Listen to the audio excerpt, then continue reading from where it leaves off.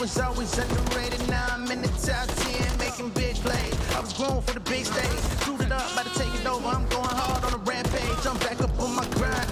Y'all be on the grind, watching from the sideline while I'm steady getting mine. Even on the road, we've been on the winning streak. Every day and every week, I'm performing at my peak. You should know it's nothing sweet when I walk into the game. Poker face on, trying to get another ring. With my back against the wall, I'ma show up in the clutch. Y'all ain't doing nothing much. Hold my team up like a crush. We gon' eat them up for lunch. Check my appetite. I'm the perfect prototype. Even with the odds stacked against me, I'ma win the fight. Ready for whatever. My skin tougher than leather. I'm bigger than ever. My game plan is too clever. Came to win. Never will I lose. Long as I'm breathing, I'ma have something to prove. Y'all can sink or swim. What it takes, I'ma always pay my dues. I just came to win. Never will I lose. Long as I'm breathing, I'ma have something to prove. Y'all can sink or swim, but I'ma make a move. What it takes, I just came to win. Watch out! Bro, how did we lose that, bro? Oh, you should have waited one more second, bro. Oh my God, Kyle. I'm incredibly happy that you came in today. As you know, I'm a therapist, doctor extraordinaire. This is a very, very big weekend for you, yeah? And how have you been doing so far? Hey, listen, you're giving me thumbs up, but there was an incident the other night with Scrap. Here comes Scrap! How are you feeling? I know it's been a very difficult time for you, but a big match today. You're playing Optic. If you had anything to say to Scrap, what would it be?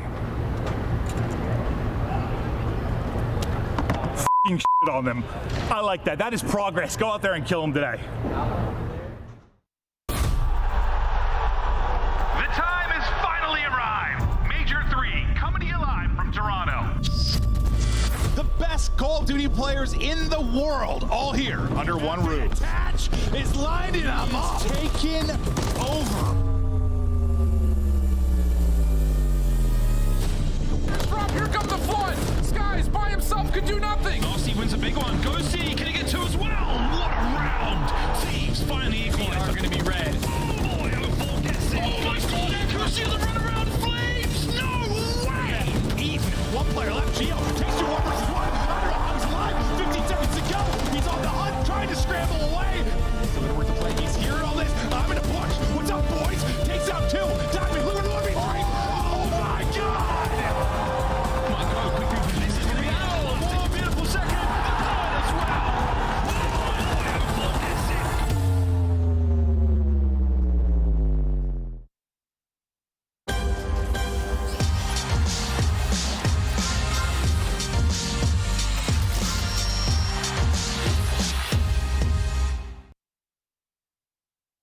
Fame. Glitch is one shot. Okay, that was Fame. Glitch absolute. Glitch absolute. Glitch dead. There's 2 mid guys. Soda. They're hitting Soda. It's not red. I'm dead by Red one shot. I'm Soda. 3. Missing Flames or Escher.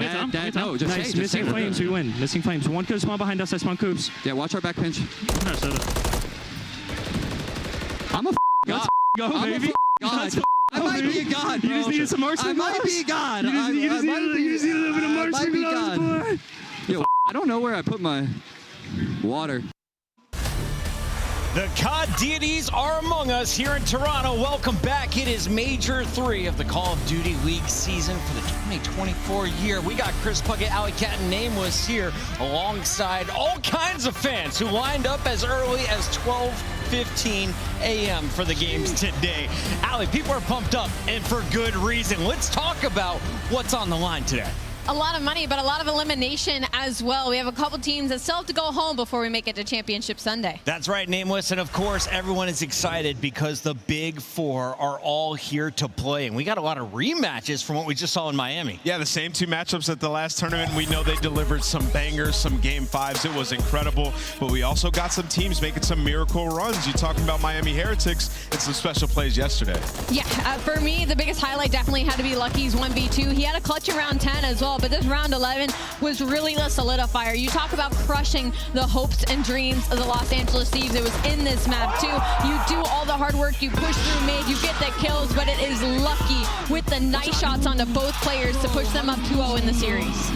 Yeah, they just look so good, especially in those hard points as well. Some big plays across the board. The Miami, that Vamos energy, we're feeling it on the stage. Miami is alive coming into day 3, and a bit surprising for me is Minnesota's out.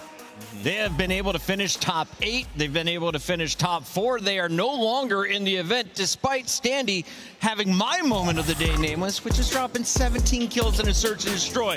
The young man hasn't quite figured it out with the rest of the team in Respawn, but his individual performance was ridiculous. 17 kills against Seattle Surge. How was he able to pull it off? I mean, yeah, like he had an AR in his hands. Majority of it was hitting some incredible shots, and you thought Standy would be able to breathe some momentum into the squad. Just wasn't able to do so, but he did have a hell of a performance, setting the land record for search and destroy kills, and he picks up a streak as well. The kid was going nuts. Seattle drops that game, but they go on to win the series, and today they'll face off against the Royal Ravens. Speaking of Seattle, Nameless. Yeah, another special moment in this series for me. I really love seeing rookies, sort of find their way on that stage. And in 04, the first series obviously didn't go his way, but in this one, he put his stamp on it. Wins the huge 1v1 against Gunless, and then uses that momentum for the rest of this map. Goes nuts. I think he goes 26 and 14, so he dies 2 more times the rest of this game. Picks up a cruise missile, slams it down and finds 2, and was just playing with sheer confidence, taking every chow that he saw.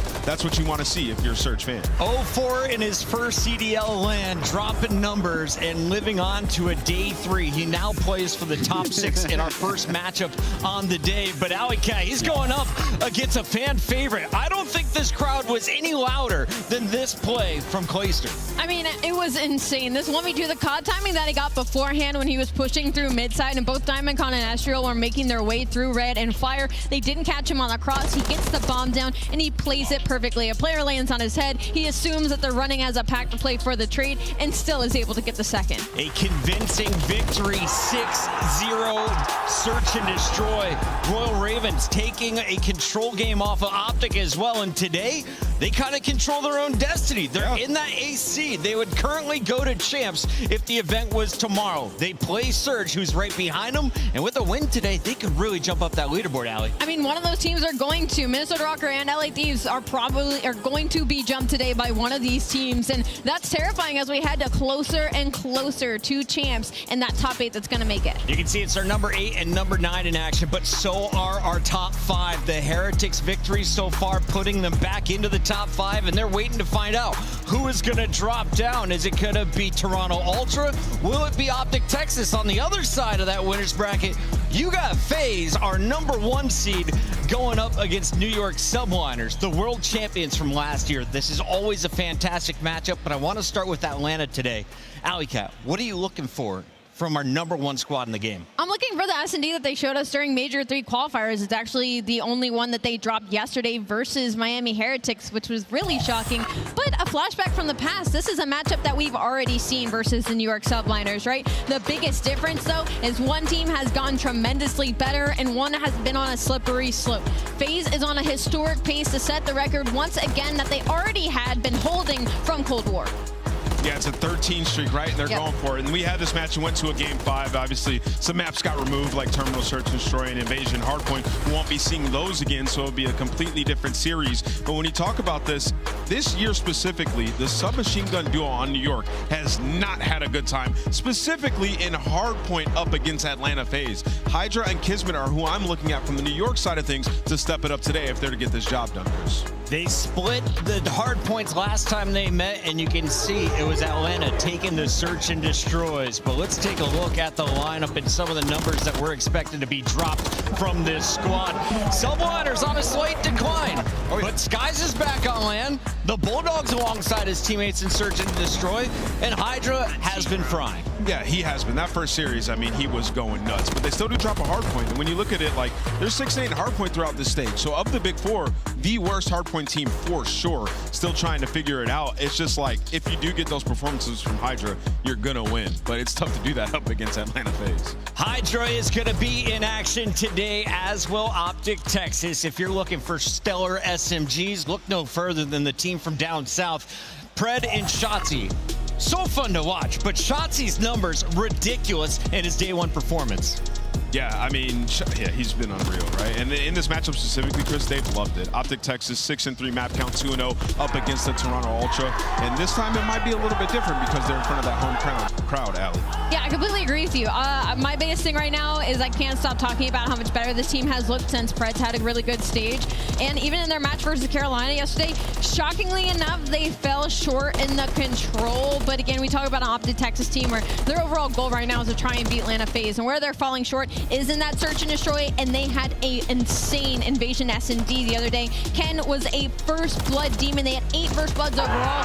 Maybe clean up that conversion a little bit, because obviously you only need 6 to win, but if you're a Greenwall fan, they are easily looking like one of the favorites to make it to Sunday. And I feel like Toronto, they have a chip on their shoulder in this matchup because we were robbed of a game 5 in that series. That was the Skid Row hardpoint where Shotzi went nuts, made that massive play on P2. That's no longer in the map pool. We will not be seeing that. So I'm anticipating a game 5 grueler, a banger, and Envoy is back. So we could see it. In the hometown, could rival Optics fan base here. We'll see who is back in the Ultra, who had a phenomenal day number 1 with the return of Envoy. Yeah. He seems to be back on his game, and you can see a difference of the impact in those respawns, Allie. Absolutely. That was kind of my biggest point when I was looking at that Optic Texas versus Toronto match way back during Major 2, because not only was it different maps, but Envoy was having a very tough time during Major 2. He had a .66 in that matchup, but that doesn't look like the Envoy that we're going to get today. Near the tail end of those qualifiers, it looks like the talent that Toronto Ultra was hoping to pick and add to their roster from the beginning of the season that has decided to spawn in on these maps. So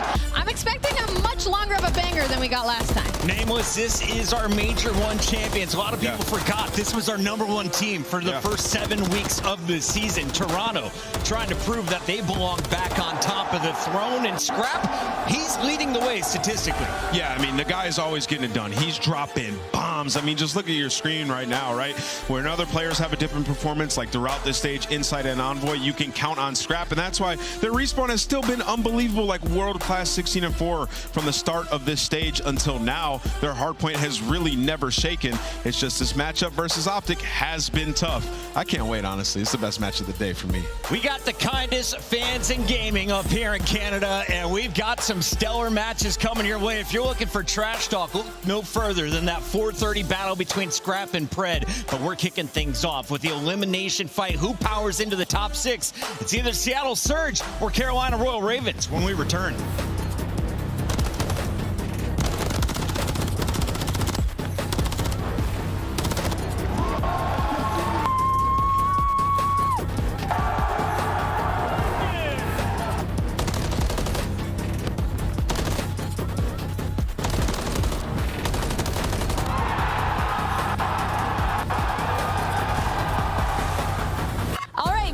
Time is running out to make your picks.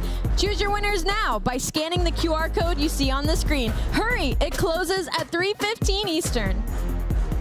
The Cataclysm Pack is available now. This bundle includes the Cataclysm Operator Skin, Dystopia Weapon Blueprint, Iron Lung Charm, Vroom Animated Calling Card, Alpha Vinyl Guiding Light Emblem, and Scratch Tally Weapon Sticker. Use these items in both Call of Duty Modern Warfare 3 and Call of Duty Warzone. Available in store now using Call of Duty points. Never miss a match of your favorite teams with the Call of Duty League Calendar Sync. Here's the fun part. When you add a calendar, you'll also receive a Squad Up calling card you can use in-game.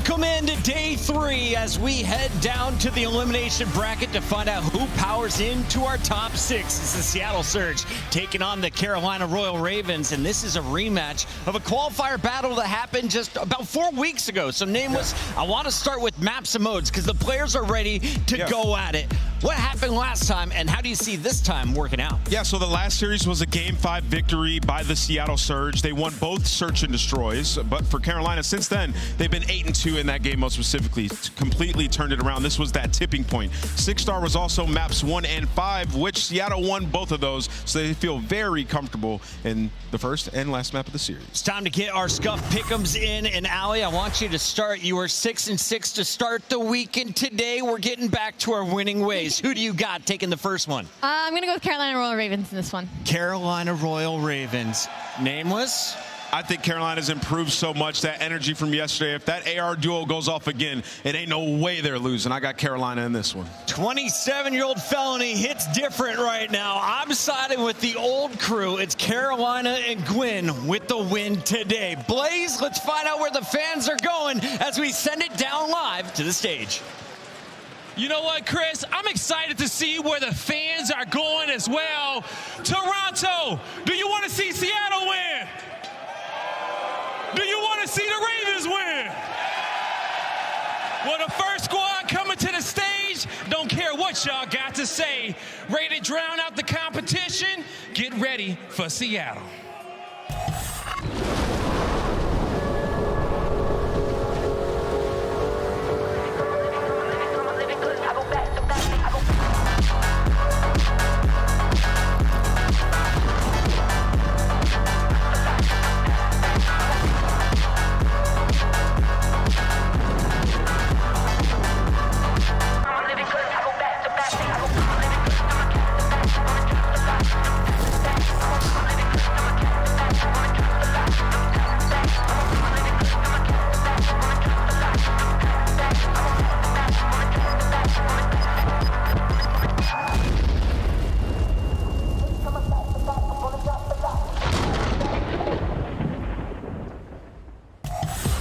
Ladies and gentlemen, make some noise for the Seattle Surge! We got Ofo, Hook, Abuza, and Brezzy. You can love them or you can hate them, but Seattle Surge ready to play. It has been a successful stage up until this point, but they're going up against their direct competition to make it into champs. They cannot be satisfied just yet. We saw 04 go absolutely nuts on that stage yesterday. He's going to have to do it once again. They already beat Carolina, so you know they can do it. Let's bring them out, Blaze. Yeah, they definitely got the leg up on them, Ant. But Carolina, they've been ready to soar to this stage for a minute. Toronto, get ready to make some noise, because here come those Ravens. Right now, lining them up for Ravens, and they win the majority of these. Clayster with 2. This one is done. See you later, New York. Fly on home. Felony rallying up the side.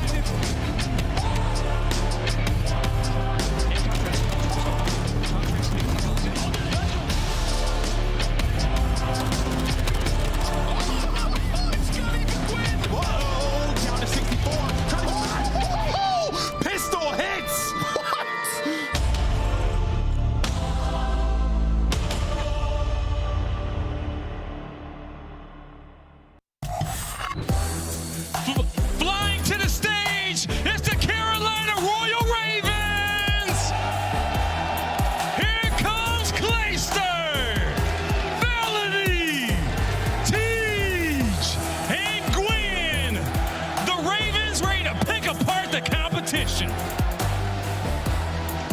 The Carolina Royal Ravens flying through their competition yesterday in a swift 3-1 1 versus LAG, and it was off of the veterans back on this squad and on this stage. The crowd is behind them, and they are ready to make another push heading into champs, but they got to get through the storm first. It's the first match of Super Saturday. Let's go, Blaze. Yes, it is, Allie. And what a storm it is. It's electric in the venue here for Saturday. It's day number 3, and I'm ready to kick it off. So shift study, let's get the ball rolling. Ooh, it's rolling already, my guy. We've got a full day of Saturday matches, and they all look like they're primed to be absolutely marquee. This one in particular, not just a rematch from the first day of qualifiers for Major 3, but they're so tight together in the overall season standings. Placement is everything for both these two They're right squads. next to each other, 8th and 9th spot, a difference of 5 CDL points. So obviously whoever wins this series is going to give themselves a little bit of a lead going forward, but we're in for one hell of a start to our Super Saturday, like Ali said, because this team, both of these squads are trying to figure out how the hell they're going to get into that top 6, because you know they did have a previous matchup. Seattle Surge got the better of them in a game 5, but that was online. Carolina are way different in this LAN environment. Yeah, it was online, and it was also while 3 of the 4 members and for the Charlotte guys were moving to Charlotte. Didn't get a lot of rehearsal reps before that matchup, but still, it's a bit of a grudge match, and we're going to a 6-star hardpoint where Seattle, they've really stepped up their respawn game. Their hold percentage, their break percentage has been great. On the other foot, though, Carolina, which is finding so much success with respawn, all of a sudden, it has not been all that great for them here in the qualifier. Yeah, and it definitely versus this team, because they struggled the first time around that they had to play 6-star versus Seattle. It's a very close game, but Seattle Surge, what they did great was find a lot of success on their holds and also hella success on their breaking. They had to put a lot of focus today on those fundamentals in the rotation, but Carolina, we saw what they were able to do yesterday in hardpoint. Let's see if they can do it again today. We got Ravens, we got Surge. Let's get it on here on 6-star. Clayster already locking things down over through U-Haul side. Again, the patience from Carolina yesterday, exquisite, and already executing on that early, but the difference maker for Seattle has been 0-4. So both teams finding success in both of their appropriate venues here on the opener. So far, Carolina coming out swinging on this V1. They know that they do not have the preferred spawns over towards the next hill, so they want to kind of try to contest this all the way to the very end. But again, the routes being hit by Clayster. He did this all day yesterday. He's trying to make those fundamental plays for this roster, and even with the break coming in for Seattle for the final 15, Clayster's just thinking a step ahead. It's just that proactivity. That's what we really saw, not just First Optic, but especially yesterday versus LAG.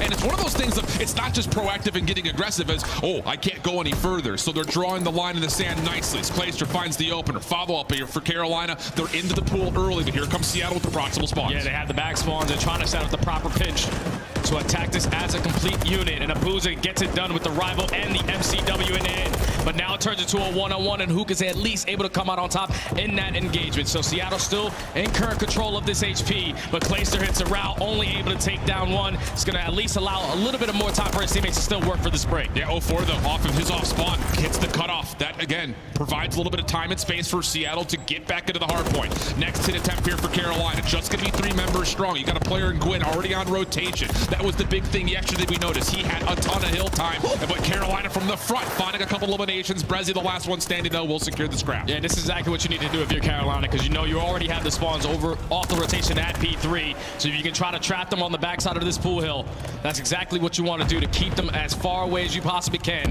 from that next HP. But right now, Seattle taking a lot of mid-map control. They're going to chow onto TJ, not able to find the kill, but the trade is effective. And you got the crossfire set up here for Carolina as well.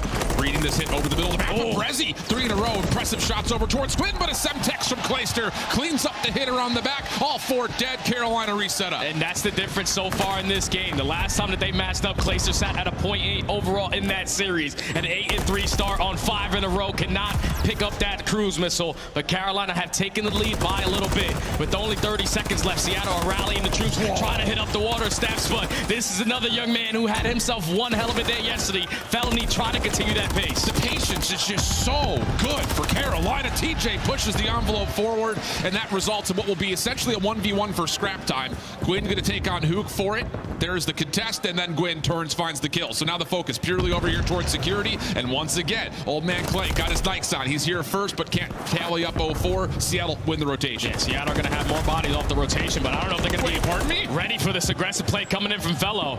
He's able to find one, and now you keep this play Very mixy. Not able to get the kill, though, but at least the break for Carolina. Wow, I mean, Fellow just slips right by that Seattle setup, and all of a sudden what looked to be a very clear-cut hard point favoring Seattle to start goes the way of the Ravens. Lead starting to grow. Seattle trying to set up their break. These doors are bulletproof, nade-proof, everything-proof. Gwyn holding it down, just trying to see who's going to challenge first. Who gives his offer? Not able to find the lineup, but still, Carolina hold the numbers, and the final kill goes their way. Yeah, they get all 4 kills. Now the final 30 potentially going to be theirs. And if you are Seattle Surge, we talked about it all throughout the Major 3 qualifiers. They are always in the game, but the thing that they struggle with is simply the sling in hardpoint.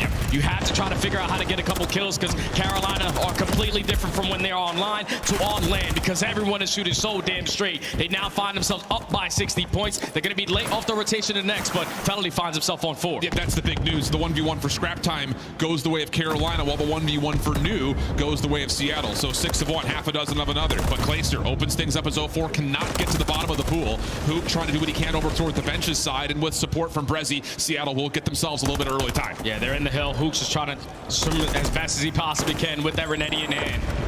But they have withstood the pressure early on from Carolina. The spawn's now flipped, and they have to work their way back into this HP. TJ with that double, and a pinch coming in from Gwyn. This is the opportunity. And he has got a really solid read, just waiting for contact from his teammates first before he makes his presence known, and there it goes. Gwyn gets 2 on the cutoff. 0-4, last one left. Wants to go for it, and he does clear a little bit of space. Maybe a chance to contest this back 20, but Seattle also has to worry about rotation to do. Carolina stepping a little bit further ahead. And the route right there from Gwyn, he's able to get a free double with that Renetti in hand. Goes through that deep pinch through mid connector, and he prefers this weapon instead of the MCW. That's now 5 in a row, trying to make it 6. But the team finds right there from Seattle too strong. But the rotation even better now for Carolina, as they're the team initially in it. But a couple gunfights going mixy the opposing way. At least Carolina have more bodies around this side of the map. And these last 4 lives for Gwyn, he has come off of a weird spawn and absolutely hit the perfect route as Carolina now getting it right around about double the points at a perfect time as we set up P1 to jump to Illicit with the Carolina Royal Ravens. One shot in the corner. I hear you, teacher. Good. He's in blue. In blue, left side, one shot. One open, one blue. Open up. You guys want me to? I want me to. Blue. Two blue. Blue's weak. One more VIP. Let's go, Isaiah. Spawning P3. I hear you. I'll help you, DJ. DJ, I have your open. I needed your mid. No. I'm on new. No, behind us, blue. I have your blue push, dead. I'm on new right now. DJ. You don't have to. I spawn P4. Blue and DJ, both sides, guys. I'm playing this over. One open. Nice, good job. That was open. I'm playing old with you. One shot on time. I'm rapping deeply, cat. One shot on time. No, behind me lobby. 0-4 at old. We're missing 2. Brezzy and I'm making sure they don't hit our blue. One's probably new. We're spawning P3. Yeah, I'm gonna hit old and go around open, bro. Yeah, nothing's hit our blue yet. I'm hoping it would old. I don't know where he was at. One open. He went down open. Shallow. He's curved open. Don't shot shallow. Shallow stun. 0-4 stun open. There's only 2 on you guys. I didn't shot shallow. He's curved. 0-4 hit curve, guys. I'm trying to nading shallow. And on me. Shallow. Last two. Yo, let's get open. Keep shot this. Right side, one shot. Okay. Nice hyper choke. Yeah. I have shallow. I have off shallow. One's open the front. I'm trying to mid for you, teach. Yeah, I have shallow. Okay, I have shallow. No, we're good. Just team shot. I'm team shotting. Dang! Behind us, you. And front, there's you. All good. Flip this huge chair. Nice, bro. Nice job, bro. Push you up. I'll get mid. I'll get our mid. I'm gonna go deep right now. I'm playing this, bro. One's blue. One is blue. You got blue. The other guy's side. You can hear it, the chemistry for Carolina. They're calling every single player. But a moment there where Seattle do kind of catch them a little bit off guard. The scrap time going their way, but the Surge have to win this rotation. Oh, yeah, you have to, but you're already going to be late to the party because Carolina have cut their losses. You can hear the communication, though, from Clayster. The route he was able to put himself in, taking control of that middle map, just giving all the comms. And this is the only angle they can apply that pressure from, and they were able to find all those kills to lead us to some good time there at that P2, but 3 kills in favor of the Seattle Surge right up through the little map. That is one hell of a break to keep your hopes and dreams alive. All 4 dead. You have a chance to zone out the front while also keeping your eyes on mid-map. A chance here for Seattle to dig into this lead and possibly get as close to about a tie game. Brezzy not sure what to look at, though, at the moment, as there is an off-spawn for Seattle. Here comes the next break attempt for Carolina, but the kills are not fully there. Clayster around the back, good for the first. Trying to tally up the second, waiting for TJ to come through, and the teamwork is perfect. Over 200 points, Carolina looking to close the map out on rotation. Oh, and Clayster's able to find another. If you're asking for the vet to make some plays, he's hitting the routes, winning some insane gunfights. And that's why Carolina fan themselves up by currently 60 points. But now all they need is 46 to close out this map number 1. They are already blessed with the rotation over towards P4. Routes now have to be hit out of the Seattle Surge. You see 04 right up through the middle side, trying to catch the timing, but Felony gets a read on it. Just can't let this guy finesse a little bit more. Absolutely the case against Seattle. They've played this map a ton in this qualification stage. Their breaking percentage has been great, even versus some of the top teams. And when they need it the most, they secure breakthrough security very cleanly on top of that. So 40 seconds to fight for. Carolina spawning close. Here comes the next hit. Yeah, they need to find a break, and they need to find it quickly. Wow. And with that double coming in from Felon, that might be just enough. Numbers advantage in favor of Carolina. They can no longer win it at this HP, but this final 25, Seattle are not going to try to give this one up for free. They're going to go for one more break attempt. And you have to find a way to contest at least some of this time. You cannot allow Carolina to get to that 240 mark. Teammate may help out, but it doesn't make a difference. TJ holds the front line, and Clayster cleans up the rest. It's going to get to 240 for Carolina. Seattle trying to get over towards New, but Gwyn here to meet him. And not Gwyn. The only player here now off the rotation at least finds one, but now the troops are here to assist them. It's going to turn into a 3v3 battle for this rotation to try to execute a break to close out this map number 1. Kills going back and forth. You still have to locate where the hell the swimmer is in this pool hill. And Gwyn's just finessing with that Renetti, finds another kill. It's only 8 seconds till they take map 1. But Seattle able to get the reinforcements here quickly. 3 players now surround the hard point. TJ, the rest of Carolina trying to work through the backside at Tiki. Booza, long range shots, good for the first, but Felony able to follow up. Not enough to confirm the trades they need though. Clayster still just trying to find Uku, pops himself up, and Booza the last one left, and Gwyn finds the kill. Now it's just down to 04, the new guy in. If the nade will take him out of the hard point, and maybe a chance to see another hill, but you have to still commit here for Seattle. Yeah, you have to, because Carolina only need 5 seconds. You have to put all your reinforcements on this side of the map, and so far it's working out in their favor. As now with only 10 seconds remaining here at P5, it's all about this rotation over towards next. Gwyn is going to lose that initial fight, but it's all about this one wave of kills. Whoever comes out on top will be able to execute it, and it looks like it's Carolina. Absolutely the case. Fellow gets 2. Clayster finds Hook for the 3rd and final, and no one for Seattle able to get back a huge map win for the side of the Carolina Ravens to get the opener done. And that's how you keep that hard point streak going.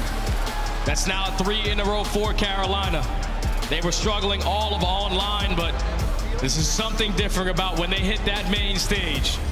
Players get activated. Felony again with an insane map at 32 and 20. Gwyn doing what he does best. 31 and 19. Not a slow start to today, but everybody from Carolina go positive. Yeah. Seattle on their side, everyone is negative, and you only lose this game by 40 points. When we talked to Rambo yesterday, he said we're always in the game, but if we can get a couple more kills, we be a lot more dominant than what we actually are. Yeah. Unfortunately, they fall short in that map number 1. Carolina get the redemption and off that old series that they played. Yeah, and that is the big point, right? I mean, for Seattle, their hard point has really turned a corner in this stage, but a lot of it has simply been off the fact that their objective focus has been better. But rotationally, they're still the last ones there almost every single time, and this map pool really does showcase the bad side of those stats. 11th and 12th in rotation percentage for both of these 2 hard points that we have. But with that told, again, their ability to get into the hill, hold, or find breaks has been very successful, and that's the reason they stay in the game throughout the large majority of map 1. And if you think about Seattle Surge in the beginning of the season, they were perfect off the rotations. They just couldn't find any success on holds and any success on breaks. So you make a little roster change. Now we're not getting any rotations, but we're successful on the holds, and we find a lot of success also on the break percentage. But versus teams like Carolina, who play those fundamental situations correctly every single time, Clayster knows, like, I might not get the most engagements on the map, but I'm hitting the prop. Carolina are going to find a lot of success in HP. And they're just vibing. I mean, you could just tell the patience that comes through of, oh, I'm in a 1v2 situation.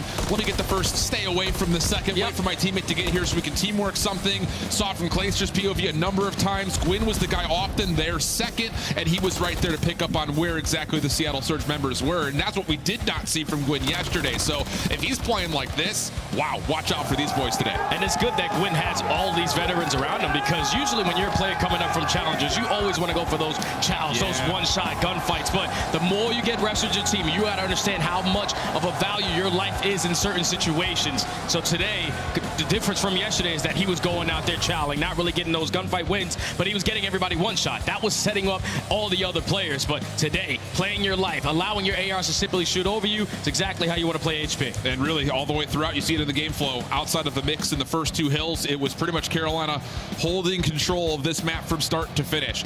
And here's where the better news comes out for Royal Ravens fans. You're going to a Rio Search and Destroy. You've played it a ton. And on top of that, it's looked real good. Their opening duel percentage is great. Their conversion percentage is great. Their retake percentage is great. I mean, they're just doing it all. Yeah, they're 4-0 on this map, undefeated. The only undefeated Search and Destroy that they have on the bottom of their belts.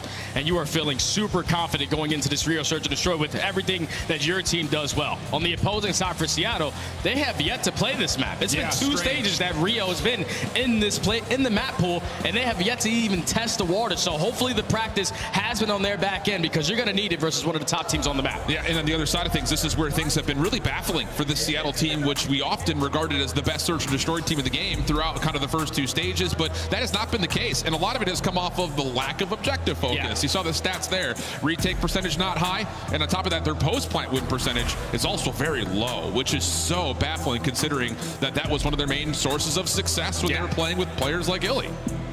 And now they just have to figure it out. And at least the good thing for us is that we had the ability to cast all of throughout challengers at Major 2. And we were able to spot 0-4 a lot on Rio. He loves himself that map. He can switch between the MCW, the Rival 9, the smoke retakes on the defensive side. You have to be prepared for it if you are Carolina, because even though Seattle have yet to play it, they have two of the fastest players in the entire league. So they're going to try to set that pace early on. Exactly the case. It's interesting, just a little inside information. I was talking to Fellow about how they play this map, and he said, we don't actually have a playbook.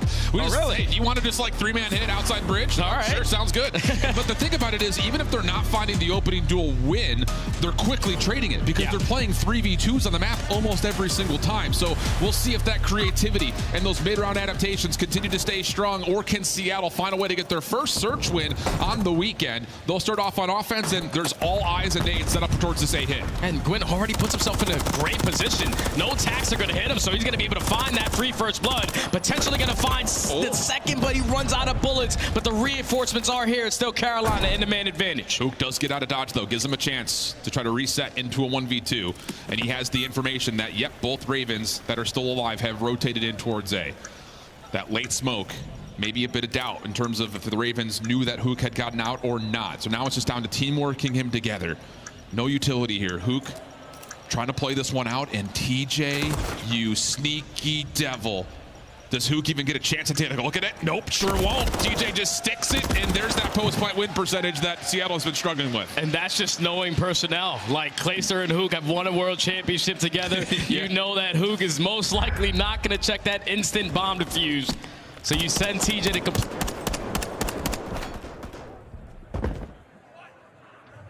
Bomb site to keep their teammate alive, and that leads to Carolina taking the first. Clean stuff so far, without question. And an aggressive hit, though. That's the thing, is this Seattle team, they've been playing with some speed in Surge. Just doesn't quite work out. And I think a lot of that is, again, benefit to TJ, just kind of spamming through the smoke, getting a couple hit markers. Alerts Gwyn that there is some danger nearby. Seattle setting up a bit of a 3-1 split. Lots of focus over the middle of the map for them, and they are giving a lot of space here at A. Hook will watch it from the cross, but for the Ravens, they've got Nate set up for this already. Yeah, this is a fill-out defensive setup right here from the Surge, but with Hook getting back down from that position, you're now going to put all of Seattle Surge in the mind games where they're thinking that that pressure is going to be over towards A, and you can see it on your mini-map. Carolina have taken top mid. The bomb is going down. It's a 4v4 now on the retake. You got 0-4 going to be the first contest towards bridge side. Gwyn not expecting him so quickly. Shots are good. Kills are in. 4v3 situation now for the retake. TJ trying to hold topside Eskies. Flank on the way, though, from Clayster at the same rate. They clear everything from the back, but they don't expect that Seattle's playing this largely through mid. Pinstripe goes to Killfeed, just down to Clay. 1v2 situation, and Hook beats him to the top of Eskies. Retake successful for Seattle. Yeah, that's good stuff right there from Seattle. To be late to the party, but hit the proper routes, win some clutch one-on-one gunfights to successfully retake over towards that B site. Carolina are unbelievable in the post plants. They are second overall on this map, but first repetition for Seattle, they find success there. Yeah, and again, like you mentioned, the mind games looked like it was about to work out for Carolina, but there's a moment of second guessing where Seattle don't fully commit to getting onto A, and maybe that late call was enough to get them a little bit closer towards being able to contest that post-plant setup. So, wow, I mean, quick aggression coming out for both teams so far. Seattle next look. Something a little bit more standard. All 4 members immediately over towards this B setup. Trophy system trying to get up the top of Eskies. 04 going quickly, but Nade stuns, locking him in place, cooking one up. Gwyn in the corner just pre-fires him out. And first blood tallied for the Ravens. Hook trying to follow, but can't get out. Numbers still with Ravens. Yeah, big play right there out of Clayster to put himself in a position to find that trade. Now you keep the numbers in favor of Carolina, and now you're just going to take the pace right to him. Everyone right aggressive up through the middle of the map and trying to isolate onto Abuza. Yep. And I don't know if he's going to get a read on this. This is, again, that situation where the Ravens are just playing, we got numbers, let's just use that. Isolate, play the 2v1. And now it's even better, a 1v3. Brezzy, bomb in hand, has a chance to maybe extend the play if he can find a way to plant, but there's so much question in terms of where did that push through go? He has no idea where the Ravens are. The fellow was able to at least spot him, so he gives the comms to his teammates, and they all set themselves up for the chow. But on the back of another first blood right there out of Gwyn, you shut down your most aggressive player in 04. You trade effectively onto Hook as well. So the last 2 players in Brezzy and Abuza, you know they're not going to really be setting that pace because they both run the ARs. So you just isolate one by one, able to secure the round for Carolina. And it's just so unpredictable. Sometimes it's 3-man hit quickly on the defense. First, let's see if we can push through that.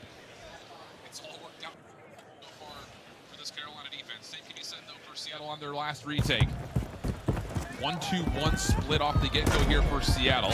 Very normal, very default. Carolina looking to go quickly. Trophy system down. Nade's out. Brezzy does get tagged by a stun, but doesn't make a difference. Hook is there for the support. And with that, they can tally not just first, but also second blood. Oh, that's big plays right there from Hook, and he's not slowing down. He's able to find 3 through top mid. Trying to locate where the last player is in TJ to potentially pick up an ace, but TJ's able to find Brezzy. Potentially is going to take down Hook, but that's why you have the numbers advantage in favor of the Surge. It's been all-out defenses for both of these squads. 2 first bloods for both of these squads, and that's why we're all tied up at 2. Yeah, really good stuff from Seattle. Perfect response put together. That quick aggression working out for both sides at the moment. So what do you find a way to kind of get the offense going here? I mean, we've had 2 plants. Retakes have been successful both different times. Numbers have also been good at different moments in time as well. It's just not really finding the control around the map, it feels like. It just feels like everything is kind of very one-dimensional as a starter. Yeah, I feel like both of these teams trying to find some success over at that A side because on their attacking side, they have been shut down 2 times now at B. But now Seattle Surge showing a little bit of a different look. All out aggression over towards that bridge side. Gwyn is going to get a lot of info, and he potentially might give the call to TJ. You can start to work that flank. Well, there's a question mark here, though, because that's an offensive smoke that gets tossed. So Gwyn maybe not confirm how many players are here. That's a bit of reinforcement, though, knowing that Brezzy's playing bridge side. Clayster also sees that the plant is on towards B, so the quick rotation from the Ravens defense is here. You have 1 player in Abuza watching the super deep pinch, but TJ's not going to attack that angle. 04 is able to take down Clay for the first blood. So now if you're Carolina, with only 30 seconds left, you have to get a move on it. But 04 with the route just makes plays happen, is able to take down 1, and it turns somehow into a 1v1. Hook tries to get through smoke, 20 seconds on the clock. Gwyn, has he been seen? Oh! What a set of shots from Hook. He was second to the gunfight, but snaps. Takes care of Gwyn, and there's our first offensive round win. And this is why Seattle would love to play a little bit of real, because you have players who always set pace. 04 finds a double. Hook closes out the round on 2 in a row. Just great plays out of the Rival 9 players for the Surge. Securing the first attacking round of this entire map. But this one-on-one gunfight, how much HP does Hook have left? 53. He was just cleaner off the shots. Seattle in the advantage. Wow. I mean, that looked like it was about to go awry very quickly. Hook saves the day. What a masterclass he's had, 8 and 3. And they've needed every bit of that to this point. Abuza opening shots towards Fellow. I don't know if he confirms that there are more Ravens players here, but it may not make a difference. 04 sees the shadow up and over. Oh! Turns it into a double. Not able to get away with his life, but numbers still hold with Seattle. Now Felony and Clayster left to try to clutch on up. Clay's going to work his way back through that mid doorway. Hook is waiting right in the perfect position. Now it's Felony left in a 1v3. Just too many players to account for. Seattle Surge now with a couple rounds in a row, really applying pressure out of their Rival 9 players. The fact that 04 is able to take 2 down, that's chef's kiss, but then you also allowed your other playmaker in Hook to take a lot of mid-map control, give the info to his teammates that they have to be trapped over towards that A side, and it works out to perfection. as now they find themselves with a 2-round lead. And for a team that hasn't played this map yet, wow, they're looking pretty clean on it. Yep. Like you mentioned, and it's coming in the form of not only defensively are they finding a good resistance on one of the 2 bomb sites, but they're taking away space wherever the hit is not. So can they find a way to turn this into 3 in a row, take a 5-2 advantage here in the search? Carolina, no more nonsense. All 4 members looking at force the gunfight up top. Oh, Hook is just not losing gunfights. 4 in a row, 10-3, first blood to Seattle. Oh my God, it's another first blood. It's now 5 on the map for Seattle. Trying to execute in this 3v4. You're able to get Glacier absolutely one-shot, but the route being hit by 04 actually does get read by Gwyn. Now it's all a lot of pressure in towards boxes as a 1v2. Oh, who just wants it? Give me it. Oh, goodness. Easy work for Kyler. 7 in a row, 3 in the round, and now the cruise missile and a 5-2 tally. Hoog is just popping takeover so far in the search and destroy. Had a couple clutch rounds. Multiple rounds where he's just finding first blood with that Rival 9.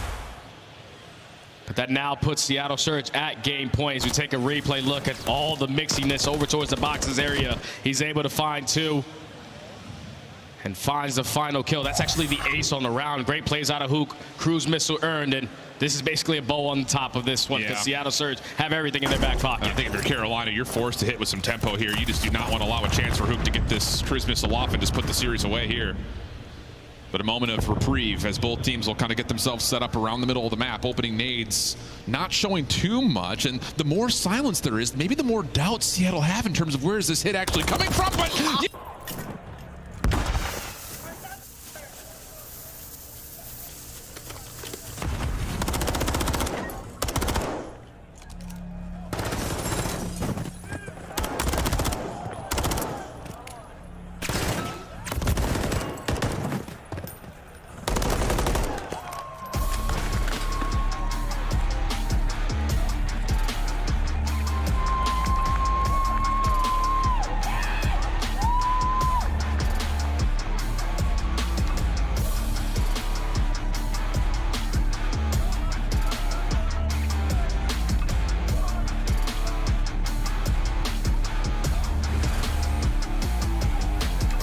looks very different. So, I don't know. Interesting stuff. It's kind of scary, though, if you're Carolina there, because this was a strong map for you. This was your map pick in that map number 2. Now, we are guaranteed going to that map number 4, but when you get to that 6-star, if we potentially get all the way to the game 5, Seattle already gotten the better you there. So, even though this was a turnaround series for them online in their search and destroy, because last time they played, they lost both S&Ds, overall 8-2, but that's one that you were definitely expecting to go underneath your belt. 100%. So, it kind of feels like shoes on the opposite foot. Carolina steal away map number 1, Seattle take control of map number 2. And the interesting point, high-rise control did not look particularly great for Carolina yesterday. So have to find some immediate corrections. And of course, with that, we also have the map 4 hardpoint, which really feels like anyone's game. So we'll step away, come back with the control and an even series to start off our Super Saturday. Don't go far. More CDL after this.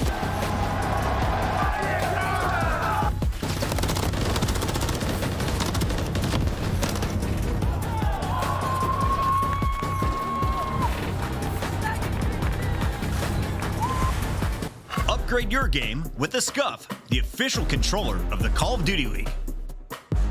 SCUF Gaming is doing an ultimate giveaway where you and a friend can win a chance to go to COD Champs this year.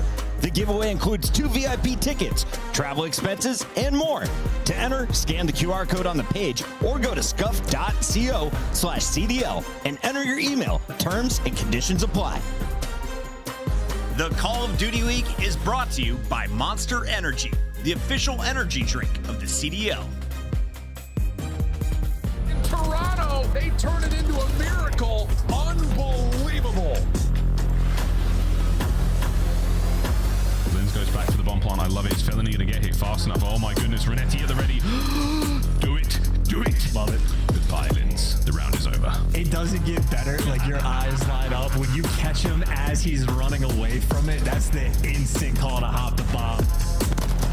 Nasty gonna get that trade, but a 3v2 for Surge, and they are still smooth. Oh, Nasty wins a big one. Ghosty, can he get 2 as well? What a round! Thieves find the equalizer. You are dealing with players that are running you down. Toronto have to reset up again. This is their last hurrah. Only 2 defenders inside the zone. The others for New York. Worried about the overextension. Oh my God. Drop. Here comes the flood. Skies by himself could do nothing. Trophy system this time gets placed safely. On top of that, it's a 12v2. Toronto looking clear here at A, unless maybe some desperate nades land and popcorn them out of the zone. Hydra tries to step up, and Toronto takes the round 5 offensive win. Oh my God, Ultra. Nero on 3 straight. He'll be holding. He'll get the plant down. You lost a man early. This time you're able to get the first blood. Nero going big. 5 in a row. Looking for 6. Able to keep on eating. Maybe the ace. But I love this. It's all 4. Nero, a monster in that round, and he's on 7 in a row. I mean, with the score the way it is. Grab with the double through the hill. Still keeps the opportunity alive for Ultra. They get all 4 dead in the feed. They are potentially going to steal map 1 right now. But the last 8 seconds are coming through. Kleenex over the middle of the map. Oh! Works out. One more hit coming out of Save It. It's Kleenex doing his namesake.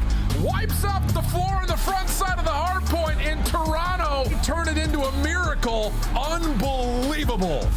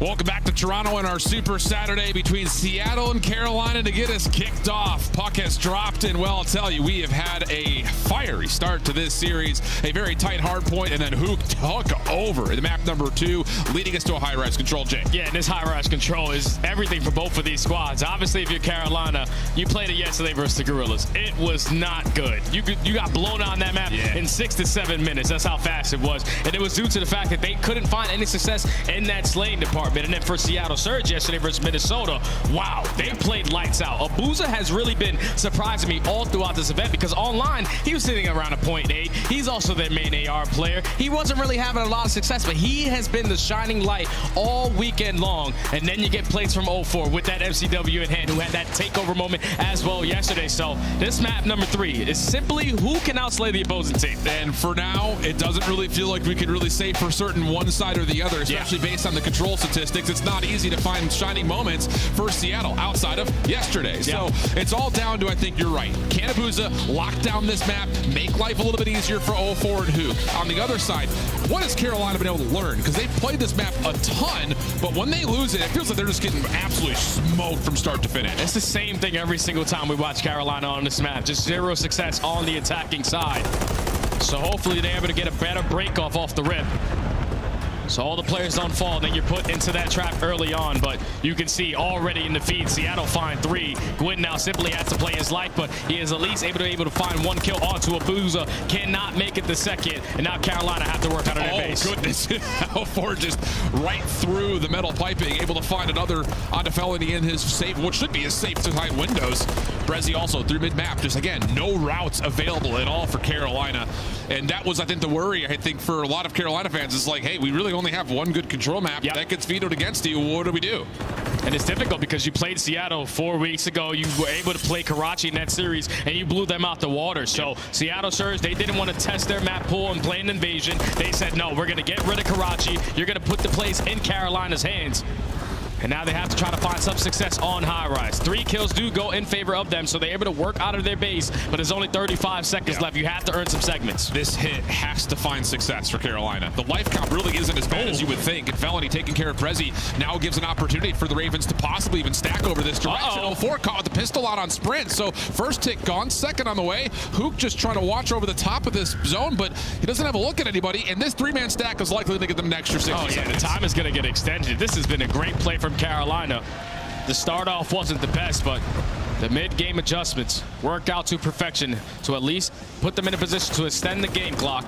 Now you have 1 minute and 25 to work with. There you go. And you find 3 kills in the feed. This is where that transition is going to come quick. And Prezi really can't do much besides just stay alive here. Backside Shack, you got 3 members already on the A zone. Prezi tries to force some sort of an engagement. The timing isn't in his name, and all the nades will come out of spawn and land for Seattle. Clears off every single Raven, leaving Gwyn on 5 in the middle of the map, looking for his 6 and a cruise missile, and doesn't get it versus Abuza. Seattle back into the control of the map. That's tough right there. Carolina had a couple trophy systems. Definitely going to help them in that situation, but the nades hit for Seattle to reinforce their way back out of their base. And now Carolina now forced to work out of their spawn once again. All the kills in the feed currently in favor of the Surge, but 49 seconds left. You completed 4 segments. You can work your way out to give yourself one more opportunity. That might be it. We also have a 12v8 situation, so lives are starting to dwindle on both sides. Obviously more comfortable, though, for Seattle, with especially the ability for 04 to stay super close up towards the window. 7 in a row. Cruise missile had already been tallied. Looking for number 8. Not quite able to finish off Gwyn. So maybe one more chance here for the Ravens to step on towards A. Yeah, 20 seconds remaining on the game clock. It's still 10-6 in lives remaining. But you do have a couple players from Seattle Surge still contesting behind enemy lines. Prezi just being a nuisance, at least able to find 1 kill, but with only 10 seconds left, final push here for Carolina. And 04 just holds that front door at blue. Abuza waiting for someone to cross into his line of sight. Hoop tested over at mid, though. That may turn the focus here for Seattle as the hit from Carolina starts to come from behind, but no one can get onto the zone in time. So 4 ticks of progress. Not the worst news for Carolina, but the cruise missile, the better news for Seattle. Yeah, that's the biggest thing right there. If you're Carolina, successful on those segments when it looked to be dire, as they walk away with 4 in that first attacking round. But you said it perfectly, my friend. They now have to put a lot of focus on that cruise missile, as we're going to take a look at the nades being bombarded over towards this propane area. Thankfully that the propane didn't play any of an ounce there in that situation. It was just all the nades hitting. No trophy system for Carolina, for Seattle to take the first round. A tally of 4 is where the bar is set in terms of tick progression. And really, outside of the fact that 04 is 13-4, I mean, the rest of Seattle, I would say happy to see him dominating early. Prezi, propane tank explosion onto TJ. Follow-up elimination good from Hook. That will get them a look over towards the B zone. Fellow trying to hold on to the alley, but shut down as Hook now steps forward into mid, taking 3 in a row. And with that, Seattle making progress on B. And you could just see the teamwork right there on full display for Surge. Abuza putting out a couple shots. He's sending Hook to close out that kill. And then they're always having crossfires around the middle of the map. First segment already complete at that B point. All of Carolina trying to attack at least through the middle of the map and through bottom blue. Abuza, he doesn't get any info on that side of the map, so 3 kills in the feed for Carolina. They retake the map. That's a bold call for the defensive retake for Carolina, but Seattle not stacking. They really get away with murder here, do the Ravens. 3 in a row, and now you've all of a sudden got Clayster all the way into office. Prezi just has to sit here and wait. You can see Carolina already preparing for this. They say, hey, you can hang out back here all you want. We've got the forward defenders we need. The shutdown is good towards the spawn, but the same can be said as Seattle have an exit from theirs as well. Yeah, they were able to find those couple of kills of the players on Carolina, pushed into their spawn, and now have an avenue of attack over towards that B Street side. But with only 30 seconds left, you have to make this push count. You cannot allow Carolina to slay you all the way to the very end, especially with this cruise missile getting invested. It's able to get 1 kill, but you still have to work that objective. Yeah, that's an expensive cost to be sure, but you can feel the pressure if you're Seattle saying, we need to get more than just this 1 tick. If you want to have a chance, and TJ over the top, make sure the clock continues to tick away. 13 seconds left to play. Hook, backside alley, not a clean look over towards Clayster. Numbers are still decent, though. Seattle can stay on the zone thanks to 04. Second tick of progress about to be locked. Here comes TJ from behind, though. Able to find the first cleanly, but 04 takes him out of commission, and there's going to be an extra 60 seconds unless nades can land immediately. 1 will land, but not the second needed, so we get an extra minute of gameplay. Yeah, you did not want that right there if you are Carolina. He played it picture perfect all the way to the final 20 seconds. But 04, again, making a play happen for his team.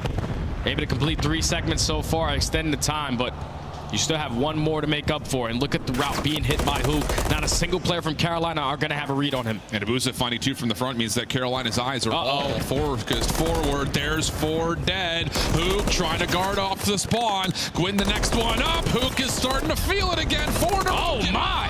Still ammunition if he wants for 6, but Fellow finds the kill. But meantime, there's still a 3-man stack over towards A. Third tick of progress about to be worked on, and there is a trophy system to keep them safe. Seattle take the offense, go up 2-0. And that's beautiful play. It's right there out of the surge. I guess the cruise missile got something done because they were able to work their way back into that B point with 20 seconds remaining. And then once they find all the kills in sync, they rotate completely over through the middle of the map, put themselves on that position at A.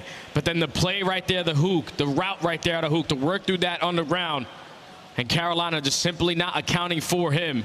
He finds 5 in a row, keeps them in a trap by himself, and that leads to Seattle Surge walking away with the attack. And another couple of moments where, again, it's 0-4, the new guy up. That really allowed Seattle to stay alive offensively as long as they did. And now all of a sudden, Carolina can definitely feel the sweat. After what was a pretty decent opening offense, you think you have the defense locked. Now you got to win 3 rounds in a row. First blood good for Abuza. Hook already top heli. Has Fellow trapped in a corner. Follow-up. Clayster can't quite lock down Hook on the route back through, but the trades are decent. Not a full spawn trap, but still Seattle putting out a bit of punish over to the windows of Carolina. And it's very difficult to work out of your spawn. At least you do have one player in Gwyn trying to finesse through bottom pit. Finds a kill onto Abuza. Now is setting up that pinch over towards the B Street side, but the rest of the teammates still having a hard time and working out of their spawn. It's just these solo missions that we're starting to see from Carolina are not creating the easy exits that they want. Hook, backside alley. I mean, he is shooting, and he is shooting straight, my friends. Pistol out for now. Help is on the way. Carolina just don't have much to work with. They got a player to A, that's about it. I feel like this is the same thing every single time we watch Carolina on this map. But now it's your backs against the wall with only 29 seconds remaining. Fellow with a big one-on-one gunfight to keep the game clock paused. It at least stalls time for his teammates to work over towards that B point. First segment already going to be complete, but here come the attacks from Seattle. Gwyn mid-map, make sure that Hook can't find the contest. Second to progress, looking to be locked. 0-4 also traded out. Ragdoll effect had Gwyn tweaking for a moment, but everything's all good as he finds the kill needed at mid. And now an extra 60 going to get likely added again. Brezzy gave it one more contest, but doesn't find much. And then 0-4 sacrifices his life. So here we go again. Hook the only one standing, but does find the transition kill into Gwyn. 17 plays 15. Yeah, it's a big one-on-one gunfight. He's able to find a second as well onto TJ. So Clayster on 5 in a row. Has to be super patient in this moment, because a cruise missile can be the difference maker, especially on an attacking round. But Seattle aren't giving up anything for free. They're not giving him a free kill. And they've gotten through heli. Yeah, Hook is back in your spawn again. This is taking too much time for Clay to find kill number 6. Obviously the resources needed one. 0-4, heli stairs, lots of hit markers, no kills. Off the reload, no one looking to trade out Clay for now. With a couple of kills for Carolina through blue, they can get back onto the zone to pause the clock at 49. Yeah, we pause the game clock, but Clayster does fall. He's playing so damn hard for that streak, is not able to earn it. But at least the teammates are shooting a little bit different at this A point. That's now 3 dead in the feed. You do have one player already contesting at that B point in Hook. He's at least able to find one. That first segment being done, second segment already complete as well. 2 trophy systems on as well, so these nades are not going to land this time. 3 players fall. Abuza would have to run and run quickly if he wants to try to contest this. He does get there in the nick of time. The rest of Seattle start to flood forward. Gwyn for 1, but they can't get the player off the zone. 7v6, and Seattle, thanks to the heroics and the slide from Abuza, will get the contest and now the depletion. That's just great plays right there out of Abuza. He was absolutely one shot, but playing his life was more valuable in that situation. Now the time is starting to dwindle down. They have all of the map control in their favor. Only 5 lives remaining. Final push here for Carolina. Clay getting one down low. Plun follows up to find Brezzy. 5v4. 24.5 on the clock. Hook trying to hit her out, but shut down by TJ. Stack now looking good. 0-4 the next man up. No trophies down here for Seattle, but he's got to find the kills to find him quickly. Pistol works out. 2v2. 20 seconds on the clock. Have to find a way to get in. Brezzy tagged. Hook tried to 0-4, tries to push, not going to work.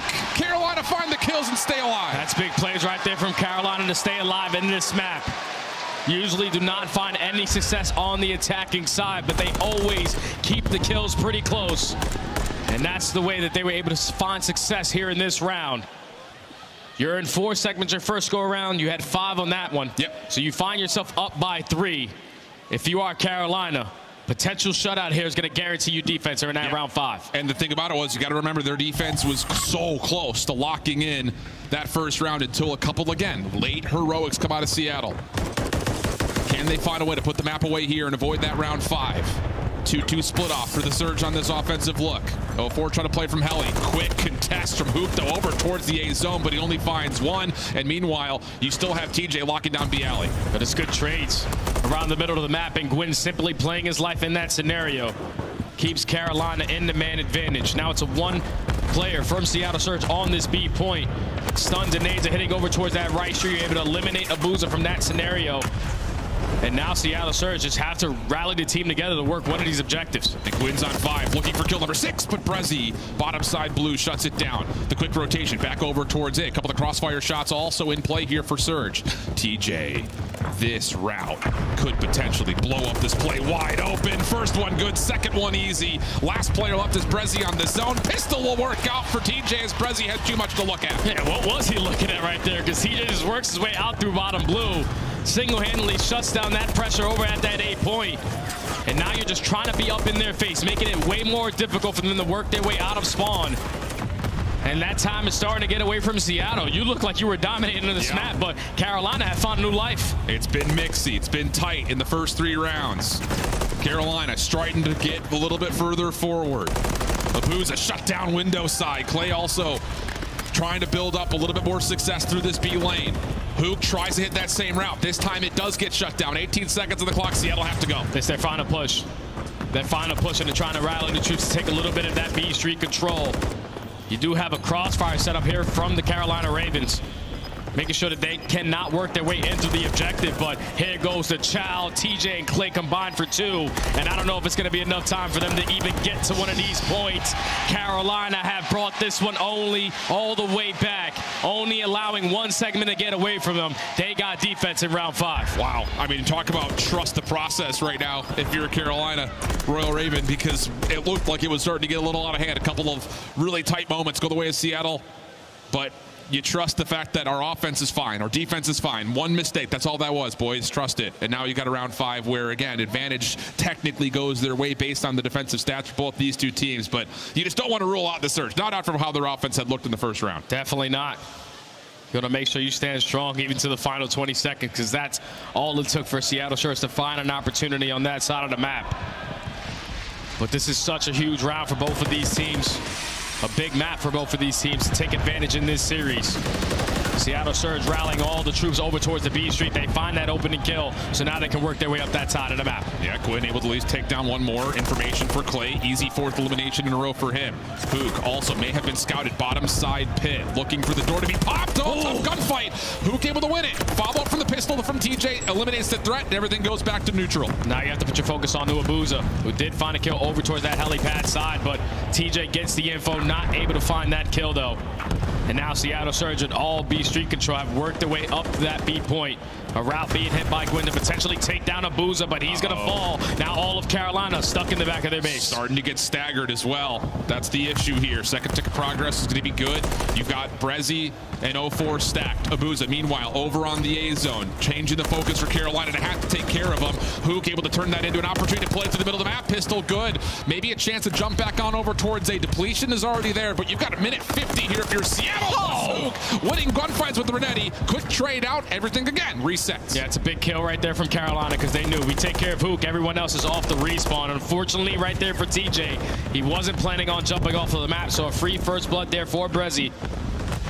As now they work their way over towards that A objective. You do have a route being hit by Gwyn, but you eventually got to get in that play. First segment about to be done. Oh, but Brezzy gets a little bit spun around. TJ extends his life. Able to shut down the play through spawn, but the problem is you've got a member on in the form of Hook, plus now 0-4 stacking. Second tick of progress looking decent. Abuza, naded, stunned. Doesn't make much of a difference. He still keeps his life. 0-4 still alive on the point. Brezzy trying to get there to help out. Trades are decent, though. Carolina reestablished control on the zone, but 2 ticks are already gone. There's still a minute 30 on the clock. Just got to hold strong. You're currently down by 3 lives. You don't have a lot of map control to try to keep Seattle Surge in that trap in the back of their base. But you do have a couple power positions. Just got to clutch up in a bunch of these fights. Fellows able to find one. TJ cannot find that kill through the middle of the map. So still Seattle Surge just finessing with their life, creating opportunities. Frag comes out. That's enough to help 04 secure the gunfight win. Gwyn trying to hold on towards bottom side at blue, but you have to worry about Abuza watching this cross from top propane. Shots are decent, but the hit from now Seattle makes its way over towards the zone. Gwyn's dealing a million bits of damage, but can't find the kills. Nade does land. It keeps the clock ticking, but Seattle are coming away with the favor of the kills. 2 players on. 04 sticks him in the spawn, and that's going to be round 5 going to Seattle. And that was 04 in that final round. Just pushing right up the middle of the map, and he's able to find 3 in the feed. It's the same exact way he was able to get it done versus Minnesota. Just pop-off moment after pop-off moment. Carolina started to show some life, but you could tell once they went 4 dead, it was very difficult for them to work out of their spawn. Like, because at that point, you're going 1 by 1. Seattle have a lot of map control. They were slowly picking you apart. Hook was winning some insane gunfights with that MCW in hand. And you could just not allow Carolina any breathing room to try to set up properly on that defensive side. Wow. Seattle's offense continues to find ways to impress. Hook goes 28 and 31 with 6K damage essentially, but it's 04, 35 and 30, 14 assists, 6,800 damage. No one even holding the candle to that in the server.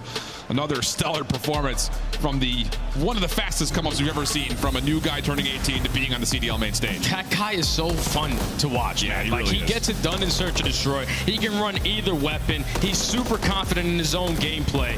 But he's always putting himself in a position to make the right play or to make the best play possible. And whenever he's able to shoot with the mindset that he's had, that's what makes him such a difficult player to shut down, because he had such a great start off the rip. You get into this defensive round where Abuza is able to slip right in, and at least finesse a little bit longer, but Carolina still walk away on top in this round. It's just a slow start for the Ravens. Potentially a couple players were on 5 streaks here and there. Could never earn that cruise missile. You saw Clayster pay for it for about 30 seconds and wasn't able to pick it up. It's just Seattle Surge. We always talk about how fast they are on the map. When Hook's using that AR, he still plays with like it's a Rival 9 in hand. And it's the same thing with 04. They're just always in your face. And that was very difficult for Carolina to handle. Yeah, that tempo switch has really allowed the Seattle team to find so much more effort and success on respawn, whether it's hardpoint or control. So again, you've got an opportunity here if you're Seattle, try to put this series away. Not that, you know, the map 5 doesn't look too bad for you if we eventually get to the 6-star, but this Rio coming up, that's where we can really, again, continue to put the spotlight onto players like 04 and Hook. You expect them to be all over the place all the time. Yeah, and I expect them to have a good time as well, because they've only played that map 1 time as a roster. They lost by 3 points versus LAT when they were in the lead a majority of that entire map. It just came down to the final moments, that P5 to P1 chain, where they were just going 1 by 1 by 1. You cannot allow that to happen today if you want to close out this series in 4. And if you're Carolina playing some Rio, obviously they like Rio Search and Destroy, but Rio Hardpoint has not treated them well all season long. Yeah, it's just one of those things that, again, rotationally they've gotten a lot better from what they were, but some of those stats get watered down off of this map pool in particular. So, yeah, it does feel like a lot of the focus here is going to go towards who can control the tempo, who can control the pace. Can those SMGs just take over completely, or do we need the ARs to lock things down, open up routes for those SMGs to really over-embellish their ability to take over? I would think that the ARs have to play well, because you're going to know what you're going to get out of Gwyn, and you know what you're going to get out of TJ. They're always going to be able to set that tone. But the difference for this Carolina roster, everything in Hardpoint has been through Felony and Clayster. So you take a look at the difference between online to LAN. Obviously for Carolina, it's worked wonders. 13 and 23 online, 6 and 6 on LAN. They are playing a lot better in this environment. And for Seattle Surge, they're kind of up in the air in both categories. Yeah, and you know, the thing that's, you know, doesn't really show itself in these metrics is the fact that Carolina, again, their most improved mode this stage has been their hard point. Yeah. And it's come by way largely, you would think, off of their ability to now have a chance to play in person in Charlotte. So that, you know, again, is getting better. It's getting better, but there is still a bit of a disparity, especially for the Seattle camp, in terms of making sure this is a lockdown mode to get you into a position to fight for at least a top 6 spot. Lots on the line here in terms of the overall season standings as well. Both these two teams right next to each other with not much separating them. So again, a grudge match here in terms of who can hold the edge over the other, and more importantly, who can still fight for more points. And if you are Seattle Surge, you can see it right there. The biggest thing they have to focus on is their rotations. You have to be the team early on to a lot of the money hills on this map, because that's how Carolina were able to find success in that map #1. But here we go. Carolina backs against the wall. Have to win this map right here to force a game 5. Opening kills will go the way of Carolina. Team kill forced out as Abuza's damage is very significant. Gunfight towards Squid, not going to work out as Clayster pushes forward, and the teamwork is decent. Brezzy working on an early route here. May get a bit behind Carolina. First one good, transfer better, and now it's just down to finding where the last one is in the form of Fellow. Yeah, that's great plays right there from Brezzy to catch that timing on the pinch. He also does it with the Rival 9 in hand. So, yeah, so Seattle Surge are trying to get all those SMGs up close and personal through top mid, but all the kills in the feed in favor of Carolina, even when they spawned out. Yeah. They find all the kills at the right time to take the spawns right on back for that B2. Final 10 potentially going to be theirs, but Seattle giving it one more push. And that was something we saw in map #1 as well. Carolina just taking advantage of the split spawn situation. Hold your lives, wait for us to get to you. And the collapse is great. Gwyn, another double just as soon as Seattle tries to open things up from this backside patio. Abuza deals with one, but can't do anything further. Has to wait for the regen, and more importantly, needs to wait for help. Yeah, he's just got to wait for the teammates to help him in this situation. And unfortunately, he's not able to win that gunfight versus Gwyn. But it allows your teammates to potentially work their way up through the front. But Clayster, the vet, is able to cut down too. That first push gets shut down, and now with only 40 seconds left, Seattle Surge know that they cannot give up all this time. And already a step ahead is Gwyn. Here comes that pinch. It's getting slowed down, not just by Gwyn on the pinch, but also the players from the front. Although Clayster's now the last one left, and Seattle dealt with that absolutely perfectly. So again, their break statistics continue to bail them out of what looked to be great setups with their opponents in control. But it's Hook, the main muse for how this all comes through. 4 in a row, making 5 for Hook after an 0-4 start. You can see Clayster already cutting his losses, hitting the super deep route over through the bridge side to potentially win a couple gunfights off the rotation. He's able to find Abuza. And his teammates are still applying pressure towards Old, but that route is enough for Clay to spawn a couple players from Seattle Surge out. They were looking to try to chain this P2 to P3 together, but Carolina do the fundamental part correctly, and they're here first. 0-4. Did that glass break signal to TJ that there's someone nearby? He's on the hunt looking for it. First shots are good, and the hit from the front also gets completely canceled out. Brezzy, last one left over towards bridge side, gets one, but really it's kind of a moot point. Carolina looking good in firm control of this hold. Yeah, it's just another situation where the final player gets one kill, but you have to wait for the rest of the troops because you cannot try to Superman your way into the HP, and that's all the kills in the feed in favor of Carolina. Felony is usually having a lot of success with that MCW, but he can also shoot the Rival 9 pretty well. That's 5 in a row for him. Scrap time also looking decent. Seattle working on trying to play for garage control. TJ in trouble, and although the damage is decent, he's not able to tally any kills. Fellow, knowing the pressure's on, steps away, gets kill number 6 before being traded. So Cruz now tallied, but Carolina going to be late to rotation here to 4. Yeah, it's going to be a one-on-one, though, between Clay and Brezzy, and Clayster's able to win it. Now the reinforcements are here to at least effectively trade onto Hook. Great shots from TJ, able to find the kill. And now it's a successful break early on for Carolina. Even though Seattle Surge have those back spawns, you got to think with Felony having that cruise missile might be a potential hit to invest it here. Yeah, you can definitely think about it, because with 40 seconds still to fight for, that would give Seattle a chance to turn the edge. 0-4 try to hit her out. That gets shut down. Now the awareness in terms of where the rest of the Surge are positioned will be known. TJ MCW in hand, able to take down both through garage side, but Abuza cancels that with the play over through the side at boxes. He almost finds all 4. Fellow stays alive, but the quick recovery from the Surge looking decent, and that will be enough to, again, flip the hard point back into their name. Oh, and that's difficult to swallow right there if you are Carolina, because you invest the cruise missile, you find a couple kills early on, but Abuza gives Seattle another opportunity on working their break back over towards that B4. So they're still neck and neck in this game, going to put themselves down by 20. But off the rotation again, Carolina are going to be here first. Just got to be prepared for the pressure that Seattle Surge bring to you. And a lot of it coming from the front, but there is a hit through mid. Clayster can only find one. Gwyn, last one standing. Knows he's got Brezzy low in front of him. Oh, the pistol for Brezzy works out beautifully. TJ trying to follow up and force this trade. Brezzy steps away for just maybe long enough to give Hook a chance, but the follow-up kills from Carolina are great. Hardpoint will go neutral, and we're still in a pretty tight game. Still a very close game. 0-4 at least finds one. Just trying to keep Carolina as much as they possibly can off of this P5 HP. Abuza with the double, trying to make it a triple with great shots onto Fellow. At least he's going to put him in a position to back down. Now you can soak up this final 25 of your Surge. Gwyn may think about this. Pistol out. Abuza sees him initially through the window, and the Renetti will put him absolutely down. So now, again, tie game essentially coming through. Clay's double allows a little bit more time to be earned here for Carolina. 0-4 also falls, so not only is the scrap time looking good, but with these numbers and these kills, Carolina will hold a little bit of an edge trying to rotate over to New, but Hoop quick to change that, opens things up for Seattle. The fact that he's just able to walk his way up through the Eskies and win an insane gunfight like that. Great plays from Hook, but better plays out of Carolina, finding all the following kills as they get 3, make it 4 in the feed in a row.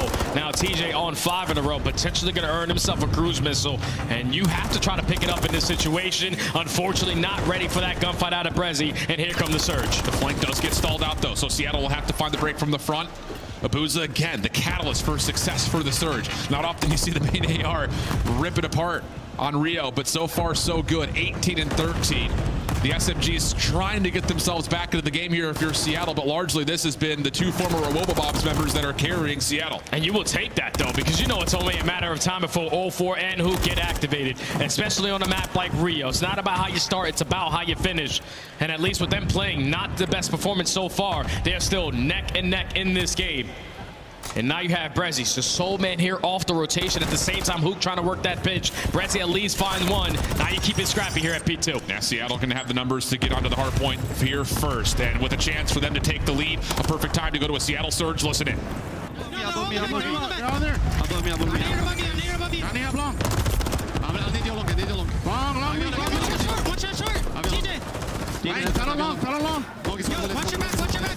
We're good. One more close. He's on time. Don't choke. Watch out. One phone, guys. Give me a second. Watch out. Hop up. Short. To keep the shit right there. Yes, outside. Let's go. One more. Nice. We have left. On the back. Gotta be back. One's bridge already full. On the back net. I'm watching bridge. One more. I don't know where bridge went.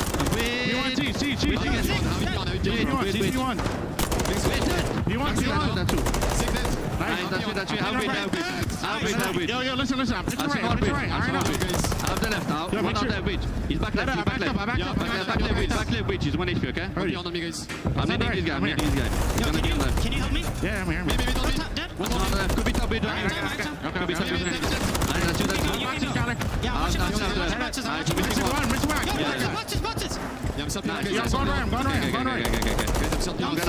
gonna hold that shit. I will continue. Top it, please.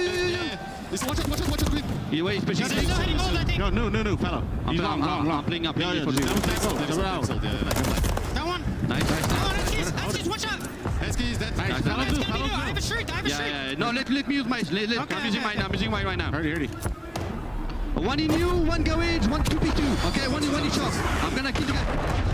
What a stretch from the Seattle Surge. 13 kills across the team in a row. Carolina backs up against the wall, but they do survive through the cruise missile. But Abuza just stopped 5 in a row. Shut down from the cruise missile, but wow, has he taken over? He's been taking over since the beginning of this map. You're finally getting a little bit of life out of your SMGs, but Carolina now on the back foot. You already had the cruise missile get invested, but none of the gunfights going in their favor. They have not had the preferred spawns for the last 3 hills, and that's why the scoreboard is looking the way that it is. Seattle Surge only need 35 to close out this series. And you have to just hit everything right now for Carolina.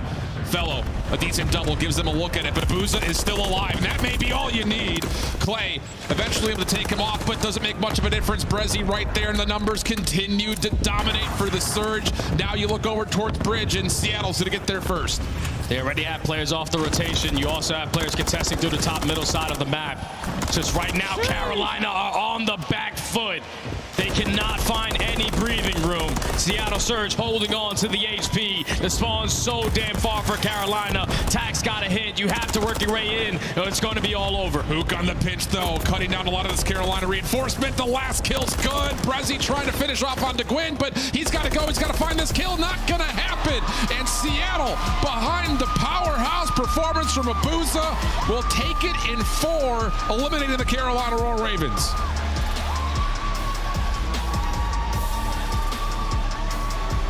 And the way that Carolina came out to play yesterday, they were picture perfect in the hard point, stellar in that search and destroy. But they're going to look back at this series and say that game 2 was everything for us. We had opportunities in the control. We forced it all the way to round 5. We were on the defensive side. We choked in that situation. But when you get to a Rio and you allow Seattle Surge to just build momentum as the series goes on. 04 had his moments in the control alongside Abuza, but Abuza really being that player for Surge, keeping them close in this game while the SMGs had such a slow start. It was only a matter of time for they start to step up, and then the entire team was just a lot better off the rotations. That was the biggest thing. Yes. They played so well with that teamwork, and they led to kills, and that leads to them being victorious at the end of this one. I mean, when Abuza's holding down scrap time in 1v3 in Carolina, yeah, rotational routes are going to be real easy for the Seattle SMGs. So he'll finish things off 31 and 18, 21 non-traded, 5,400 damage, plus a minute 27 in the hill. That is the equivalent of the COD hat trick here in the former Ice Arena. That is the Mattamy Athletic Center. So with that in mind, you take a look over the game flow and see the explosion that happens in the second set of hills. And I will say again, Seattle, now all of a sudden you start to find rotational success to match when you've got the hold and break percentages, plus now extra killing potential. These guys are looking for real. That's all it comes down to. They usually play stellar when you talk about the teamwork aspect, always thinking about that objective, always trying to figure out how they can be victorious at the end of the map. But if you can find kills with that, it's going to make it very difficult for this team because you cannot understand what they like to play. They're great at hardpoint. They figured out what control map they like to play, and search and destroy, they're just catching you off guard every time. Well, maybe there's just something in the water here in Toronto because Abuza was a Challengers champion here last year, and now he's on stage with Blaze as the post-game interview is ready to go. Thank you so much, Study. Toronto, give it up for the Seattle Surge as the storm continues to brew, building up momentum throughout the day. Abuza, how does it feel to get this win here? I mean, it feels good, of course. Like, it's a good feeling to be on the stage and playing good. So, yeah, it's good. Definitely are playing good. And, you know, one thing I noticed about you guys, you've been more consistent. What is contributing to that consistency that I'm seeing here on the Seattle Surge for you to pull out these big maps? I mean, it's pretty simple. We just, like, work so hard, like, every day. So there is no secret, you know. And you know what? Maybe one of the secrets is you. You played absolutely phenomenal in this series, Abuza. But talk to me about your teammates, and what do you want to say about their performances here? I mean, they're all gross. Like, my team is insane. And especially 04, like, he's his, like, first even, and he's still playing good. So it's insane for him. Yeah. All right. And then lastly, Abuza, what do you want to say to the fans that supporting you? I mean, thank you, everyone. Thank you. Especially this guy. He's always here. So thank you. All right, yo. That's going to do it for me and Abuza on the stage, you guys. Chris, let's take it away and break it down. First ever professional tournament, and he's already into the top 6, 04, making a name for himself in the second half of this season, and he's only in his first qualifier now major. Nameless, I want to start with you. We were all wrong in predictions. No one saw the Surge coming. They pulled out to win, and it didn't even go to that game 5. Yeah, I mean, unbelievable performance once again by Abuza. He's been putting up damage throughout this event, but talking about 04, like you said, control on high rise, like, listen, this guy, just veto it against him if you see that, because he is taking over on that map. But I want to talk about this hard point. Okay. It was 120 to 80, right? Carolina were leading. It ended 250 to 134. They went on a 170 to 20 point run. It 170 to what? 20. It was ridiculous on the side of the Seattle Surge, and you saw exactly how they did it. You know, they break inside of that P2, force Carolina to spawn in the back, and then just steamroll them. You know how P3 to P4 goes.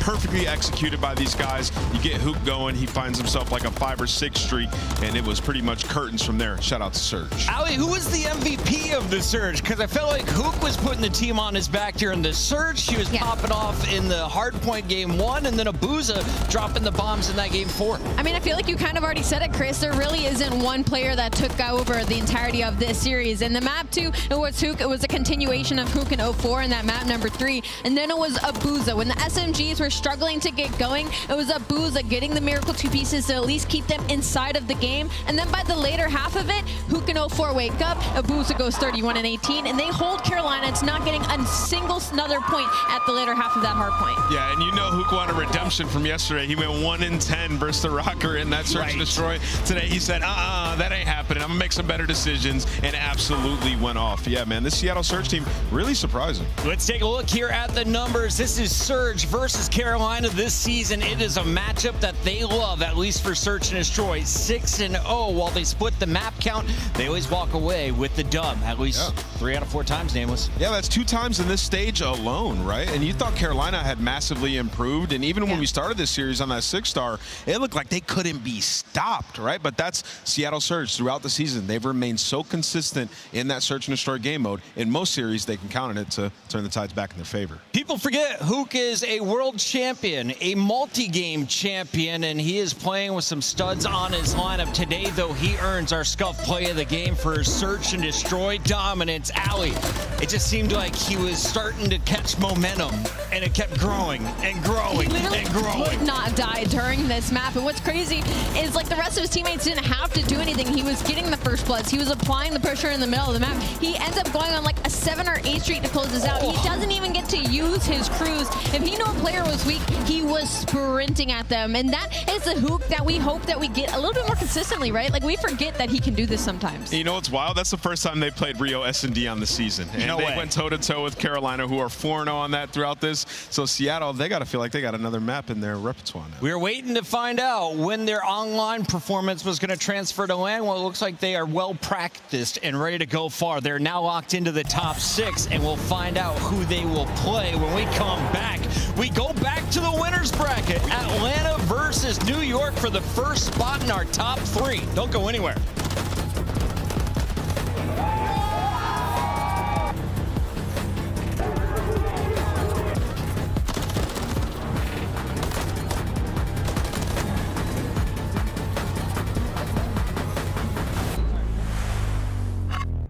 Upgrade your game with the Scuff, the official controller of the Call of Duty League. Start the season strong with the Call of Duty League pack. Grab yourself the CDL operator, weapon blueprint, and so much more. Check out the Call of Duty store in-game now. The Cataclysm pack is available now. This bundle includes the Cataclysm operator skin, Dystopia weapon blueprint, Iron Lung charm, Vroom animated calling card, Alpha vinyl guiding light emblem, and Scratch Tally weapon sticker. Use these items in both Call of Duty Modern Warfare 3 and Call of Duty Warzone. Available in store now using Call of Duty points.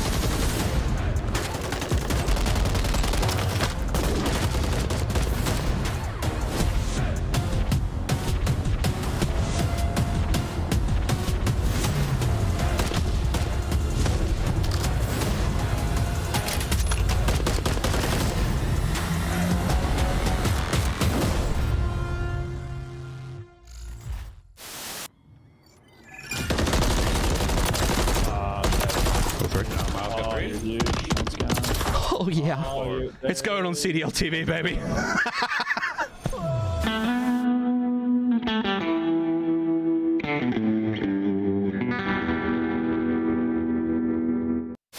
What do you think of my shirt today? It is a choice. It's a choice. Listen, guys, I put this shirt on. I felt pretty sexy, to be honest. Yeah, I looked in the mirror and thought, God damn.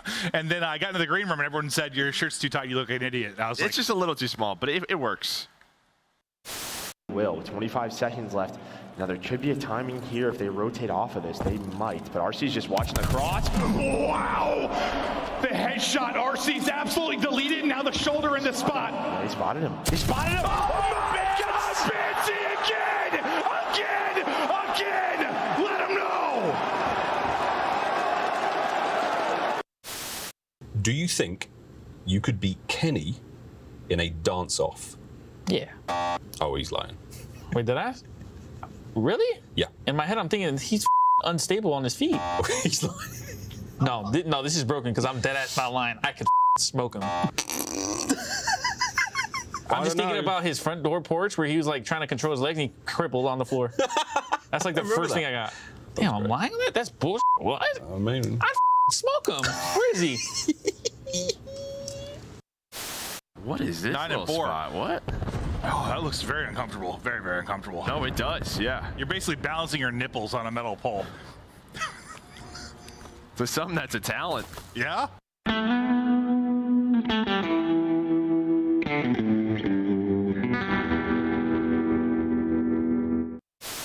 There's more than just the game on the line. It's like, you know, a lot more bragging rights. I think the very first map is % win rate after they win the first map, so it just really comes down to that first map, I think. When you go up 2-0, it's really hard to come back, and we're really good at sealing the deal and just closing the... We've been practicing pretty hard and, you know, watching a lot of film and stuff like that, so I'm just fully confident we're going to walk away with the W.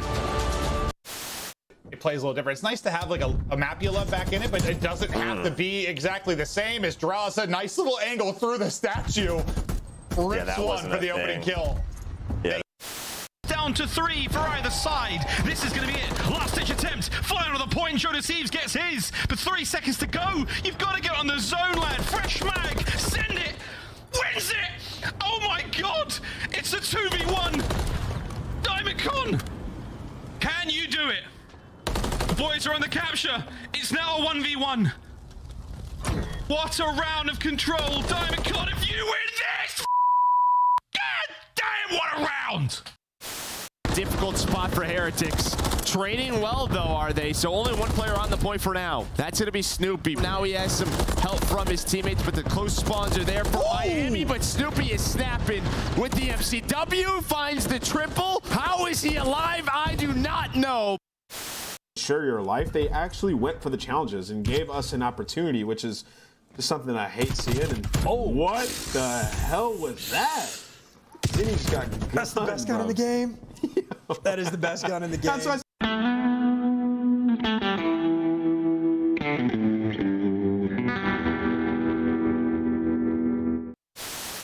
Now all of a sudden, half of that third tick has been depleted. 10v4, 25 seconds on the clock. Draza still holding on to bottom blue. Does Atlanta still have this in them? They need to find a way to get them off. He's been seen by Cell. Atlanta continue to find the kills. Last chance to try to break your way in. And Atlanta continue to reap at the kill feed. Kenny has to jump off the top. He's not going to be able to. And FaZe is going to hold on to the round. A pivotal moment for Atlanta FaZe as they reclaim the throne. Our Major 2 champions have been flawless throughout our Major 3 qualifiers. They got the job done on day number 1 against Miami, and now they have their toughest opponent yet. You're running into Subliners on LAN, a team that won the 2023 World Championship. Pre this season, though, this has been a really good matchup, except the fact that Atlanta FaZe has been literally untouchable the entirety of this qualifier. Nameless, we got some new maps, and it looks like FaZe is very comfortable. Let's talk about why as we take a look at this roster. Yeah, I mean, Atlanta FaZe, they've been unbelievable. You know, they're strong with their SMGs. We add some new maps, and they're going to be dominant. 3-0 on Vista, which we will see map 1. But as you take a look here at our bracket, the top 4 teams have advanced at back-to-back tournaments. It's going to create some great games. And this is a storied one, man. You think about the last major, it went all the way to that Game 5, Chris. Absolutely. As you saw, this is Atlanta taking on New York. New York was able to power through LA Thieves, but it's Atlanta who's been putting on a show, especially Abizi in the SMG role. I mean, they're just looking to continue to break records, right? We just saw the Hardpoint LAN record get broken by Eamon. On the flip side of things, like, they're going for the series win record that they already hold from Cold War, and they're going on a Hardpoint win record as well, as it has been literally untouchable. Nameless, this team was looking for some extra firepower, not only in-game, but also confidence out-of-game. Draza has brought that for Atlanta FaZe, and he is gunning for another World Championship title. Look at his numbers so far. Yeah, the kid's an absolute monster. And it's just been a different phase, right? Like playing with more confidence, shooting bodies with every single match, and you could hear the crowd already letting their boos out. They don't like Draza, and you know why? Because he wins. Are they angry at his numbers? I don't understand what's going on here, Toronto. Let's talk about our Monster Energy pregame for Atlanta to continue their amazing run. How do they get the job done tonight? I mean, it's in the control. That's been kind of their saving grace because weirdly enough, their search and destroy hasn't been great. They're on a 3-loss spree currently in that game mode, but that's honestly because they've been playing Invasion, and I don't know why. It's a map that costed them during Major 3 qualifiers when they did drop a map, and they're continuing to let it in some of these series. And New York will absolutely want to capitalize on that because they've been struggling in the hard point, so they're going to have to take that battle in the game 2 and 5. Speaking of New York, if they're going to find success, you got to think you got to steal at least one of the S&Ds. And if a guy is going to lead this team, Kismet was once the best player in this game for Search and Destroy. Yeah. Is he still in that position right now? Not in that position right now. Him and Hydra have had a tough stage when it comes to Search and Destroy. They just haven't been able to win it. They put so much work into their hard point. And when you think about the series these guys had at the last major, they lost both the Search and Destroys. Super uncharacteristic out of a team like the New York Subliners. And as Ali mentioned, in that Invasion Search where Atlanta has struggled, they still bop New York in that Invasion S&D. So versus them, they feel pretty strong. Let's take a look at our Monster Energy pregame for the Subliners. They entered the tournament with the 5th seed. They dispatched of the LA Thieves. Now to take down our #1 squad. How do they get the job done, Nameless? Yeah, you see like the control statistic here. We just saw how Atlanta has been unbelievable in control. Well, New York in their last 2 controls has smoked them, right? So they feel comfortable there. Their control attacking has been fantastic. And they also have Invasion, where New York is 8-4. Yeah, but on the flip side, the bad, it's the hard point like I touched on. You know, you look on the side of Atlanta FaZe, they're the #1 hard point team in the game right now, where for New York, they're 12th right now in hard point points per break. They're 11th, they're 12th, they're 10th. They're in the bottom half of the league right now when it comes to this game mode, which isn't something I ever thought I would say about New York. So we talked to Kismet a couple weeks ago. They talked about, you know, we just don't know what's going on with hard point. They have to fix it against a team like Atlanta FaZe. Yeah, I mean, to make it simple, like they're 3-7 in their last 10 HPs. This is clearly the worst of the big 4 when it comes to the hardpoint game mode. Nobody's been able to figure it out on this squad. Unless somebody goes on some crazy streak, it has been a struggle. Miami won a map against Atlanta. Anything can happen here on land. This is a special event, and we got some special new maps coming your way for games 1 and 2. Vista Hardpoint, 6-star Search and Destroy before we get to that Invasion for Control. Yeah, you know, when you think about Vista Hardpoint, like New York, they're 1-2 on it. But when they were playing Toronto, they were smoking them. It was just that wild comeback that happened. In terms of rotation percentage, they've been great there. So they're happy with that start. And we get all the way to game 5, Invasion, Search and Destroy. We've seen some special matches out of both these teams, and that I think New York feel comfortable with the map set. All right, Ali, I have a feeling we're all leaning the same way. But I'm going to let you do it first, so you look the smartest. It's time for our Scuff Pick'em. Who do you got winning this winner's bracket semi? I'm going to go with Atlanta FaZe. I think it'll still be a close battle. Blake, I'm looking at the stat sheet. You got Atlanta in like 10 first categories, and it's like, where's team stats? They're still top 5 in literally everything. So FaZe up. Nameless, has Study blown your mind? Has he won you over for the New York side? I'm going with Atlanta FaZe. They've been unbelievable. Best team in the league, and I don't expect it to stop now. Toronto has won an event. Atlanta has won an event. It's New York's turn to win up here in Toronto again, right? Let's find out as we send it down to the stage with Blaze. All right, Chris, we know you love New York, but will they be able to do it here on the main stage? Folks, we're back on the winner's side of the bracket with 2 powerhouse squads, and this is a big money matchup. The first team coming to the stage from the Big Apple, stand clear and get your voices ready, because here comes the Subliners.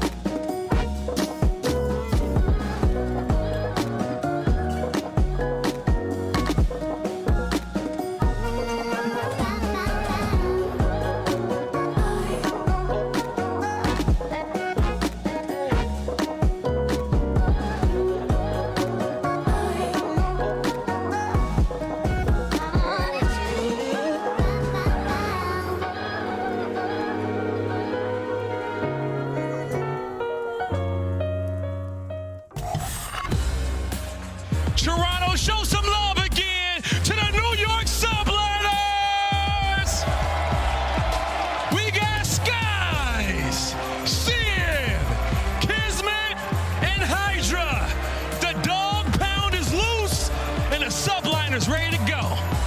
Oh, I can see it in their eyes. I know exactly what they're thinking. LAN, this is my home. Why is everybody talking about online? Their first match on LAN, Hydra went crazy, 17,000 damage, and Sib had his best series of the stage. They look to continue their way through this bracket. Let's bring out their opponents. Yeah, let's bring out their opponents. New York looking to maul these boys, but are they going to be able to do it? The boys from the South, from the ATL, get ready, because here comes FaZe.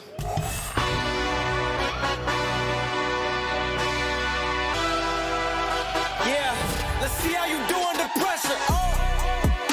Yeah, ain't no errors, baby, it's a new era. I wake up early feeling rich like I'm Kesha. I get to the paper, boy. Extra, extra.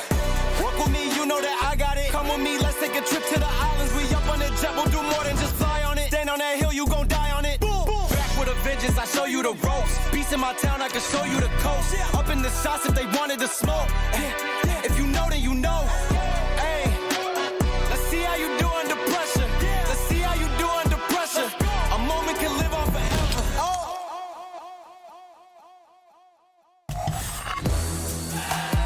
Here come the bad boys of the league. It's Atlanta FaZe. We got Celium, Sam, Abizi, and Draza. Atlanta FaZe looking to crush the competition. Love them or hate them, they are still the best team in the league. Atlanta FaZe, when they take the stage at this point, I'm just asking what record is going to be broken this time. This is a matchup they're used to and a matchup they're comfortable with. It's match 2 on the day. Take it away, Blaze. Yeah, Allie, it's a matchup they comfortable in, but on this stage, I'm getting kind of uncomfortable because it's super hot, and I'm ready to get this series started. So, Miles, Chance, let's get it going. I think we're all ready to get this one going. The crowd getting ready. Everyone at home's getting ready. I know Twitter's popping off at the X.com maybe one day, but right now, we've got ourselves one hell of a winners matchup. This is going to be a treat. FaZe coming in exceptionally hot form. Subliners coming with a lot to prove, Chance. And I'm going to steal your joke. They don't want to play against 04. Well, Sid doesn't want to play against 04. It could be Sid Legacy Series time against Atlanta FaZe, but this is the first true test these guys have had in this tournament, and it is going to be a scary sight. Just going to be an interesting look to see how good Atlanta FaZe are going to be, because they have been demonic. Their stats are insane. They are first in the league in basically every single category at this point. And we're just interested to see if anybody can stop them. Obviously, Subliners, top of the list of teams that are capable. Obviously, they won in this venue just last year. You got MVPs like Hydra on your team who are going to have to play at their Sunday best. Sunday best here on a Saturday, this superb Saturday so far. We said goodbye to the Ravens. With these teams, one of them will be going to the lower bracket. We're almost ready to go. Vista to start the series off. The fist bumps are out. We'll find out what our teams, how they're feeling coming into this matchup. An incredibly important one as well. First map, Vista on its way. As the temperature of the fans red hot, the temperature of our players should be red hot too. Here we go into map number 1. And an interesting note about this series, Atlanta FaZe had the higher seed, but they also picked Team B. That means this is Subliners' pick for the first map, Hardpoint, where FaZe are still scary on it. They have a perfect 3-0 record, but this is what the New York Subliners wanted to see. I just know guys like Celium, they want to shut them down straight away because, well, FaZe talked about how they're number 1 in so many categories. They have a 24-7 record on map 1s. They want to beat Subliners on their best map first. As the opening hit, you see the perfect lands, the concussions over the rooftop here of the cafe. In towards our first hard point we go, and so far so good for the New York Subliners. Can Simp change that? Usual spot to find behind the bar. Oh my god, he checks the close pair as well.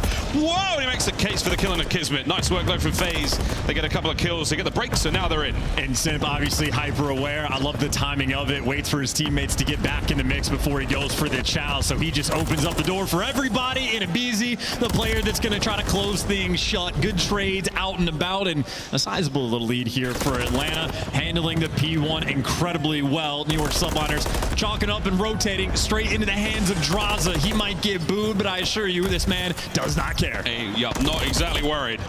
And also Kismet As we're fighting towards the second hard point, that low courtyard area where you find the subliners players now, where you find that nade from aBeZy that seemingly comes from the heavens above. Nice shots. Tyler Farris finding his next set of kills into the second hard point. Marketplace now here on Vista, and here come the subliners right into aBeZy. Can you get both? No. It is too tough, and well, trades out and about. Draws it there to seal the deal, and Hydra, well, the next man looking his strike.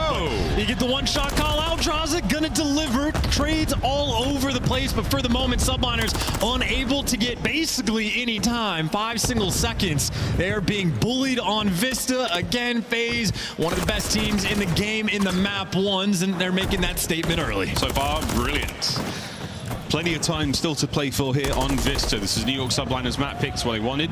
Less than 20 seconds remaining on our second point. We go over towards the third. Not too far away. That bar on the top left-hand side of the minimap. Sim keeping Sib at bay. That's a bit of a mouthful there as a suppression. With that concussion, it's going to help out. Hydra cuts the middle of the map wide open, and this could be an opportunity here, Chance, for the subliners to get back in. We're going to test the brakes of FaZe. Well, you say to get back in, they could full 60, and they're still going to be behind. That was 2 just devastating hills from Atlanta FaZe, who now get to take their time and go for the break. All 4 players grouped up together, and they could just hit through the front. aBeZy just sniffs it out, says, I guess if nobody's challenging me, I'll go to time, but doesn't win the gunfight. The full stack there from FaZe hasn't panned out. Draws it down low, the only member up for FaZe right now. Sim's going to be in the back line, taken care of. Good work, okay, from aBeZy as he cuts down a few more on the way forward. Stuns, not going to help too much. No trophies here for the subliners either. Kismet, a diligent attempt there on the defense, but it's the top side of the map. That's where they're coming from. Cleanups down low. Cellium wins the trades. You've still got New York in control, so it has been a good point.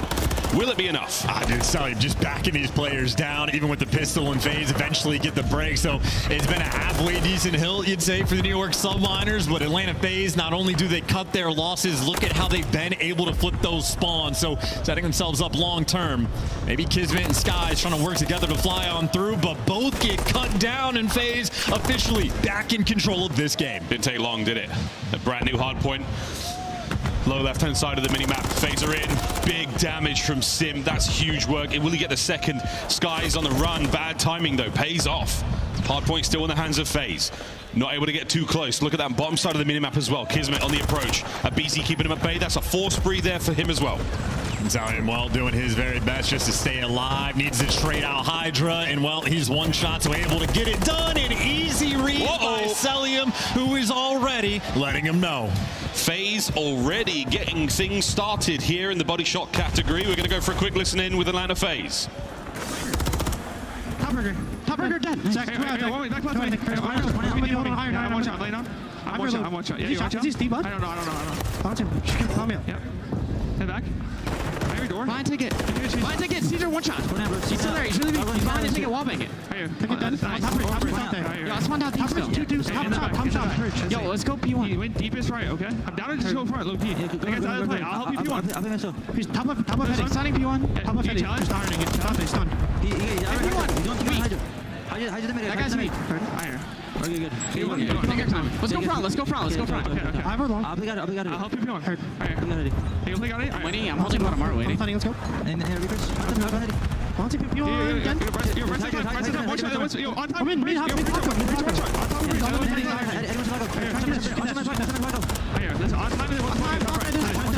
We're on the fucking... Two dead. One more count. Yeah, kids can. Play right. Nade time. Along that. He trolled. I'm heading front with you. I'm trying to nade this. You're trying to nade him on time. 1 minute. I'm in field. There's no right now. I'll see on their side. Open top. Ticket. I'm absolute. I'm top shot. Yeah. Watch out. He naded me. Hydra on the ticket. Well, New York subliners are trying to stave off the pressure, but, well, you go down by 60 at the start of the game, and that is certainly still the hole they are still in, and it is the dagger early P1 rotation. You get here first, and this is where you can call game. I was trying to say how even the kills department looks for FaZe here. Everyone pulling their weight magnificently. Sprees now developing for a few of them. aBeZy. Oh, goodness. All 4. The terrors terrorize once again. During the listening chance, we had a 12 spree there collectively from Atlanta FaZe. We saw that it happened to the Ravens as Surge went on their tear. The same thing might be happening here. aBeZy, can he finally get his streak? Sims one away from it. My gosh, it is so hard to deal with these players. That's the Cruise. That's 180 scored. This is just destructive, and I think this is exactly why Atlanta FaZe picked Team B. They just wanted to get the, well, Subliners map pick out of the way, and I think they were confident to come off to the harder start. 100-point lead already as we go in towards a P2. I mean, you're getting the entry kills, you're getting the setup, and you have both sides pushed out. So it's good news for the Subliners, but they're getting picked apart just a little bit. Sim has to back down just to collect the time. Time is what they're going to be getting now, though. Watch out for the hit. Oh, no. FaZe are all over the place, and this Cruise is going to certainly hurt. It might leave a mark. Sim. He stays alive on the inside of the point. Skies loses his life on the top side of the map, and his teammates are gone. Here come FaZe. How many can you take with you, Sim? The answer, 2. So far, not bad whatsoever. He might be able to get streaks. Cellium cuts him down. That's that. New York, though, back in the hill. Hey, nice moment from Sim. Last player alive. He does his job to set his teammates up. So 30 seconds. That Subliner still desperate to get Hydra, the man collecting, and well, Sim, the man leading the charge, and Sim gets the first kill, baits out Hydra, and the hill just collapses. FaZe break it down whenever they want, however they want. 15 to go here on the second hard point in our second set of rotations. Top left-hand side as we're going after this. As we saw before, New York may have had the time early, and once again, they seem to be winning the fights. Can they hold on, though? The breaks from FaZe, immaculate so far, and Sim just making sure Skies is dead. Yeah, it's not just Cellium. Everybody's sort of gotten bit by that bug on Atlanta FaZe, and they are playing with some confidence, and we get to test Sim's maybe movement skills, and off the map, there he goes, survives as well, and a pinch like that delivers you a free kill, and for Sim, maybe make it more than that. Everybody's one shot, but hey, he gets traded. Subliners still barely holding on. Hey, they're still holding on. As far as I'm concerned, it's still nearly anyone's game. At Beezy now, his turn to hit the outside. Uh-oh. No hops, too small. No hops, he's done. A little mistake that might cost them. No. Can Sim and Draza find all these kills? They've got a long way to go across the map. They find a few. Cellium, though, causing problems. Low left-hand side of the map. That's where we're going next. A long journey again to get through these members of FaZe. Little mistake. Yeah, it's going to cost them. No, look at where Atlanta FaZe are spawning. Simp actually went out of his way to push towards the back to get the clearance kills. And look, Atlanta FaZe are doing the little things right. Simp, not only does he have 29 kills, he's making the high IQ plays. Hydra trying to pop off in the back spawn, but he's a man on a mission right now. Has to deal with the onslaught, but so far so good. 25 seconds for the victory here in map 1 for Atlanta FaZe. Here comes the hit towards a hard point. Another break would be good. New York send it. They only managed to get one out of it. It's so costly trying to even bring down a single member of this red team. A BZ 20 and 20. Not just perfect vision. It's a perfect KD so far. Into the hard point. Nice work from Sim. Leads the charge. His 30th kill of the map. I mean, this man is just on a mission. Subliners, I mean, they did a pretty good job of keeping this hill mixy, but there's just nothing you can do. You're just praying that you can survive towards another hill, which that just means Subliners, they're going to have to flood it just for at least 2 seconds to contest time, and they're going to be successful. They bought themselves at least a rotation, and hey, they got players over there as well, so a few good things going, but it is still just such a big hole. Sid winning his hard point still in the hands of New York. Rotation, though, done. Draz is going to be there. Kismet's got to sniff him out and deal with this. This is to stay alive here in the map. At 2:32, you're incredibly close to the win. FaZe are in the time. FaZe looking for the win. I mean, this is going to be it. 14 seconds left. Subliners got a nice little flood on the point, but Atlanta FaZe, these guys, it is no secret. They are just too dominant, and they are happy to let everyone know. Here we go. Final seconds. The Subliners suffocated here on Vista. Map number 1 goes to FaZe. And that was the New York Subliners map pick. We will hammer that point home. Atlanta FaZe, they're not even making it look fun on the map for anyone to be involved. They are taking turns shooting bodies. And again, it is not just the fact that this is a squad that can skill diff teams, that can outslay you. They make the heads up plays, man. Simp is genuinely just godlike. Might currently have the crown of the best player in the game. Well, it's a coveted crown, and he's had it for many players, I think, and many fans for quite some time. 0-1, though, to start things off. Search and destroying its way forward now. As we look across our stats here, Vista, blur, man, an absolute blur. Sim, huge damage, 34 kills, massive assists across the board there from FaZe as well. You name it, they did it all. Absolutely immaculate teamwork and a lethal start to the series. And that is a bit of a difference maker, right? Hydra and Sid, 2 incredible slayers, but when you go against Atlanta FaZe, well, godlike players look a little bit normal, and their assist category not nearly as involved, so tougher to play when you're on an island against a squad like this who, again, even from the jump, I'm telling you, it's little moments like that from Simp where he knows where the two players on the hill are, just knows he's got to wait an extra 3 seconds so his teammates can follow up on the play. It is the heads-up, high IQ plays that is an endless onslaught from Atlanta. And if you don't play perfect, I mean, again, first two hills, they just started off the game down 80 points. Yeah, it was like 76-8 at one point. I mean, there was no real easy way back into it. It takes a lot more than bullets and muscles to bring down Atlanta FaZe. Again, highlights, the vast majority of it goes towards them. We saw some nice individual runs there from Sib, a 5 spree, not able to quite close out on streaks, some decent holds. But again, moments like this just goes to show how hard it is to contend with the pace FaZe set, with the way that they handle their trades. It is no easy feat whatsoever. A good start from FaZe. We'll see if they can keep it going in the S&D. And it has to just be so incredibly tilting to have your bodies getting shot the entire way from multiple players. It's almost disorienting. You're used to it happening once, and then you're just like, all right, I'm coming back and I'm going to kill this guy. But it's just, I mean, it's endless. It's been more than an entire full stage now at this point of FaZe, keeping everybody on notice. These guys playing with incredible confidence, and that is just not even remotely close. No, whether you want to see them succeed or want to see them fail, watching FaZe is always a treat. S&D on its way. As we go through the stats one last time on the game flow there, it would never close at any moment in time. 6-star S&D though, Chance. This one could be interesting. And the biggest stain right now you could really say is on Atlanta FaZe's record. They've actually lost 3 S&Ds in a row, and they've lost into some teams that have already been eliminated from the tournament, even on maps like 6-star. That being said, I feel like Atlanta FaZe just haven't been tipping their hand. We know New York Subliners has been a very creative team, especially in Search and Destroy. And we watched New York play on 6-star just the other day. We saw their game plan and their ideas. Even when they are in 3v1s, they are playing incredibly mistake-free Call of Duty. They are messing with the flow of the game, and they're really trying to disorient their opponents. I think Atlanta FaZe was able to kick back, watch it, and just go, okay, we know how you're going to play the game mode now. All good. We'll make the adjustments. So I think these stats might just be fooling us. Atlanta FaZe, that 3-loss streak, I doubt it. Well, yeah, was this all to just lure the subliners into a full sense of security? You've already lost your #1 map pick. You wanted that Vista. You lost it badly. And now in S&D, FaZe, they're not, I'm not saying they're throwing, but they've got themselves some, ample time to practice and start to condition their opponents. They're playing ordinary. Like, again, there's a natural flow of the game. On a map like 6-star, if you're on offense, you make some noise at a site. If you notice there's a defense, you wrap it out and try to hit it quick and go for the bomb plants quickly. New York Subliners, a team that are going to be messing with those timings. Atlanta FaZe are going to be very willing to play that game. So, honestly, it'll be an absolute battle on 6-star of just those mid-round adjustments. And of course, the adjustments are easier if you get the first bloods. The Des touched on it. Kismet online to LAN, a radically different story, and Hydra has been struggling in first bloods as well.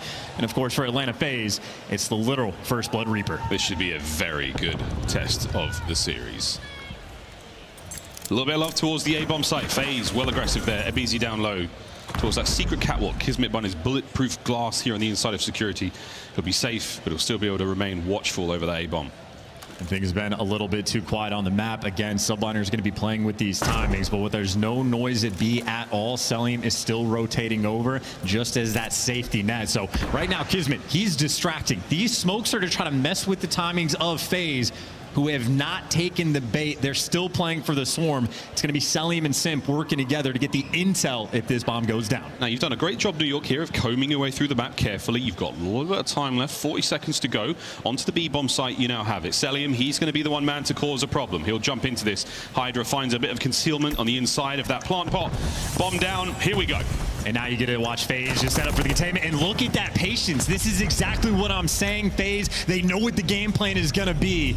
They'll play the high IQ game as well. Hydra, interesting timing, though, in the middle of the map. An opportunity to make the play. Oh, Skies, lovely shots. Levels it up. Hydra, flank pays off. Onto the bomb you now go. And that's a couple of players there from FaZe now making it happen. Sim guesses correctly. 20 seconds on it. Sim left alone. That is a great round from the New York Subliners. And they got first blooded, and they still executed off those adjustments. It took some interesting timing in the middle of the map. Simp just not turning enough, and Hydra found the route through. But you see, this is the style that's going to be every single round. You're going to have to play nearly perfect. New York very happy to get that one on board, and I mean, credit to Skies. This guy is the best wall bangs we've seen in the league, but that just means he doesn't have to see you to kill you through a smoke. Doesn't matter. Skies is the finest at it. He is that guy. He's been that guy since MW2. Attacking right now for FaZe. We'll see if the New York Subliners are willing to poke a little harder and faster. And see if they can't get that first blood. Cellium, though, really helps out. That gives FaZe a massive advantage so early in the round.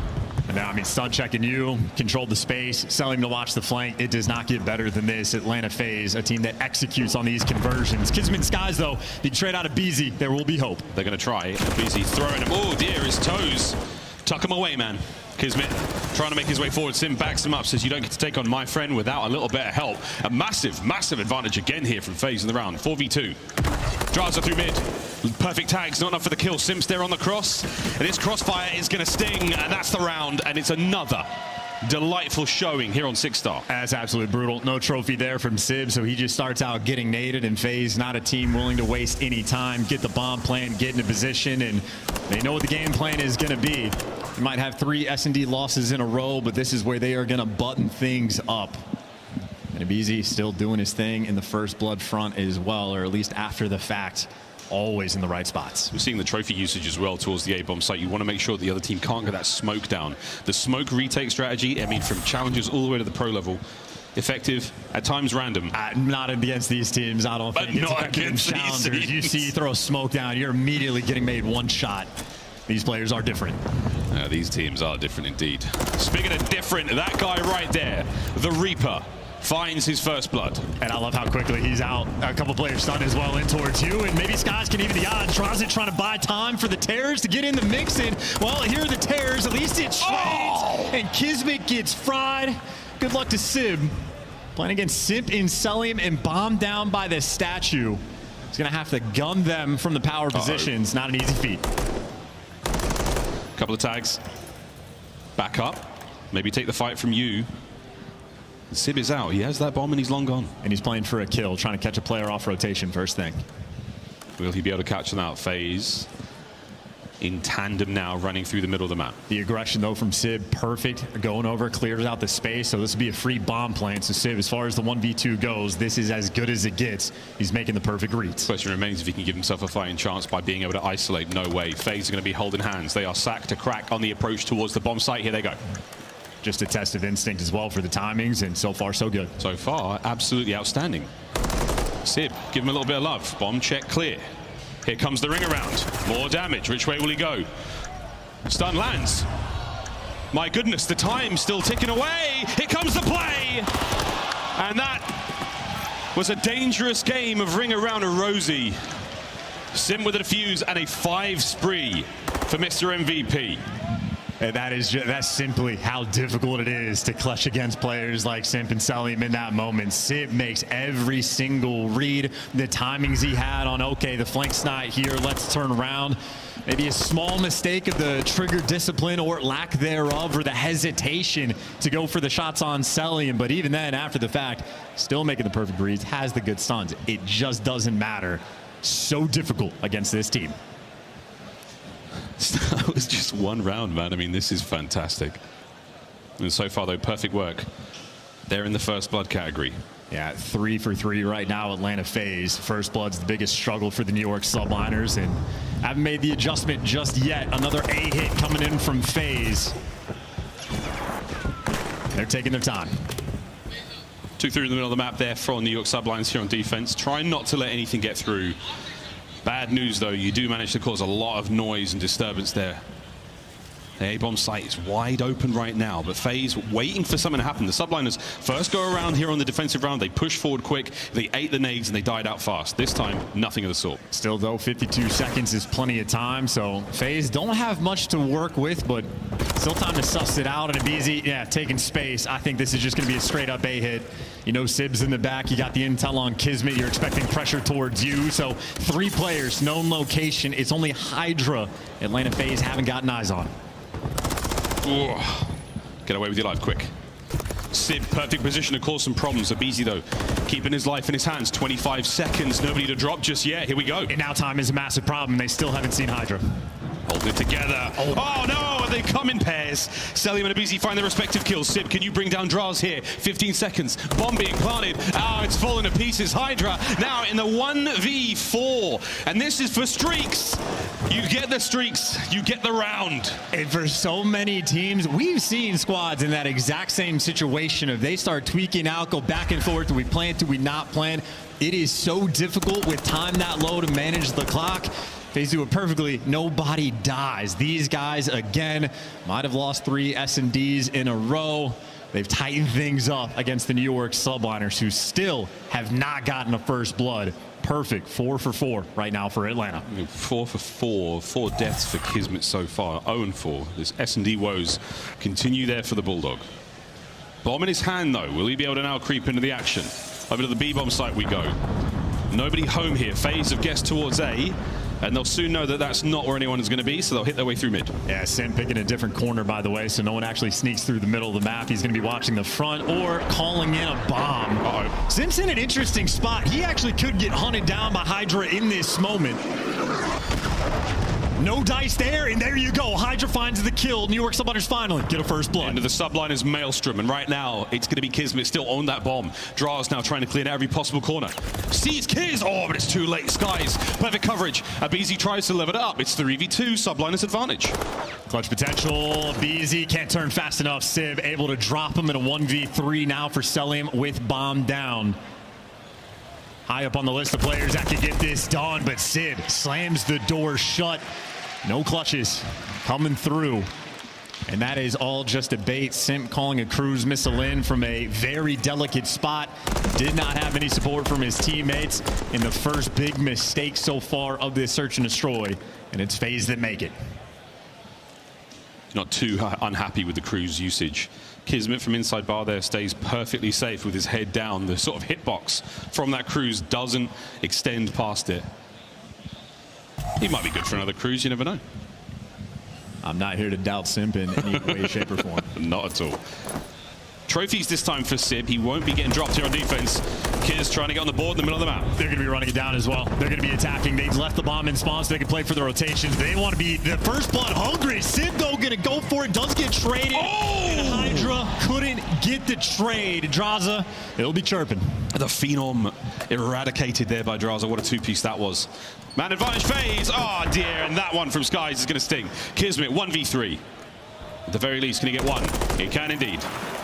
Here come the rest of FaZe. Oh, he was lined up for the fight. He was feeling it, but Draz, 3 on the round for him. Disgusting work. And again, they were willing to play with the aggression. Draza just makes the easy reads. Hydra not able to trade things out, and Draza gives you 3 in the round.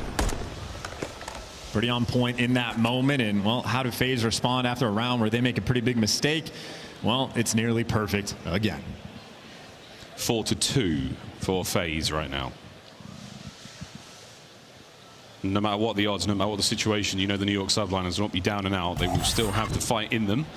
Our current reigning world champions, they've yet to find the same success they had at MW2, but here in 3, we're at the halfway mark here. Nice nades, nice stuns, everything lands. FaZe are slowed down while the A-bomb site gets overrun. That beautiful first blood. This is what you need. Simto's going to be working the flank, but Sib does have eyes on it. A very difficult retake. We saw Atlanta FaZe be in this spot on offense. They handled the round perfectly. New York's turn to do the exact same thing. Such a hard gunfight to win. Simp, that nade is going to get in the position where those players once were, but they've already pushed to the end of the elbow. They've put their front line far forward right now, so FaZe is going to come around this corner into trouble. Here comes 2 for Hydra.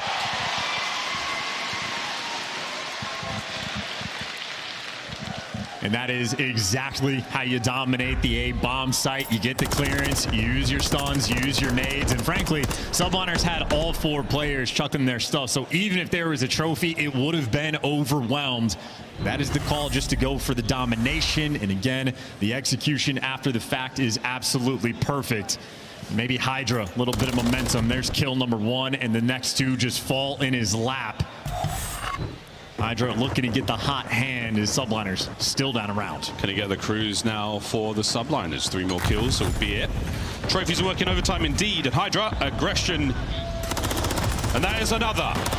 Will he be able to get this? Surely not. Simp wins it. The Kismet there to try to get the trade. That's an awkward situation to be in. Sib, can he find it? He can. Superb round.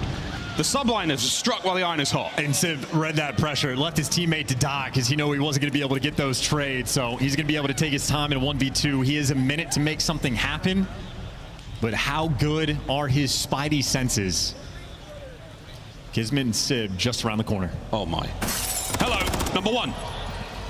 A straight 1v1 right now. And Kiz pumps the brakes with Deddy still. And Simp is long gone. I would be terrified if I was Kismet. And I hope he doesn't hit that corner. Simp's going to go back to it, to the scene of the crime. He wants to be found. He wants to fight. And Kismet, if you don't check this, this could get ugly real quick. Look at the patience from the Bulldog. This might be a tremendous error. Oh no! It really was. There aren't a lot of words for it. It's map point FaZe. And Simp feels like that was a freebie. The true psychopaths always return to the scene of the crime. Simp is built different at his double-digit kills. That is a 1v2, and he knew about this play so far in advance. When Abizi was by the statue, Simp said, "You're just dead, man. I'm sorry. I'll make the play later." And he delivers. Again, incredibly strong case for being the best player in the game. And you might be right. I mean, hey, he might get the cruise. He's going to win the game at the same time if he does, but here we go. Let's find out. Pressure towards B. You've read it perfectly. The subliners are there as well. Cell, first blood, Hydra out of the equation. And here comes the next one for Simp. Kismet. Oh, I love the prone play. Oh dear, around the corner. A little bit too much shoulder. Gone, down and out, 3v3. So I'm going to back down as well. So they've played for the retakes. And this is such a tight setup as well from Atlanta FaZe. They're expecting maybe a flank to roll through, but 5 and 6, Draza and Abizi working together as this bomb absolutely going to this A site. Able to creep in. And FaZe have got a pinch working out here.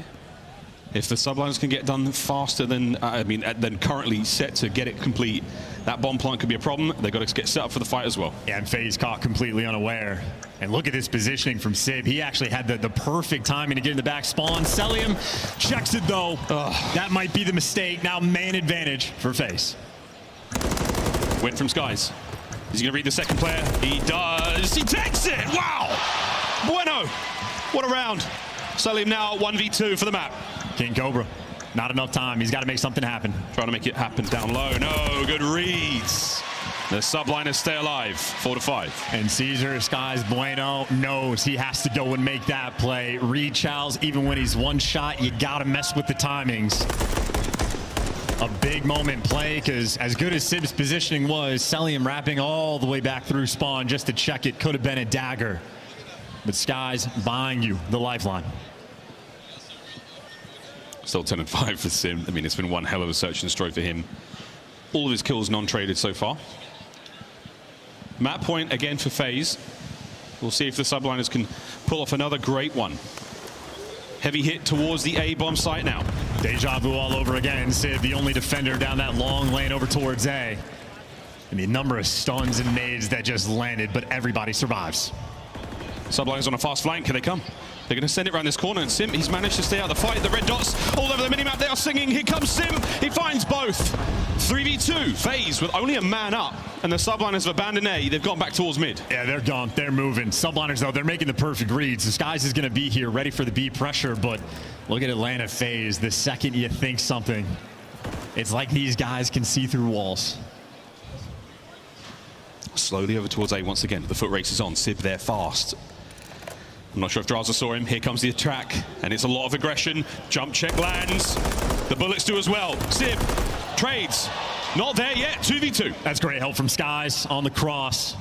They can get this done. Desperate to stay alive. Draza just picks them off, though, and Sib in a pinch can't get it done just like that. Atlanta FaZe called game. They had numbers. They had the window of opportunity to attack. An outstanding bit of work in the early rounds there from FaZe. New York subliners, good tenacity, lovely resolve. They don't get absolutely blown out of the water there on 6-star, but so far, smooth sailing for FaZe in the series. 6-4, the final score there on 6-star. And again, you gotta love the looks from Atlanta as well. A 3-loss streak that was completely irrelevant to how they were gonna be playing this map. Literally from the first round, you get to see the adjustments FaZe were making specifically for the subliners on this map, but it is really just credit to Sim. 13 kills, obviously 5 first bloods across the board for FaZe, but that means in the later half of the game, FaZe wasn't picking up a lot of those first bloods and still clutching. And by clutching, I mean the 1v2 from Simp, where his instincts are just perfect. Gets the first kill and jumps out the front window, knowing a flank might be coming through. Simp truly built different. Well, Vista done, 6-star done, Invasion up next. This is going to be a lot of fun, folks. We've got 2 players with extremely high KDs in the mode on the map. We'll find out how that goes after this quick break. Our winners round 2 matchup continues on the other side of this one. Atlanta FaZe taking on the New York Subliners. Don't go too far. We'll be right back.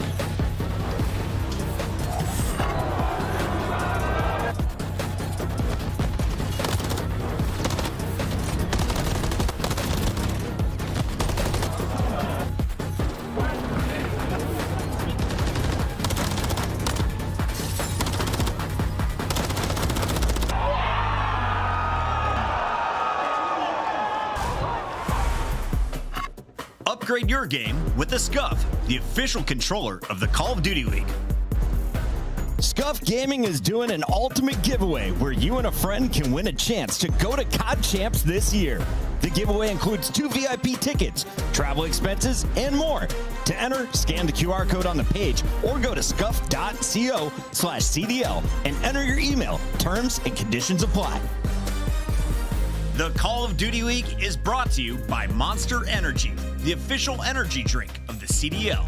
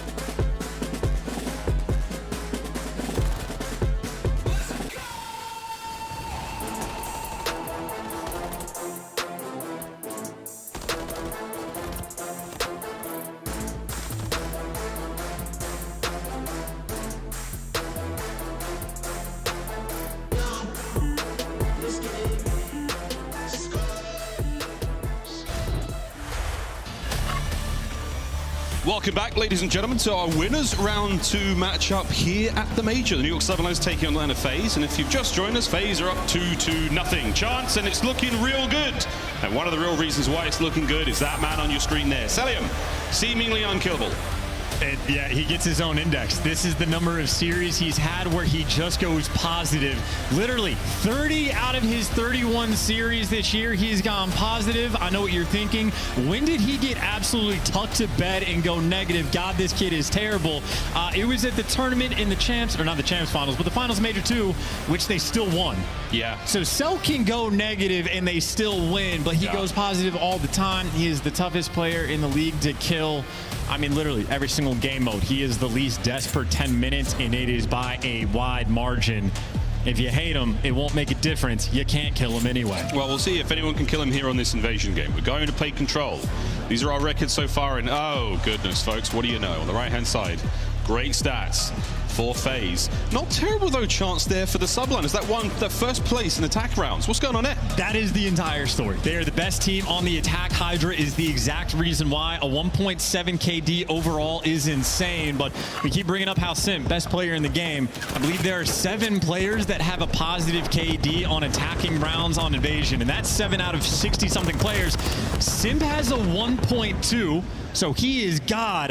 Hydra has a 1.4, so that's the player that needs to pop off and sell him. He's shooting his body already. Yeah, bad news. B, first segment cleaned up. Only 3 segments to work with there before the zone goes, and you get an additional minute to attack with. So far, so good. A now being hit, and a BZ. Whoa, aggression there. Hydra stops him out in the twins.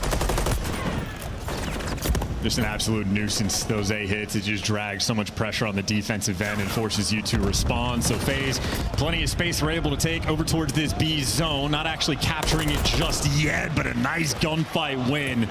Draws a 2 HP, and again, you can hate him. I assure you, he does not care. He's looking fine so far, 4-2. Just about a minute to go. A single segment has always been captured, but right now for the New York Subliners. Woo! There we go. Okay, Hydra. Looking to drain B. Skies tried to hit the old Halo 2 sword lunge there on a Cellium. There we go. It's a hit though. We lost the gunfight. Straza, we're calling him out, but he wins the big gunfight against Kismet. Now you can get 2 bodies on the zone. We're going to get 2 bodies in there. Here comes that. Is it? Double A, and it's going to be a big battery hit now. Kismet flying in. Oh, they find at least 1. Draza stays alive. The capture still continuing. Cellium finally goes down. Hydra looking for streaks, but you have to get A. I don't even know what you want more. He's going to have to do both, and it just challenging an instant death. That's the 5 spree. Quelch the flank rolling through, though, and Kismet times it perfectly, but that is still a very poor situation for Subliners to be in. As a BZ flirting with the idea of going towards this A site. New York Subliners, they want to clutch up and just shut you down at B as well, but look at where Cellium's at. This is a painful spot to be in. And he's just going to sit and wait. Oh, yeah. Oh, yeah. That's really annoying. And now he's on A as well. So B's getting captured. They managed to soften that up and make it safe. Now on A. And it's just a 1v1, him versus Sib in this moment. Sib's got to find a way to get this done. Hitting through the front, right into the pre-aim, and there's Cellium letting him know. All Cellium's really doing at this point, folks, is ruining his accuracy stat. Okay, folks, 1 more segment at B, and we say goodbye to this opening attacking round. And FaZe flying forward. Reinforcements from the Subliners, though, they're making it in, and the timing might be great for Skies. I mean, this is desperation. You're trying to make something happen. Draza can't get killed. Able to shut down Sib, get you the B zone. And you might hate Draza, but he wins you that round. And honestly, it might have just won you the map. Opens up the A zone, sets up his teammates, and gets it done at B as well. Draza, a hyper-aggressive player. That is 10 kills on an attacking round. An electrifying round from FaZe. And they're feeling very good. Again, the confidence rising, smiles, little giggles here or there, shooting bodies, causing problems. For the Subliners, they managed to deal with a couple of big attacks, Chance. It just wasn't enough. And the insanity of the shooting bodies from Cellium. They only had a tick on B. They're like getting spawn trapped, and he's still shooting your body. It's annoying, but hey, we mentioned it. Hydra has a 1.4 KD on this map on attacking rounds. This man has literally been God, and, well, he's going to have to ascend, but it is, of course, Draza there to shut him down. Kismet, though, looking for the opening. The Bulldog trying to pounce, and, well, he gets shut down as well. So a close set of kills. Well, a single segment of B complete. And now for the Subliners all over the top side of the map. Skies Lovely awareness there, dealing with aBeZy. The flank is safe. Drazah managing to sniff out Sib and remove him. And somehow Sim gets that. So you managed to save the B zone at great range.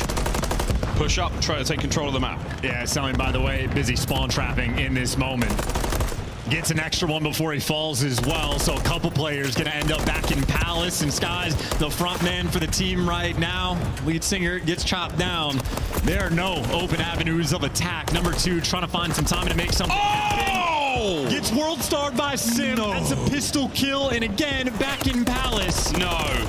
Demoralization is the experience now of the subliners. You're starting to see what is going to break first, the bodies of the subliners or their minds, and aBeZy driving them out of their mind. There is the crossfire from Drazah. A 5 spree now as FaZe are starting to just become untouchable here in Invasion.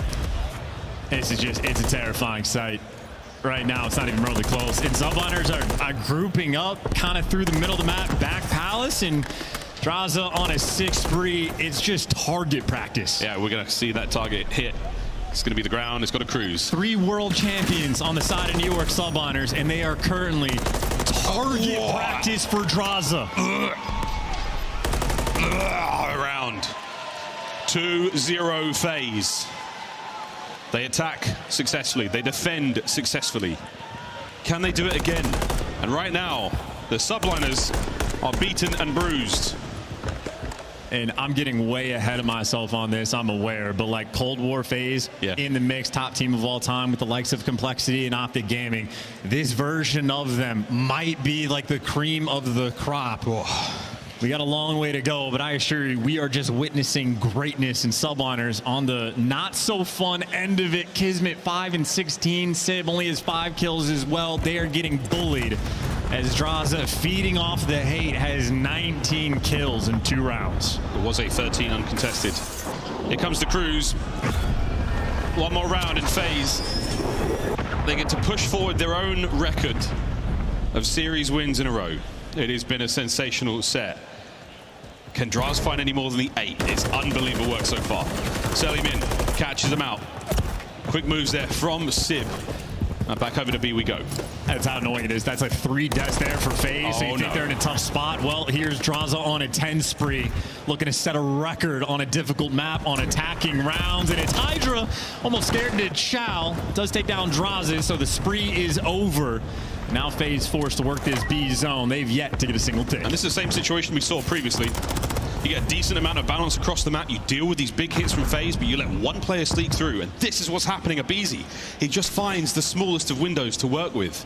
And now all of a sudden he's on A. And he gets so much time to play with because it's only a single player capturing the B zone. So it is a very slow progress. Gives you all the time in the world to work with. But Sib and Hydra both win their ones. And now subliners the opportunity to try to shut them down on a defensive round.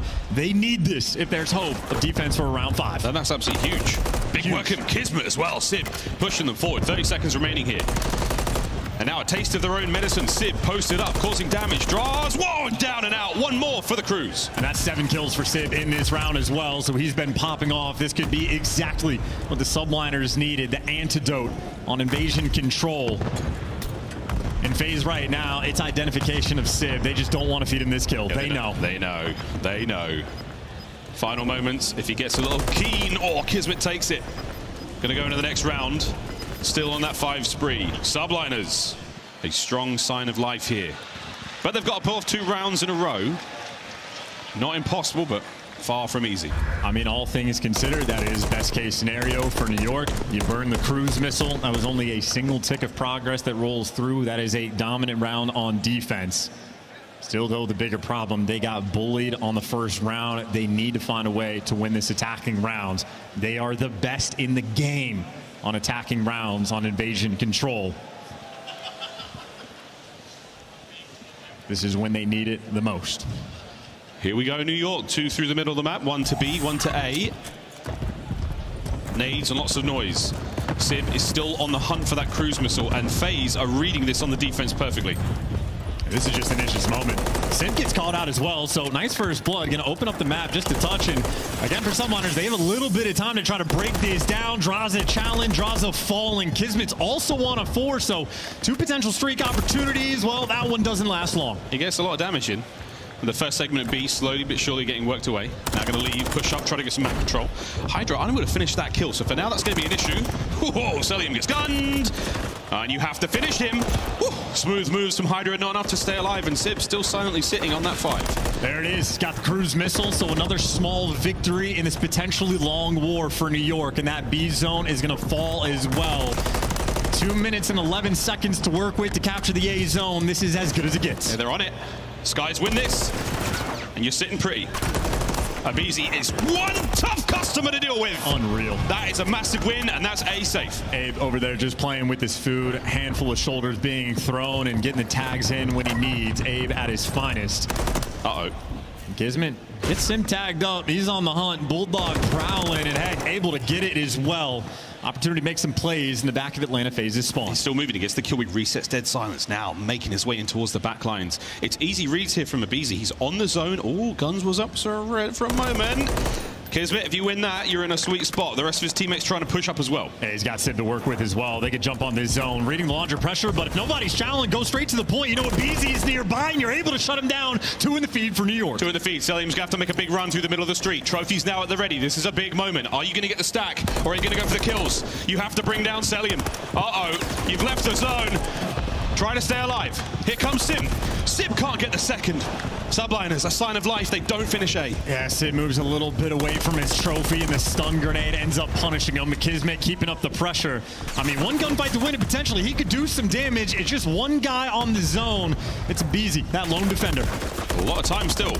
Nice shots from Kismet. Reinforcements showing up. Nice nade from Cell. Simp finds his also. Simp down. Sib back onto the point. Still has the cruise to go. Sky soften up the defending a team. On the attack they go, and back at it with Drazah. Another huge 2. These trades are on point right now for FaZe, and well, you've lost so much of that map pressure. Now laundry control, or past it rather. Investment. It feels like a necessity.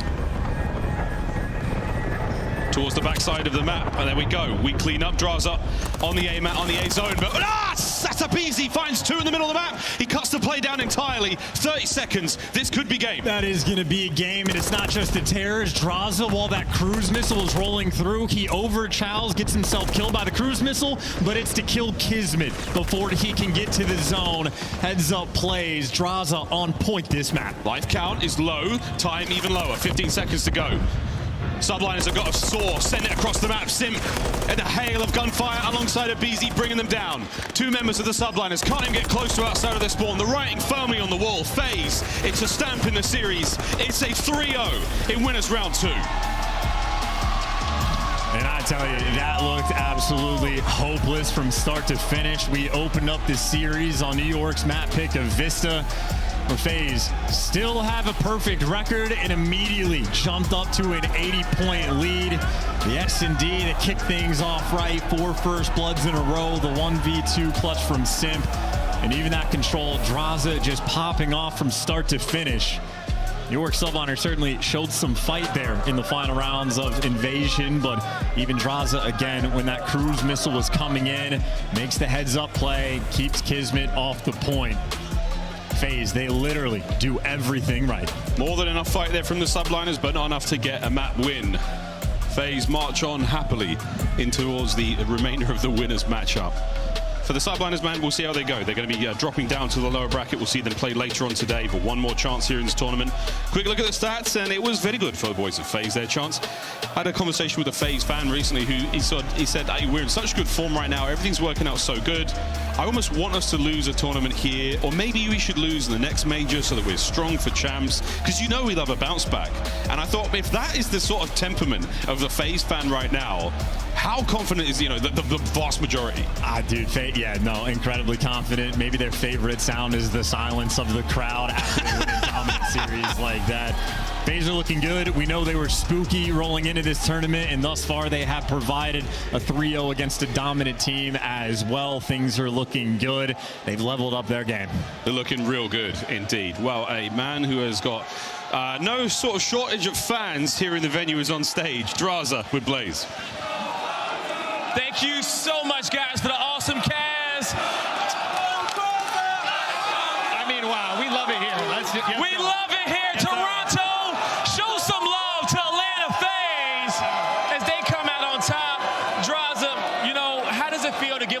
first 3-0 of the weekend against the Subliners? Yeah, it feels great. You know, we love the crowd's energy both ways, and yeah, we're just playing lights out. I love it.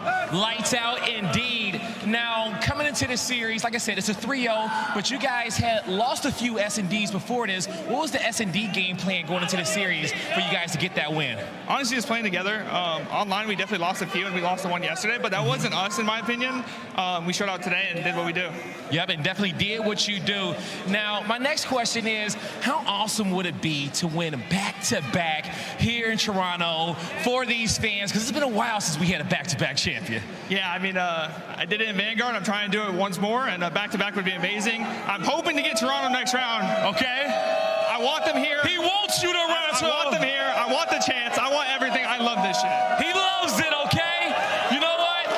Draza, you said everything you had to say. You want to say anything else to these fans here before I let you go? Shout out to the fans. I love you guys. Phase the fuck up. Let's get it. Come on. Phase up, everybody. 3-0. That's going to do it for us on the stage. Chris, let's break it down. He loves this shit, and we love watching it. Draza taking on all of the haters in the venue and smiling while he drops 29 kills on the Subliners' heads for that game number 4. Alley Cat Nameless, let's break down the dominance from Atlanta. Miles and Chance touched on it, but they're now looking to break records. This ties what they did back in Cold War. And it doesn't look like they're slowing down anytime soon, right? Because this is the first 3-0 that we have seen on this weekend. And Simp is simply God right now. 34-22 in that map number 1. And what's crazy is a lot of these maps kind of went the same way as it did last time. Rio was the opening map 1 versus New York a couple of weeks ago, and it was the same thing. Over an 100-point win for Atlanta, absolute dominance. And then again, you roll into that 6-star search and destroy. It was around 11 last time, but this time, again, it is Simp, an absolute takeover mode, going 13-5.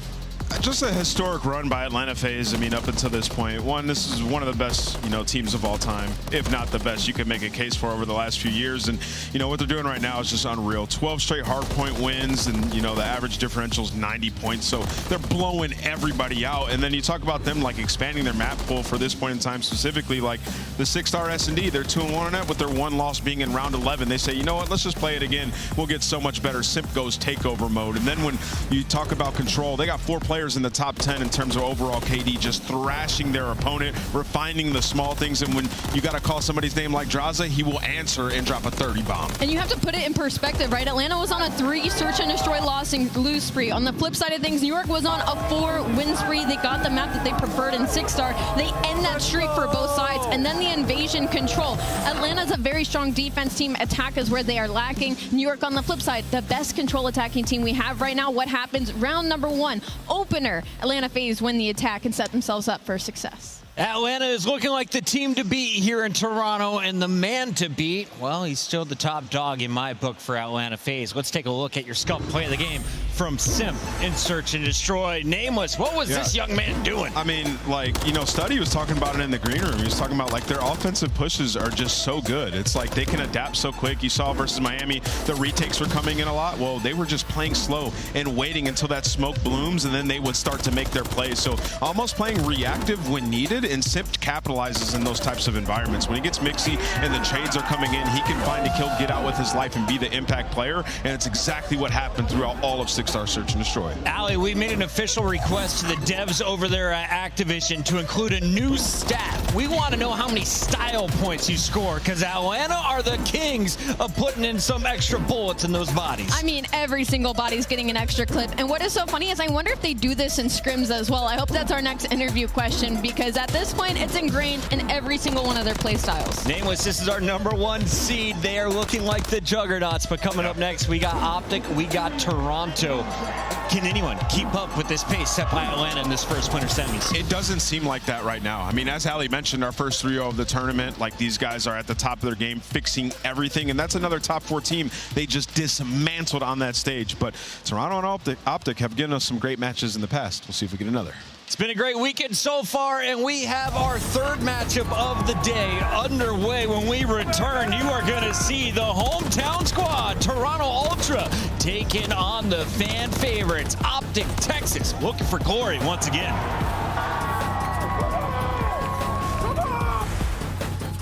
Upgrade your game with the SCUF, the official controller of the Call of Duty League. Start the season strong with the Call of Duty League Pack. Grab yourself the CDL Operator, Weapon Blueprint, and so much more. Check out the Call of Duty store in-game now. The Cataclysm Pack is available now. This bundle includes the Cataclysm Operator Skin, Dystopia Weapon Blueprint, Iron Lung Charm, Vroom Animated Calling Card, Alpha Vinyl Guiding Light Emblem, and Scratch Tally Weapon Sticker. Use these items in both Call of Duty Modern Warfare 3 and Call of Duty Warzone. Available in store now using Call of Duty points.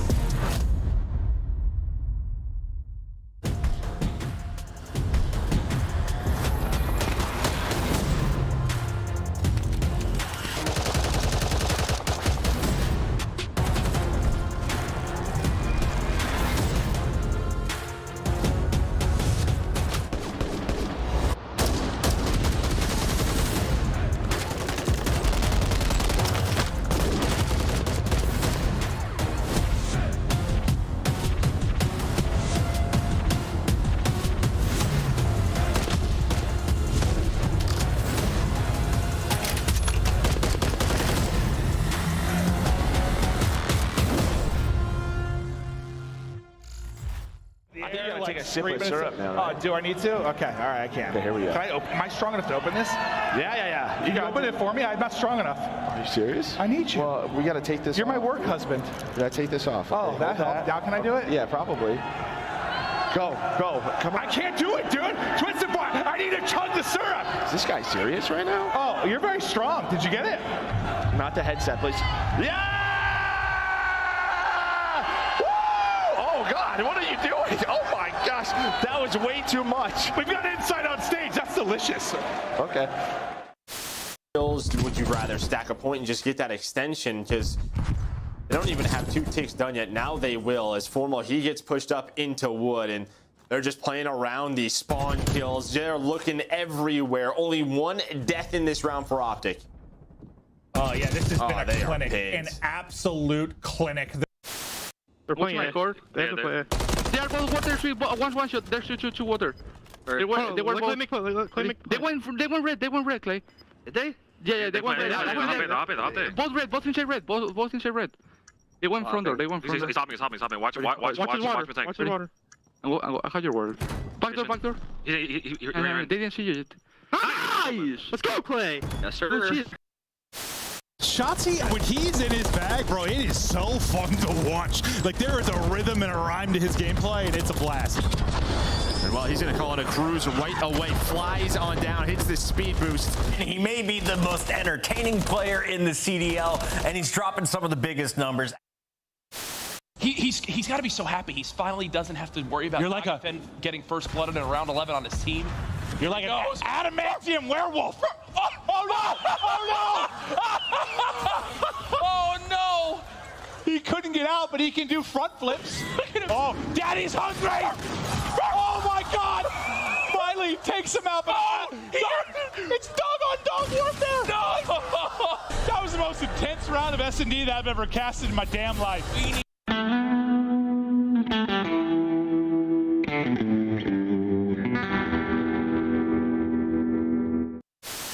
What's your favorite COD of all time? Come on, bro. Black Ops 2. AW. Who do you think is the best SMG player, undeniable, all time? Either Seth or Damon Karma. Of all time? Me. Probably Porter or Clay. Porter or Clay, yeah. Very valid. You're trapped on an island. What 2 COD players are you bringing with you? Okay, I'm bringing Krim. And then I don't know. Let's make a vibey squad. Let me give me Shotzzy. Give me Ant. He's some weird, that is the vibe. You have both players from LA Thieves trying to attack this from the middle of the map, but this might play right into Shotzi's hand. They're going to get completely caught off guard, and the bomb is going to be able to go down at B. LA Thieves, see how quick they do realize this. Dashy just fell off the map.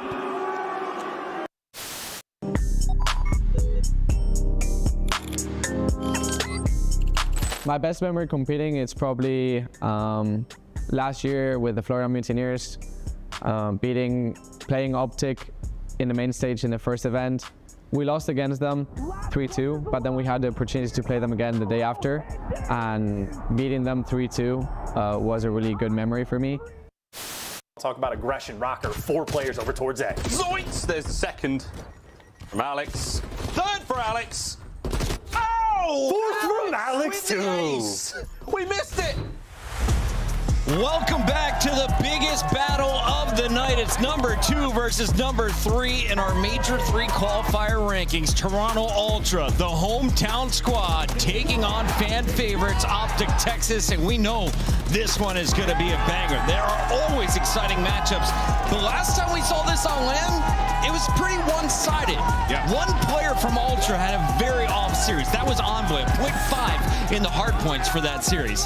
Today, I think we're going to get the same Envoy we saw on day number 1. This should be a much closer series. I have to agree with you in that stance, because really, you call it wasn't close, but it kind of was. It was only about a hill differential on the hard points, and it was around 5 control. So with Envoy dropping a 0.6, I doubt we see that again today. Maybe we see a change in result. Nameless, let's take a look at how it all broke down last time these two teams met up. Scrap had a pretty solid game, but it was Pred leading the lobby with 86 kills across these 4. Yeah, absolutely. Pred had himself a great series. He loves this matchup. And when you talk about these HPs, as Ali mentioned, like, they were extremely close. And when you look at the series layout, Toronto got outslayed by about 30 kills throughout this one, which is something that doesn't usually happen. You're talking about a team that's 37-8 in hardpoint on the season and have only gotten better throughout this split, despite players like Insight and Envoy starting off slow in hardpoint. Scrap has gotten even better. Atlanta just locked in their 13th win in a row, but it was Toronto who started the season with an 11-match streak.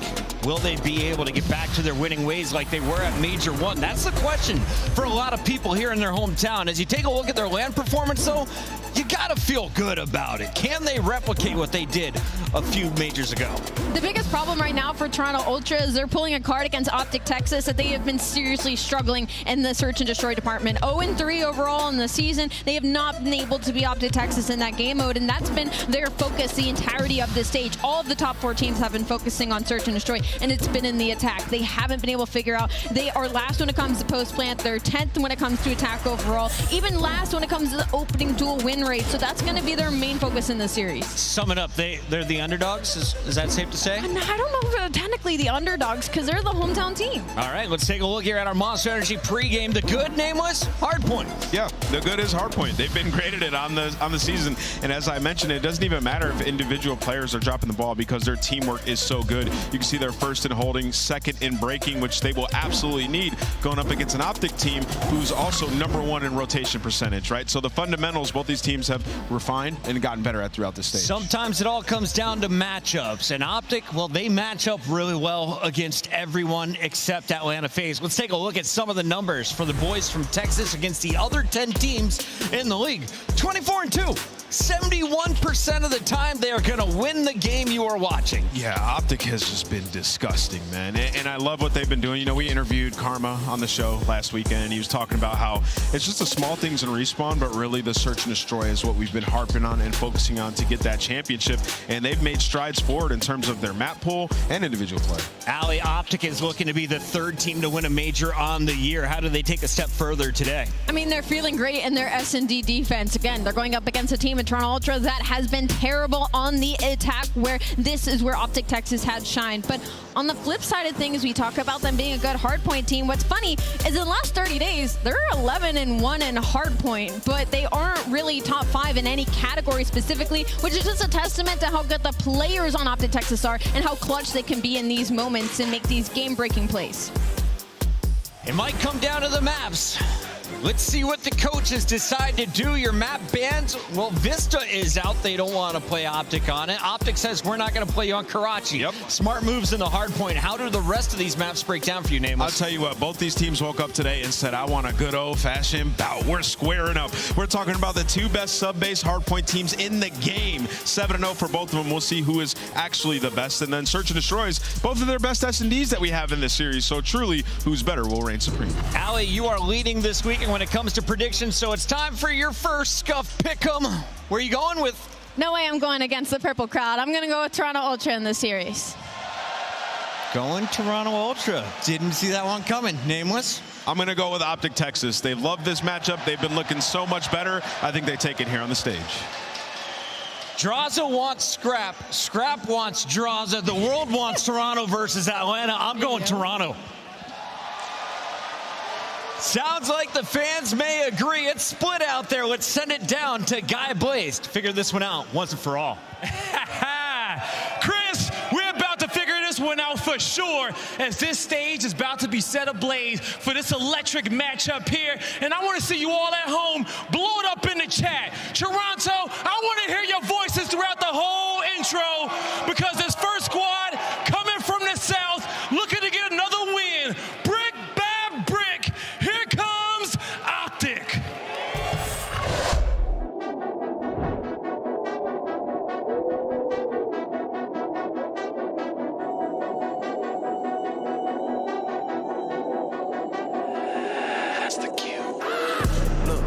From a city, you hear signs when we sleep. Heaven sent, hands down, vibes so unique.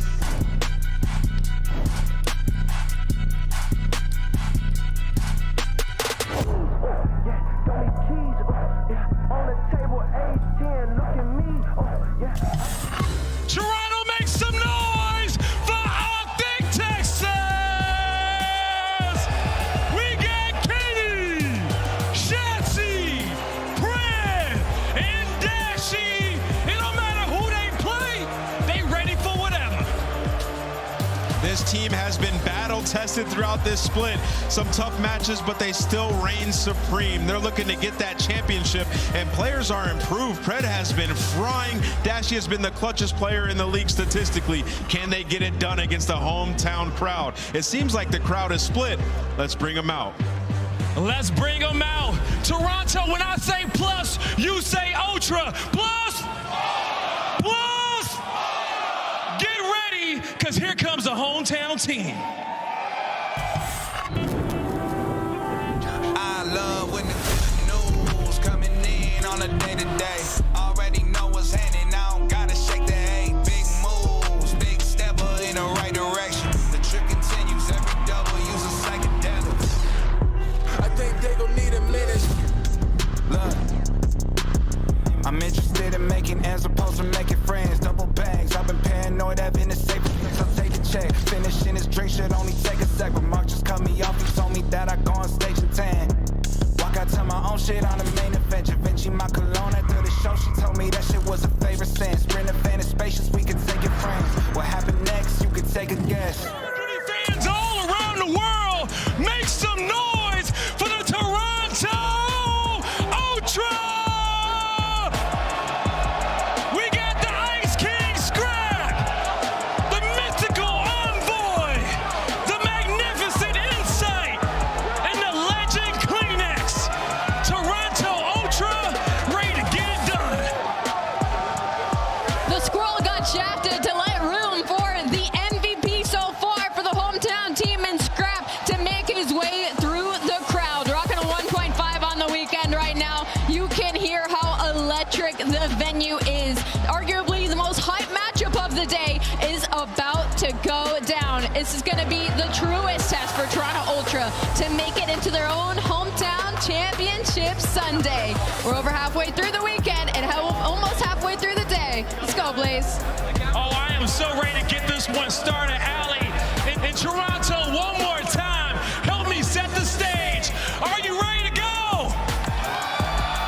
Merc, Maven, the floor is yours. Yeah, we got ourselves an old-fashioned square-up, a banger, a shootout, whatever you want to call it. When we saw the maps, we're like, all right, these guys are going to war. We're fired up and ready to go, and this is one of the first times or only times you're going to have Optic in the building and the crowd's going to sound like that. Both teams getting booed, cheered, whatever. It's a party. Yeah, I mean, the fact that it's 50-50 just shows you we're in Toronto, right? But yeah, obviously a big matchup here for Toronto Ultra. I mean, for Optic, we saw the stats. They have taken care of business with everyone outside of Atlanta FaZe. They have owned specifically this matchup, beating Ultra twice on the year. They just did it the last major, but really, they are owning in the Search and Destroys. 3-0 there. Respawn's 50-50 across the board. Listen, with the form that Atlanta FaZe has been in, the tear they went on during this qualifier, it's like the path to them for both these teams. But you have to go through the other squad.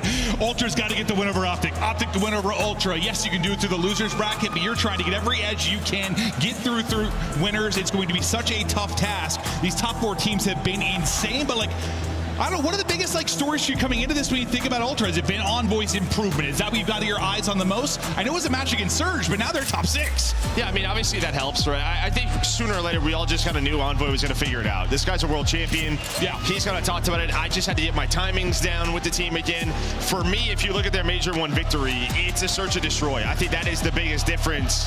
But we talk about Square Up. You see these records right here. Undefeated. Both teams undefeated, 14-0 between them. We will see one with a loss after this first map.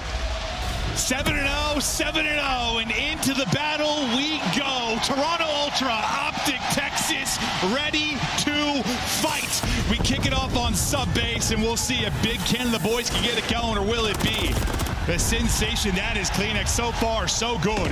It's Kenny on the board. Yeah, I mean, Kenny obviously lives for these matchups, but another man, potential MVP of the year. Scrap has been so consistent in the respawns. Yeah. He looks forward to these matchups. He wants gunfights. He wants to take it to the best players in the world, and this is his opportunity.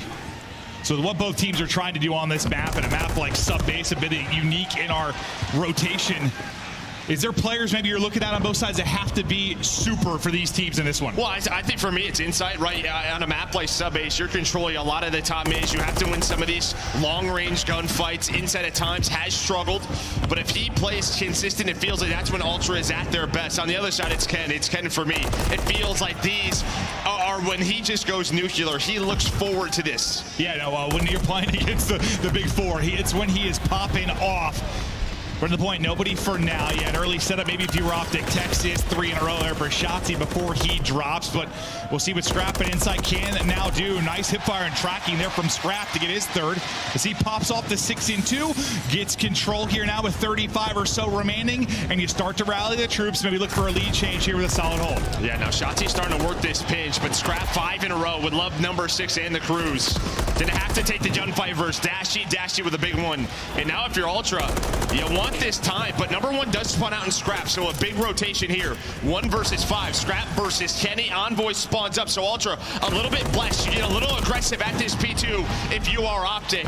So Ultra gonna take that all day because you did not earn a lot of time with the spawns there at our 2nd hill, but a chance here at P3. Yeah, I thought you were to get something. You get 10 to show for it. Not a whole lot, but now can you get it rolling, get it rocking as Inside CleanX through with the headshots and looking to hold it down. CleanX started 0-5, maybe now starting to get something going, but here comes the onslaught from Optic Texas. 3 flying on forward. Pred, Shotzzy with the openers. CleanX going to be the one man here to likely deal with this. Eyes on one up top, some tags in, but into the hard point, go Optic Texas.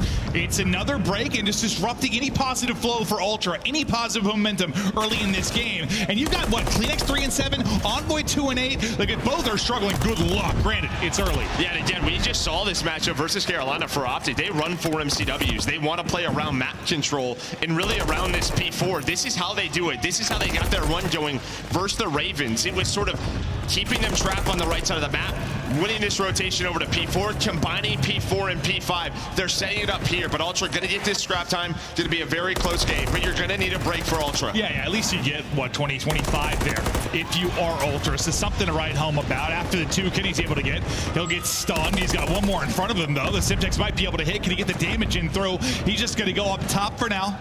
As Optic enjoy the setup, he'll be lurking on one side of the map. The movement there, the play there. 3 straight, the gunny, not quite enough. Maybe 1 more bullet, he got that. But look where you're taking these gunfights, right? Yeah. It's nowhere near the hill. Now you're finally get there, but Optic's still owning the time. Here comes Ultra, though. 3 players pushing the hill. Couple of players spawning out in Pred and Dashy.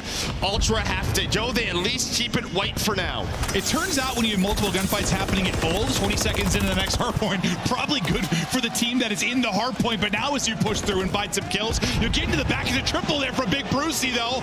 As Dashy gets 3, they fight through the front, you get up inside, and in a moment that looks like maybe things fall apart, You at least disrupt some of this time. You've got only 40 on the board right now if you're Ultra. Still obviously in chomping distance. Yeah, and again, Optic just playing patient, playing around map control. Now a chance here for them to earn time again. They set up this P5 hold.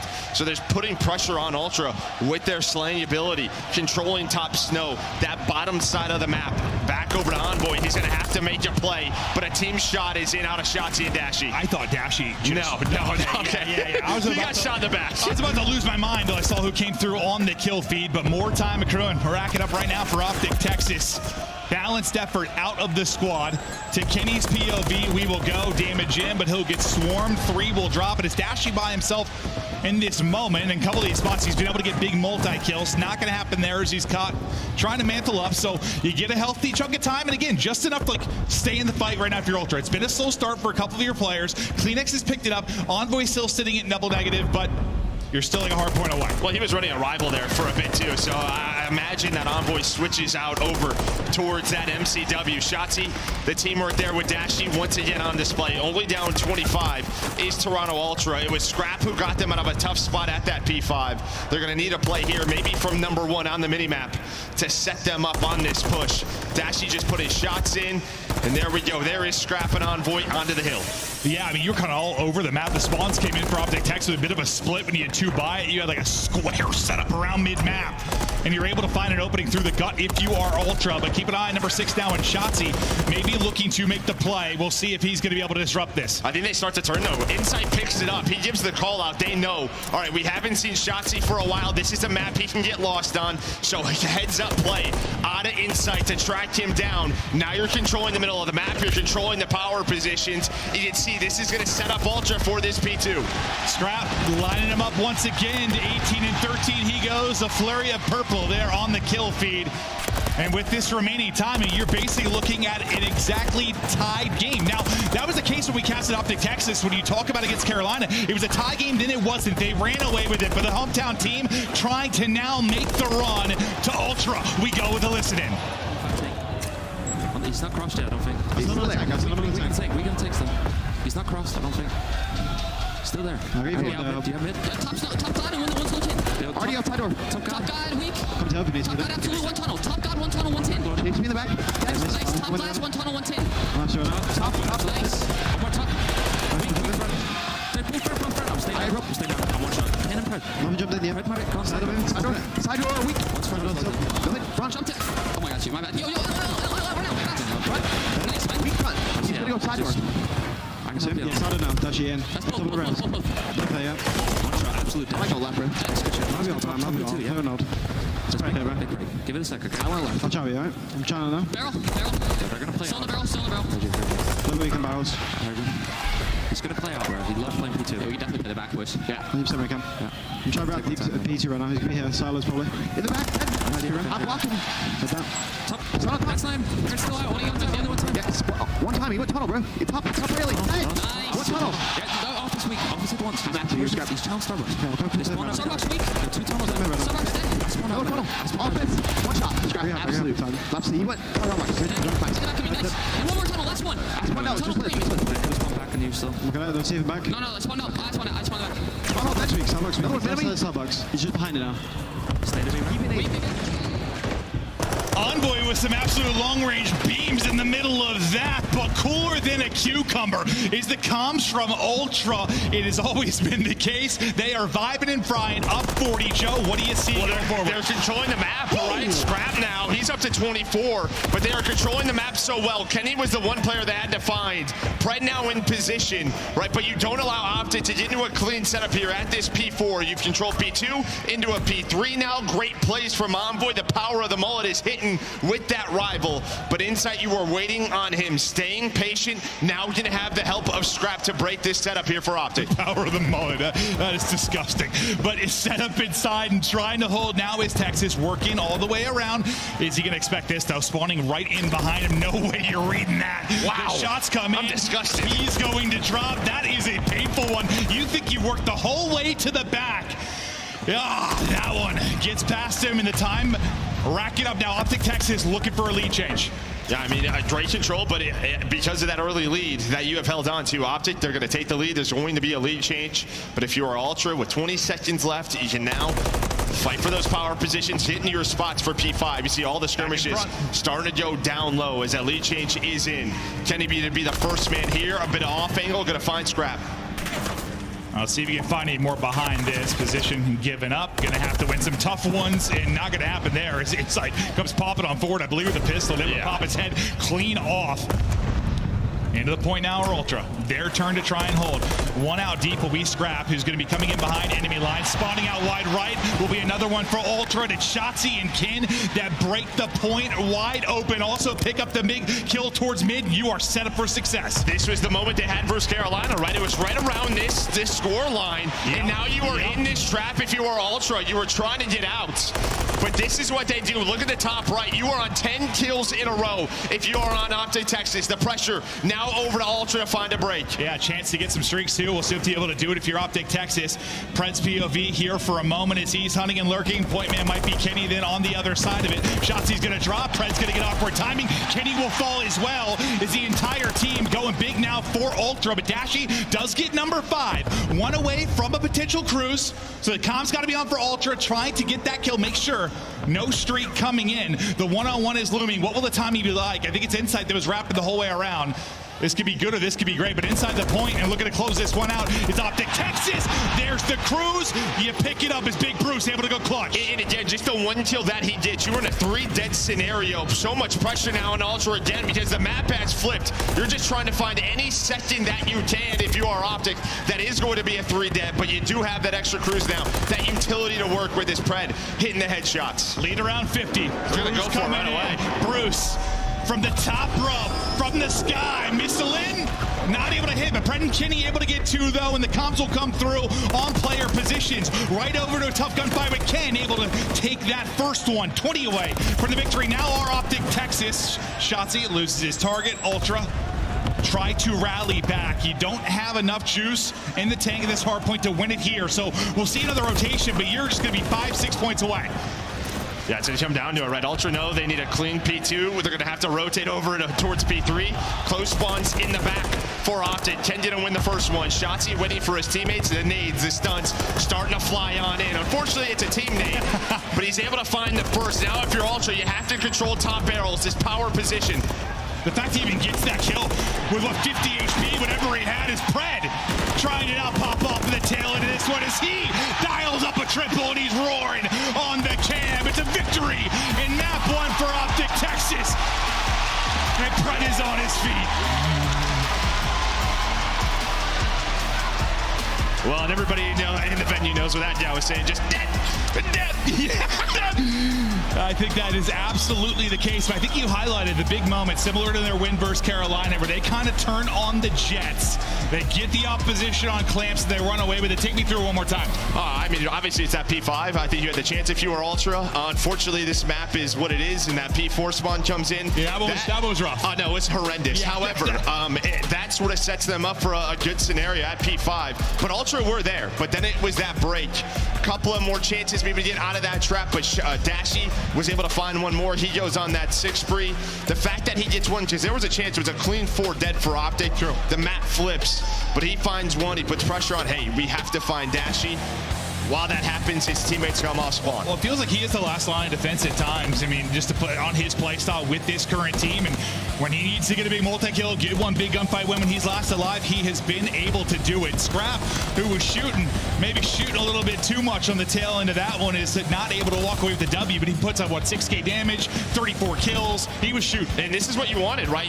Right here in this game, you're controlling this P3. You've chained 2 hills together, starts to get this, lead building on up where you're controlling the map. But what, Kenny's able to win one on the other side. That is when that spawn comes in. Then just early in this P5, you have this setup if you are Ultra, but it's Shotzzy and Kenny with 3 in the feed that lead to the break. And now you have this decision if you are Ultra. How do we get out of this? If we go to the top side of the map, we're going to give up 30 to 40 seconds. If we flood down low, we might just enter the blender. Well, that's the trouble when, a team needs 20 sub points and, you're back like 50. it changes your play style, changes your decision. You can't take long routes. You can't set things up maybe like you want to. You got to scramble. You got to fly at the hard point. You start getting caught. And that's what a team like Optic's going to punish you, right? When the game plan maybe unravels, but that was something fierce there. The boys are up, roaring, fist bumps out and feeling good after the first. A look through the game flow now for our map 1 sub base, and dude, it feels so much like the Carolina one. No, it does. I mean, but honestly, it's that second P4, right? Did you go from 126 to 174 behind that spawn? Behind that spawn, it is what it is. Have to deal with it, and then on that P5, they're able to get into a better position and find the early break. But as we said, this is a square up all the way through. Karachi, the map, both of these teams have played a ton in Search and Destroy. Listen, all of our maps, there are certain hills where you have those spawns where somebody's spawning up, someone's spawning up right behind them. We see it all over the place. That particular one in that moment, though, yes, absolutely painful. You're not able to rebound if you are Ultra, and Optic Texas, they capitalize, they run through the rest of it, get the victory in map 1, and now take the edge. So you're probably a little flustered on the other side of the stage.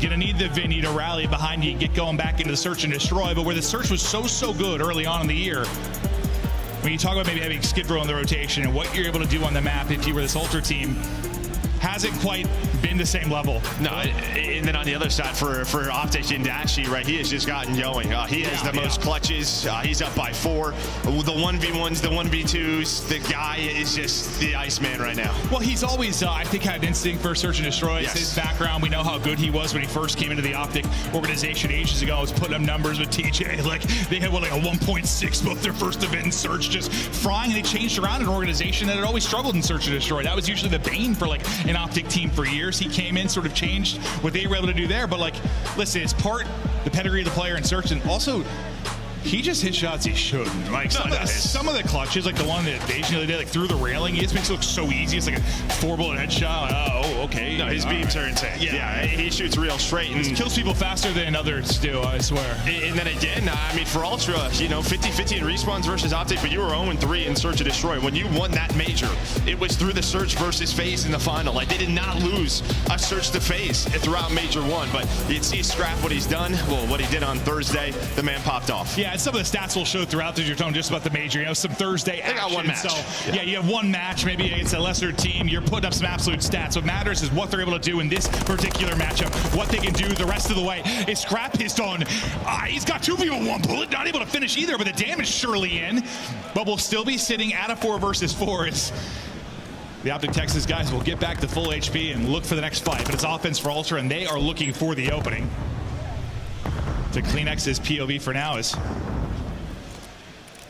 It's really on the Pred. Back over and see how they set up towards B. Yeah, there's really 2 lurkers here. It's Kleenex on one side, Pred on the other. Kind of relying on them. Both teams just sort of feeling out the round. Half the round is done, the smoke is out, but it's kind of a fake. I think they're going to have the info, the rotate. No one should move here if you are Optic. Dashy maybe just going to cheat on over for a moment. The smoke didn't even cut off the angle on the cross, so he's just like, boys, no one actually crossed. Obviously, they could be waiting and baiting out the other way. You have a lot to check. Here we go. They start to go. The first check going to be there. Envoy able to get the kill. Okay. Time is a dwindling insight. With another nice shot from Dashy, though, through in the cross, at least able to drop one. We just talked about the ice. Does he have another one here? Him and Pred, 2 versus 3. I don't know if he heard Scrap or what, but some bad timing. He is going to find him with the pistol, so we're into a 2-on-2. Plenty of time for Pred and Dashy to work with. This will be a 2-on-4 if they are able to do it, but you said plenty of time, but second by second, that is dwindling. So many things to check. Pred in, Pred out, able to stay up for now. Daddy going to be popped, getting back to full HP. 15 now on the clock. Dashy gets another. It's a 3. In the round for him. It's just Kleenex scrambling, trying to get around, drops in between. Dashy with all 4 and the defuse. Talk about the ice. Did he get it? It was very close. Oh, he doesn't get it. I thought he had it. I think there's a miscomm there. There's a miscomm. I'll be honest, I looked away to the crowd when they went to pick it up. What happened? Somebody blacked out. Who is Dashy with? Pred? What just happened? Pred just blacked out. That's what happened. I don't know what that was. I literally turned to look at the crowd sort of jumping around, and then I turned back and you're like, I don't know if he has it. I was like, what? Well, yeah, I mean, he got the kill, but then he had to slide to the bomb. I don't know where Pred was. Somebody blacked out throughout this. Yeah, look, 7. Yeah, they both kind of go for it. And there we go. I mean, maybe I felt like there was a couple of seconds there, though. I thought he got to kill like 9. I thought he had it. He did. No, he did. Yeah. I don't know what happened. I'd have to watch it back. Honestly, I was just getting fired up because Dashy go 4. I'm screaming, and then things, well, they explode onto Pred and Dashy's face as they will lose the round, and you got 1-0 now if you're Ultra. So we'll get deeper into this one. It's round 2 and a wild start to this search and destroy, and a wild fight at close range. Dashy's got all 5 as he's showing he can get done with a fist. The mitts are out as well. For Scrap, we'll bring it to a 3-3. I'll tell you what, though, I like seeing that from Envoy. He's had a much better stage in Search and Destroy specifically, but taking chances, finding those openings. And now Scrap going to try to bring it back into a 2-on-2. Sorry, 3-on-1. But there is a quick trade. Now it's down to Dashy again. Why not? Not this time. Well, not last time either, I suppose. Toronto, they now go up 2-0. In the search and destroy, but some wild timing, some crazy moments in round 1 that I already, like, I just need to watch it back and see how it all played out. Well, it's just one of those rounds, right? Like, we've had this in, I mean, a long time, but like that Vanguard round, right, where Dashy falls in the water, then like there was sort of a mental collapses that moment. You not need to bring Splashy out right now. But like, I'm just saying, this is an early test here in this search and destroy for Optic. Yep.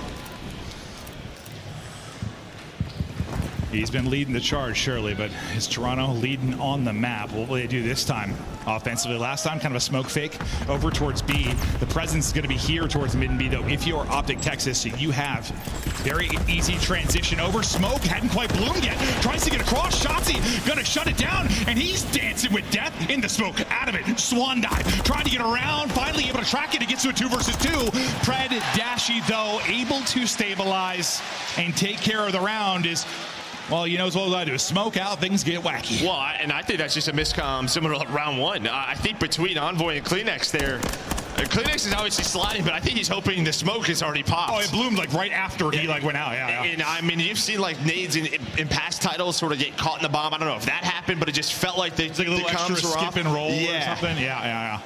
But it's just sort of the timing off there for Ultra, and they get caught as Shotzzy able to find the double and then play his life for so long. Try to have timing be a little bit too picture perfect on the fast side, and things don't quite work out. So another kind of crazy moment here as we get to round number 4. All the utility hitting over the top. Stuns definitely to connect a multiple Optic Texas player. Smoke is already there. Second one out. Both have been exhausted, but you basically try to get Envoy to his spot through one smoke, and now suddenly Optic, hold up, put the brakes on this. Well, I think Envoy got stunned, right? So he's immediately just going to put it at his feet, so hopefully he doesn't die from that position or through mid, and that was the play call. Yeah, pretty much. Just sort of, pressure on to me, but he gets to his spot.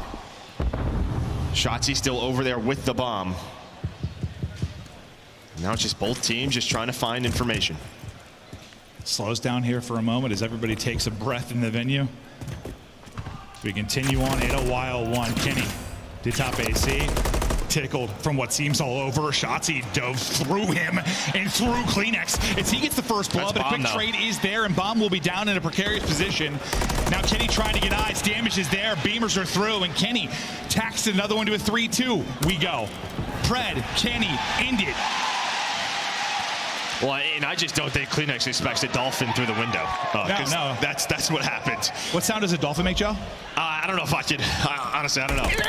Okay, no, I don't know. It wasn't very good, but no, that was. Yeah, you just don't expect that. He hits the one player weak, and then Shotzzy just flies on through with the little trade. The bomb does get dropped, but they get caught inside a fountain.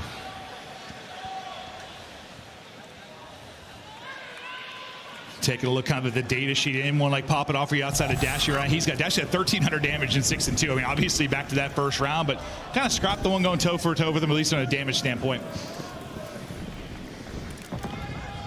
A little quicker now, over towards A. If you are Ultra, kind of sitting over there by himself will be Kenny backside Diner as he's looking for the angle.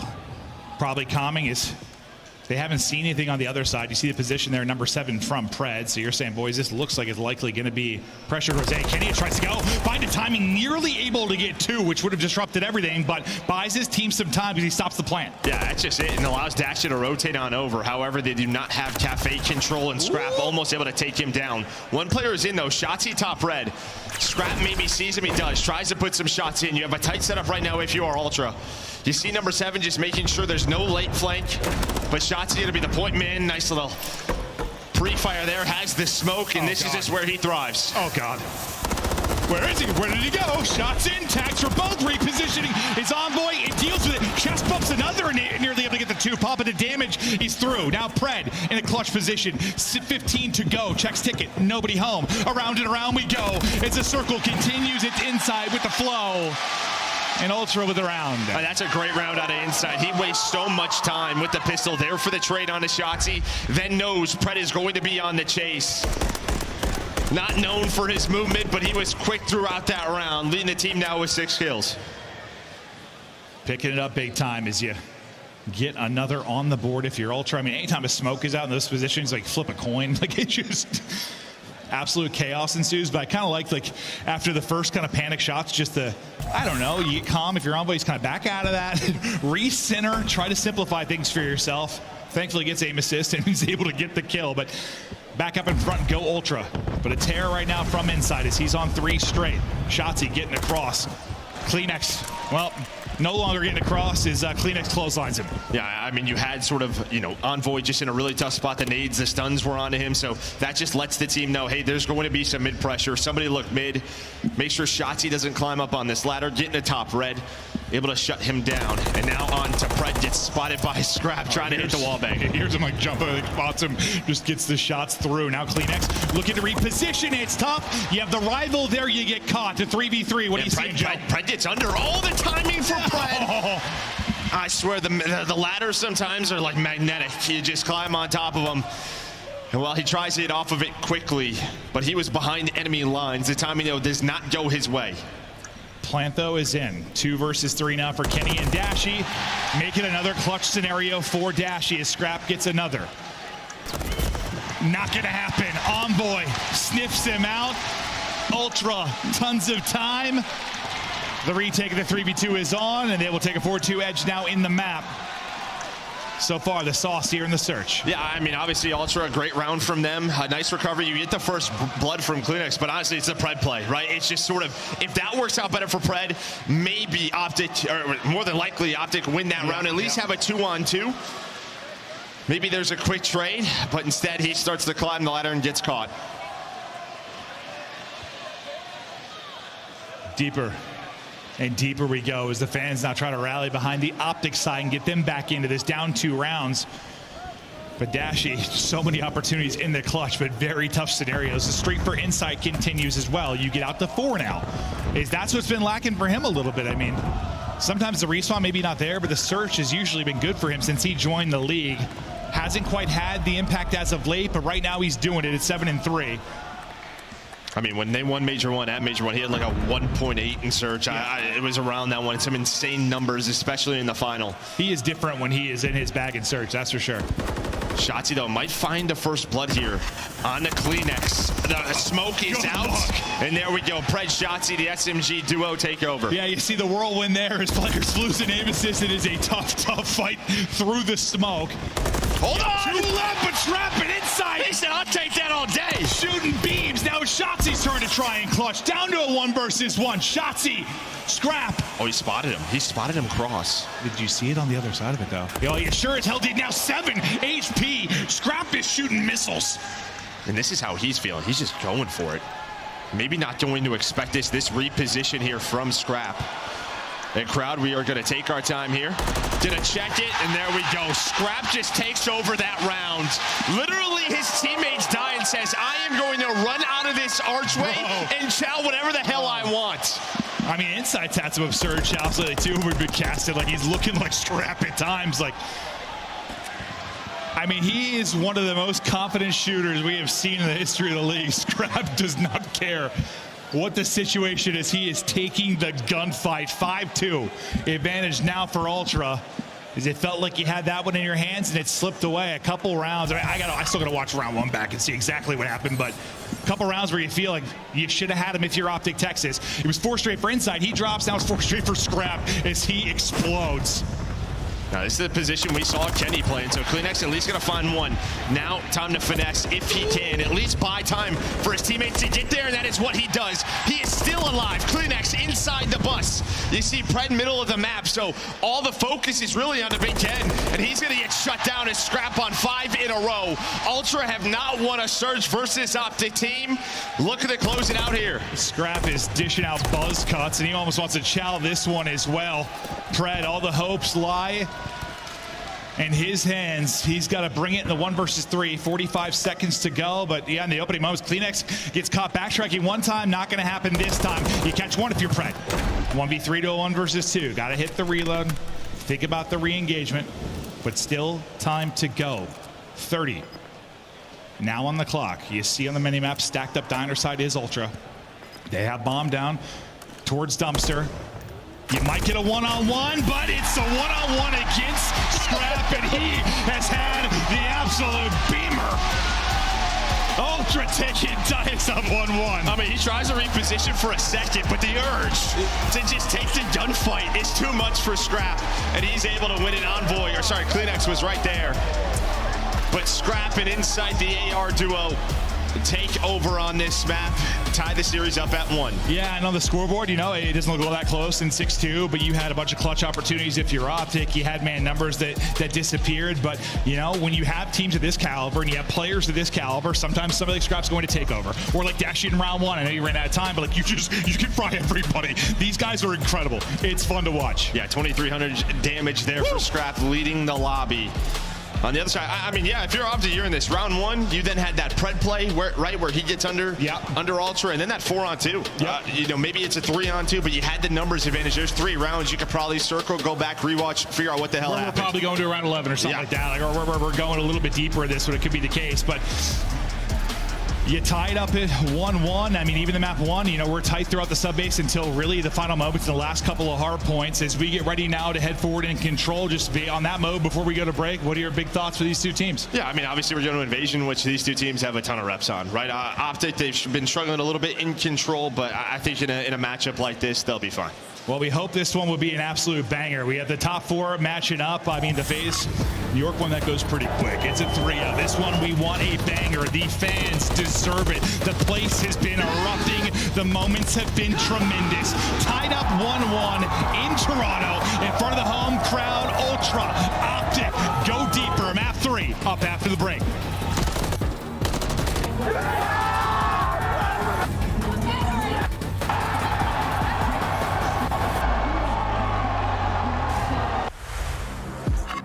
Upgrade your game with the SCUF, the official controller of the Call of Duty League.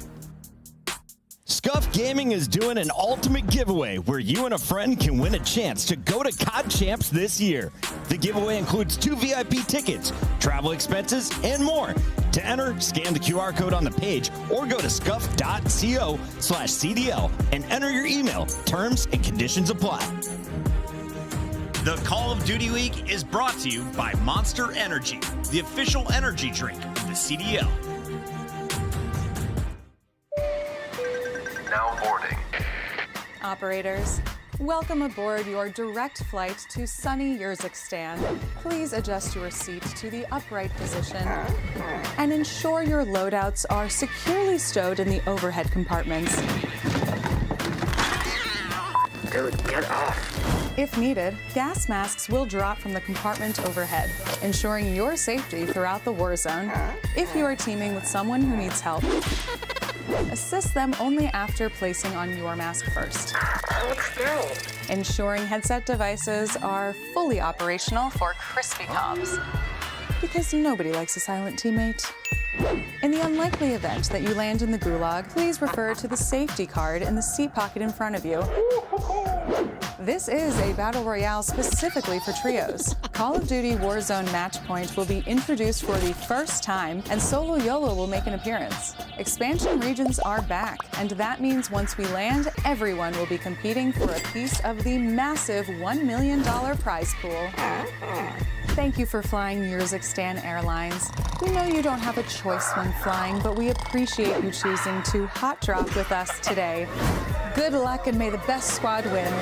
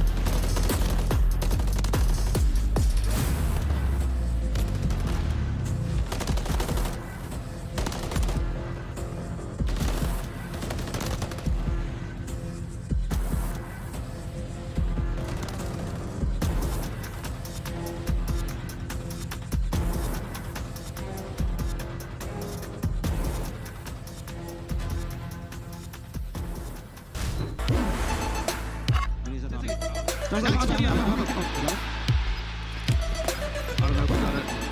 get off it? No, don't get off it. Just run away. Yeah, run away. Wait, was he?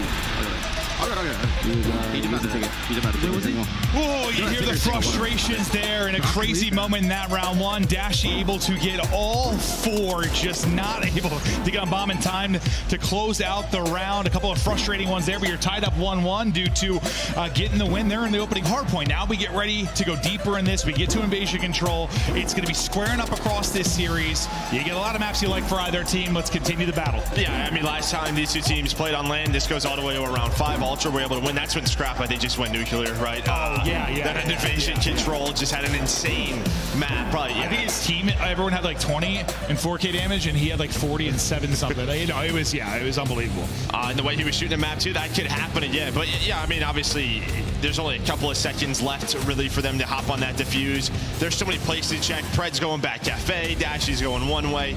Just milliseconds away from winning that round. Yeah, you hear the comms that Dash is like, oh, just run away. It sounds like so sad. Like, you're probably so fired up in that moment, you get them all, but just not enough time to close it out. Now, to the control we go as Optic try to answer back after the search and destroy. A loss where Scrap goes to nuclear.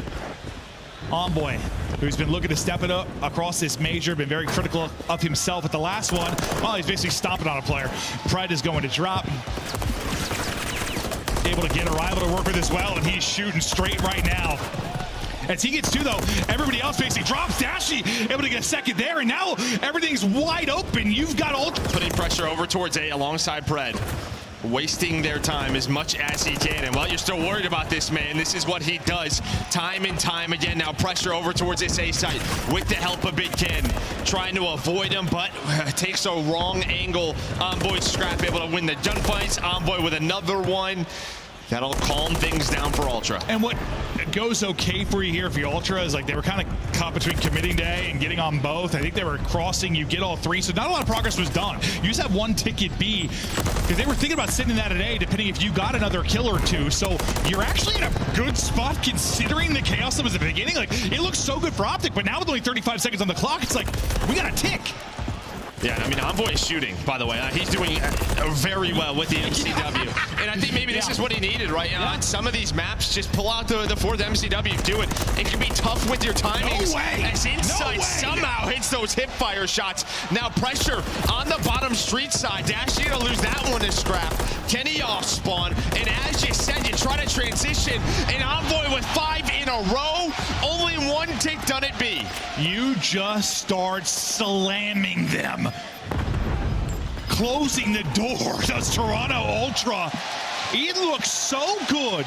You had, what, a 3 or 4 down on the Ultra side.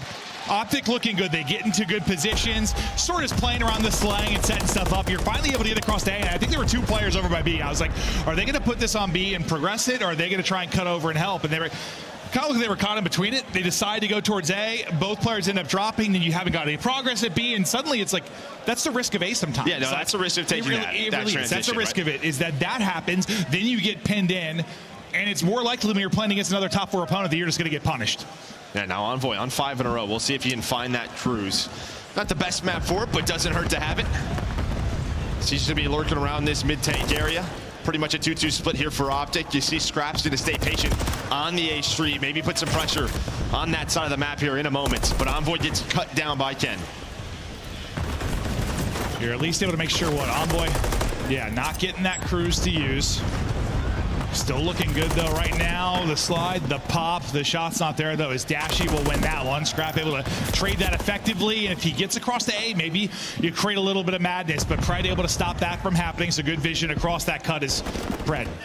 Well, it really just makes this easier, right? If Scrap is there, then maybe 2 players go, but now you have a retake attempt out of Optic through mid. A huge win for Pred now. You can see what this does. Insight's just gonna have to sit here alongside of his teammates and pressure on. So that starts with that 1 gunfight towards the A side. It's now a chance here for Optic, maybe to only allow 2 ticks through. Which is insane. That's still an advantage for Ultra. Just because he did such a good job the first time through. 40 seconds still to work with though. Working to get that minute extension. Scraps POV, looking for it from the backside, and he's able to hit it. Now back onto the point. They've got 2-3 here to stack, so you should be getting that done. You get the 3 ticks, you'll get the minute extension, and you'll pick up the player bridge side. So that's an open to make the transition a little bit easier for now. Get rid of that pressure on the street. Scrap just shooting straight as ever. Yeah, and I mean, you're pinned back here, right? You have nobody up the A street, so your furthest player's on the A point. Now Envoy with the rival, trying to put any shots that he can in through that stun. The slide was able to hit out of Shotzzy. But you see number 3, Inside is just making sure no one crosses. So we have continuous pressure on A, on the spawn of the defenders. I mean, similar like the early going in that round 1 where you had to deal with being on the back foot right away if you're Ultra. Granted, you've got B done so a little bit different, but you have to deal with some pressure early on A if you were Optic Texas. So far you've been dealing with it, but now it's the A street aggression. Can they find an opening? You have 3 players there though, but now that's the only presence. Everything is basically between A and back gas. Now Deddy gonna be out for Envoy as he's gonna try to maybe play spoiler. Look for some kind of opening, but the comp's coming through. The one spawning on that side will be Shotzzy, and he's just gonna wait there. Patience is here, but the gunfight getting a little bit harder. Yeah, I mean, Shotzzy's just wasting his time. And he's able to win both one-on-ones. Great play out of Shotzzy, great movement, finding all of the info. His teammates can now work up the middle of the map as Pred able to take down CleanX with some crisp shots. So far, both teams, when you get pinned back, they've done a good job fighting out and dealing with that. Just obviously a little more success offensively for Toronto Ultra, but barring some kind of miracle in these final 10 seconds, you feel good about the A hold if you are Optic Texas, but some work to do to guarantee a round 5 defense as we look to get deeper in this. With those gunfights, that will end it. Tied up 1-1, advantage in the ticks though, 3-1 to Ultra.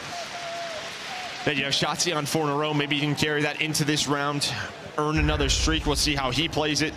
It's just like whenever you get like goosed, like you get no ticks on offense or like 1, like it's just it makes, does it change your whole mindset? It just makes it so difficult to get that defense in round 5. Yeah, I mean, I don't know if it changes their mind. I think they're a team very capable of winning a round 5 offense. Well, do you think about being maybe, well, yes, offense, or do you get a little bit greedy or take a risk on defense to try and really just nullify that and hold somebody to nothing? You just kind of play your game. Yeah, I guess we'll see how this offense goes, because that'll probably dictate their pace, right? Yeah, I mean, if they get 5 ticks here, that changes everything. Offense is what it is. I'm worried on defense. Do you maybe take a gamble to try and force the issue and get a round 5 defense with just like a perfect hold to get advantage? But yeah, as you said, all depends on how this goes. 5 in a row now for Shotzzy as he looks to try and earn a cruise. Getting aggressive on the other end of it will be Insight. No cruise going to be coming through either for Shotzzy. Over to Pred though, maybe he'll have a chance. 3, dancing for 4, finessing away as he'll live to see another day. Yeah, the problem is, again, it's like Pred is through, Shotzzy's through, but look at the B point. It's just surrounded by purple arrows. Kenny just literally gets triple teamed on the objective. They are literally just ignoring these players that are pushing through the spawn. Envoy is going to die. Now you go to A. It looks like the green arrow is starting to work over towards A. Yeah, some big gunfights upcoming because there might be an opening now to get a presence on A, maybe lead to an offensive round victory if you can get that done. But as you lose Pred, you lose a bit of an option there. Dashy will die on, so it'll fall apart. Now we're in a somewhat similar position to what we were the first time through. 6 straight for Insight though, and that is a cruise. More utility added on to already having the tick advantage if you are Ultra. And because they're controlling the middle of the map, they can go for this again if they want to. Now they're probably going to try to back down. CleanX trying to work the pinch. He is so weak though. Did get a little help from a teammate. The wall bangs trying to come on through. On the opposite side of the map, Shotzzy trying to push towards blue. He might get a double. Well, his teammate is going to help him, but B is done. Now all the pressure over towards A. Yeah, you lose 3 players there. If you're Ultra, will it be at a costly enough time? I don't think it'll be that big of a deal because you don't have that much forward momentum on the map if you're Optic. So you should be able to spawn up and get to some good positions. You have 90 seconds to work with. We are dead even in live. Scrap is still shooting. Nice shots there to stagger this setup and push. And now what are you trying to do? What do you see on the map here for Optic? How are they trying to build this? Is what they want, right? Similar to Ultra last round, you're controlling the A street, so that is where the buildup will be through Cafe. You're gonna have Shotzzy on one side of the map, and now it is go time. Green light. Here comes the green wall over towards A. Here we go. Some massive moments here now. You can't quite finish the one kill, and then Shotzzy will come in gas side. It's chaos. Is Shotzzy able to get another? Scrap though with his own double, which might be the difference. You got the closer spawn if you're on defense. but the stun will hit. Dashy will stay up. The big thing here is just pausing this clock. How much progress will you get will remain to be seen, but just pausing the clock enough to get your team here, have time to battle, may be enough. Is they'll deal with them, but yeah, that's still, you still got a minute to go. Yeah, I mean, it's 14 versus 13, so Optic maybe going to play a little TDM here. You have Shotzzy through once again. He has been so good through these flanks. Pred now the next man up. As Ultra have just been pinned back. Nobody up the A street. Seem to be dealing with this push a little bit cleaner. As Scrap should have a trade here, you would think. I got a little nervous with the movement. Dashy now is able to win it, so he's going to hold this pressure. Just having one person up in this position, yeah, so much pressure added to it. He goes for the trophy kill, so Dashy's able to chow out. Pred gonna follow it up. Numbers here, 26.1 on the clock, and that's why Dashy pausing all his time has been so massive. It gives you extra opportunities for the push. Pred now watching the cross, able to shut one down. Progress continuing on towards A. Pred gets another 2 wanted, ripping and roaring. Third tier is going, nearly done. No respawns left for Ultra. An Optic strike. Okay, so scratch everything I said about defense. Yeah, there are the ticks you want. There is the round that you want. Now pressure over to Ultra to have to win one. But it's just this build-up constantly. As we said, it was always one more player for Optic. This time, it was Dashy, but the timings from Shotzzy, the amount of chaos that man causes in the base of Ultra. He wins multiple gunfights from back gas and gets his team there. Yeah, and then Dashy just a couple tough one-on-ones on the point where he has MCW, and they can be difficult. He only has 6 kills, but I feel like they've all been on the objective for the most part. He's got 18. Oh, yeah. 18. No, it just bugged out. I just saw it for a second. I was like, how does he only have 6? I think I watched him get 6 there for a second. Okay, Codcaster, thanks a lot for that one. But now you're going to see what. Straight for Pred, too. Yeah, Ultra, they're going to go for this. So they have 2 players on A. The teammates, though, do get picked. It's just, yeah, the progress is going to go. Ken is trying to try to get here, but nice little crossfire.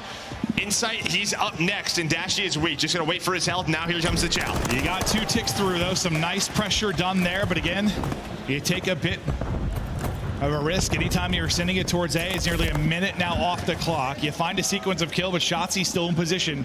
Over towards B, trying to delay this is the entire team.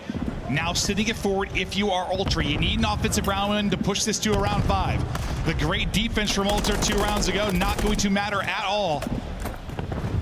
Is now they've got to do it on offense, but you deal with Shotzzy, really lone guy here. So now you get some progress, but look, starting to move up the A side of the map will be Optic Texas, trying to take a little room. Yeah, and because, you lose, a couple of players middle of the map, you leave Shotzzy there. Optic don't know if Ultra are just going to go for A one more time, right? They only need 1 tick. So you play very aggressively on towards A. Does Optic, and now Kenny working the pinch that get them off of B. The second take not through. They're able to retake, and now pressure on. You're going to have to get out of this trap. You see the position of number 5 in Big Ken. Gonna have the help of Pred with this crossfire. What was once an incredible response from Ultra, now maybe that for Texas. You have to exhaust the streak, just get out of a trap. Well, lead to another one, not able to connect, but Scrap does get one during that sequence. You start to move up towards B, collapsing all around the point. Will be the Ultra boys, but it's Shotzzy up to the task as he is taking names. Scrap still trying to hunt. He's able to find one Envoy through with a double in the same moment. So you work to get some progress, try to get the extra minute extension, but Kenny shooting, drops 2, still holding the cut through dark. Now inside back into it, stopping the clock in 20 seconds. It is chaos here at B. Yeah, Envoy's had some big gunfight wins, but with what Kenny was able to do, he buys time. Now the pressure is here again from the teammates of Optic. Pred now it's down to Dashy. Ultra desperately trying to get done with this. B, it is Tobias with the headshots. B done, the minute extension is in. On the transition, you do have Scrap and Insight trying to get there quickly. We slow down for a moment here, but you don't have a lot of time. Yes, you get that done. Yes, you only need 1 tick, but you only have a minute. You have very few chances to push this. This is likely going to be your best opportunity. You have 3 people push forward. These gunfights are huge. CleanX goes massive at B, brings it right over to the A side of the map, and goes nuts. Envoy with 1. Onto the site we go. Ring around the Rosie. Envoy still dancing. The movement I thought may be there. Over to the ready. 5 in a row for CleanX for the stun. Will hit. The stun will stop the onslaught. 40 seconds. 2 life advantage for Ultra. Yeah, now you can see Optic members trying to just hunt down Insight. Where did he go? Where did much he go? as they can. Great teamwork out of Shotzzy and Pred. 30 seconds. It would only take one push, maybe only one player to get done with this point. Get us to around 5. Envoy's been shooting well, but he's going to lose that first bullet and the gunfight to Dashy. I was worried that might be your only chance. If you are Ultra, you had so little time. But you have maybe your last opportunity here. 10 seconds to go. Watch number 1. Watch Desperation, trying to make a play. It'll be Scrap. Making a play through gas. Kleenex, 1 in front. 5 straight for Pred. A double for Kleenex. Scrap now here. The 2-on-1 now. Onto the point we go with 1.9 seconds. They just need a tick. And it's done.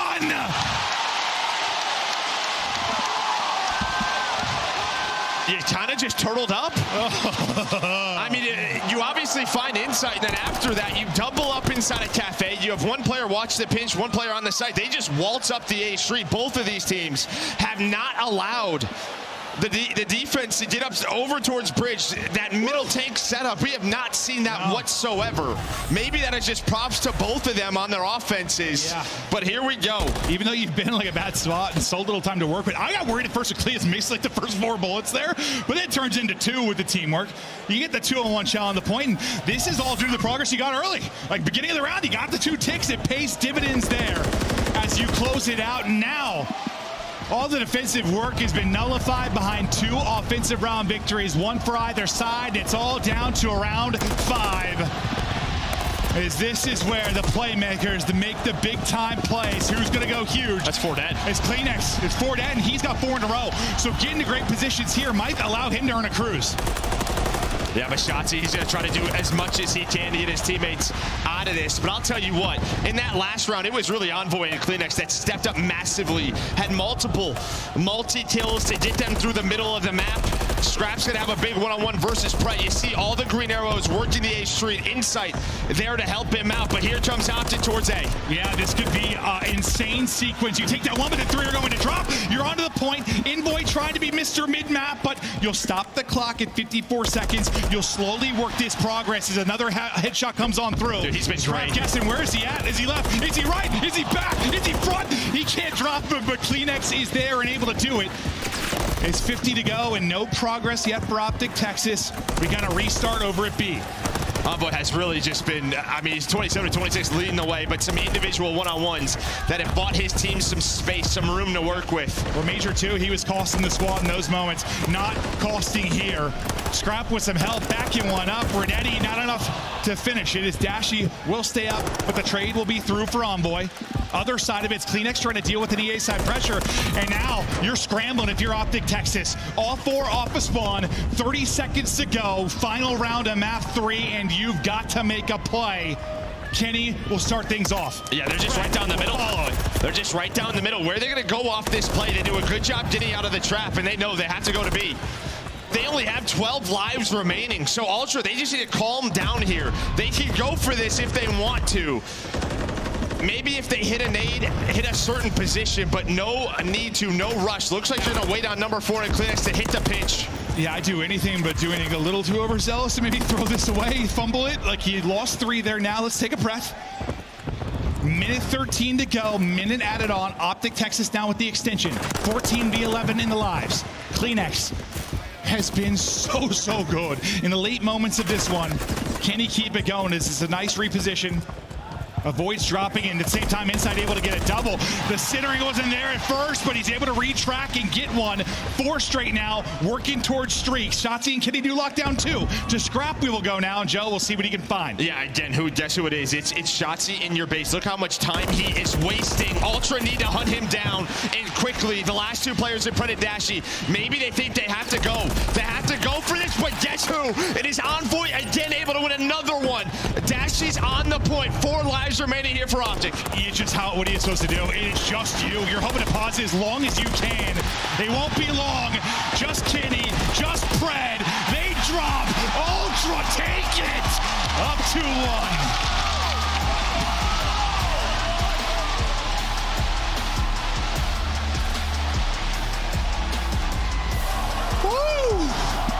And that ends up being a fun invasion control. Is, you know, all the pressure on Optic early to have to come up with an offense. They do that. shifts completely. Like, the shifts you have in Evasion Control are not just based on one offensive victory.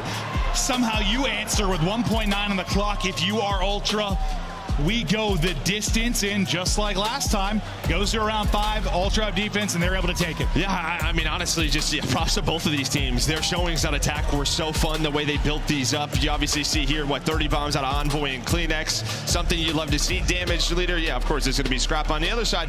It's a tough map for Ken, but you can see the damage he was putting in there. It's right there with his teammates. He had 30 bombs out of Shotzzy and Pred, the pressure they were putting on the map. But yeah, Ultra, I don't know, there were just some key one-on-ones that you saw from CleanX, from Envoy, time and time again. And maybe they don't win you the game, but it stops like multiple members from, getting on an objective, from losing map control that allows their team to reinforce. This is what they were losing last major. Yeah, one-on-one may not win a game, but it puts you in a position to then win the game. Like, it allows you to get to your spots. It slows down a push. It sets up a push. There were some key ones. I think you were nailing it with Envoy. Yes, there were MCWs all over the place, and these are some of the 8 best players in the world. Everyone was beaming, but there was a lot of criticism of Envoy. Those shots, he was not winning those fights. He wasn't winning those against non-top 4 teams at sometimes through Major 2. Here, though, he had his bright spots. Well, and I think, again, he just really wasn't using the MCW. That's true. Yeah. He wasn't. Obviously, with this Renetti, it just feels like on some of these maps, everyone's like, we can do it all with both of these weapons. Obviously, over towards that AA objective, you can still catch everyone off guard. Now, there were a couple of chances throughout that round 5 for Optic, but Ultra able to hold on. That cruise was massive to get Ultra out of the trap that Optic had them in, right, to get Teddy out of that back tractor spot, get them up that B street, extend the game, and that got them to this round 5. I mean, you've just seen moments of brilliance and ice from both squads with the last laugh there.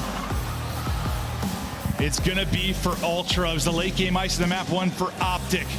Ultra's turn there, advantage to them. We now get ready to head to a 6-star for these two teams and their hard point. What are you thinking going into map 4? Obviously, this is 2 maps you were undefeated on throughout stage 2, or sorry, throughout the year. That looks pretty good for you. You were 11-0 on both sub-base and 6-star. Now, not a bad map at all for Toronto Ultra, sitting at 2-1. Again, a new map into this stage, something you're constantly working on, but yeah, it should be another banger. Well, we've had, a month and a half of 6-star. What has stood out for you? What do the good teams do well? What separates them? Well, I think sort of chaining P2 and P3. I think that is a big moment. I think what Optic does so well is, over towards P5, Shotzzy, just his ability to swim, honestly, just waste time. As simple as it is in some of these maps, like, you see what he does. We just saw it on that invasion. No, he is elusive, that is for sure. We'll take a look at the holding in the hard point through stage 3 and how these teams have done. Anything that really stands out to you big time? Well, I think obviously you see how close it is, right? Points per hold. We're looking at 1st and 5th. You're looking at 2-point difference there, but I think these are just 2 elite respawn teams. Yes, they absolutely are. Specifically talking about the hard point, they can be so good. The control, if you thought there was maybe an advantage for Ultra in this series, probably the control is based with where you're like 4-3 over your last 7. I think if you're Optic in that, but the hard point has been there. You try to now bring it back. Get this to 2-2. Get it to a game 5 because the Search and Destroy has been good this year. You still have a chance to take this series. It's a massive one here on a Saturday as we look to set up our top 4 for Championship Sunday. We take a look at the 6-star hard point overall on this season. Just as you broke down, Optic, you have not lost sub-base, you have not lost 6-star. Typically, when you get 2 hard points you've never lost before, it's boding pretty well for you to take some hard points. As we go down to map 4, and they try to get us the entire way to a map 5 over the hometown heroes, and Ultra shut it down now. Well, a nice start here for Ultra, some early time, but Shotzzy is shooting. Right as you said that, like they all just get smoked. That's how it goes to the caster, Joe. That's how it goes. No, seriously, literally just got absolutely just pissed on. Dashy and Pred then follow it up as you'll look to rack up some of this objective time early in. You can't quite track him if you're Pred. He's shaking his head, maybe frustrated with that gunfight, but now over to Kenny. He's between a rock and a hard place. He slides out right between 2 players. Yeah, and Optic, they get a little overzealous over towards this P1 setup, and what opens up, it's that P2 sort of vent spawn, and Ultra will take that. But you do get 35 points here if you are Optic Texas. But on rotation, Ultra going to be in a spot to get on to this P2. Yeah, so great Opening hardpoint, now can you get a crazy break maybe and shift this into your favor even more if you are Optic Texas? Well, backside a little too thick. Is Pred able to see one? Dashy with a second. Kenny can't fall with a third. And it's already Kleenex on 5 straight at 5 and 2, working towards a cruise. He'll drop the Shotzzy though, so no cruise earned. Shotzzy getting tag teamed to the Aqueducts. Yeah, I mean, this pressure is still here, though, from down low. It can be so difficult if you really don't get pushed out here on this hill.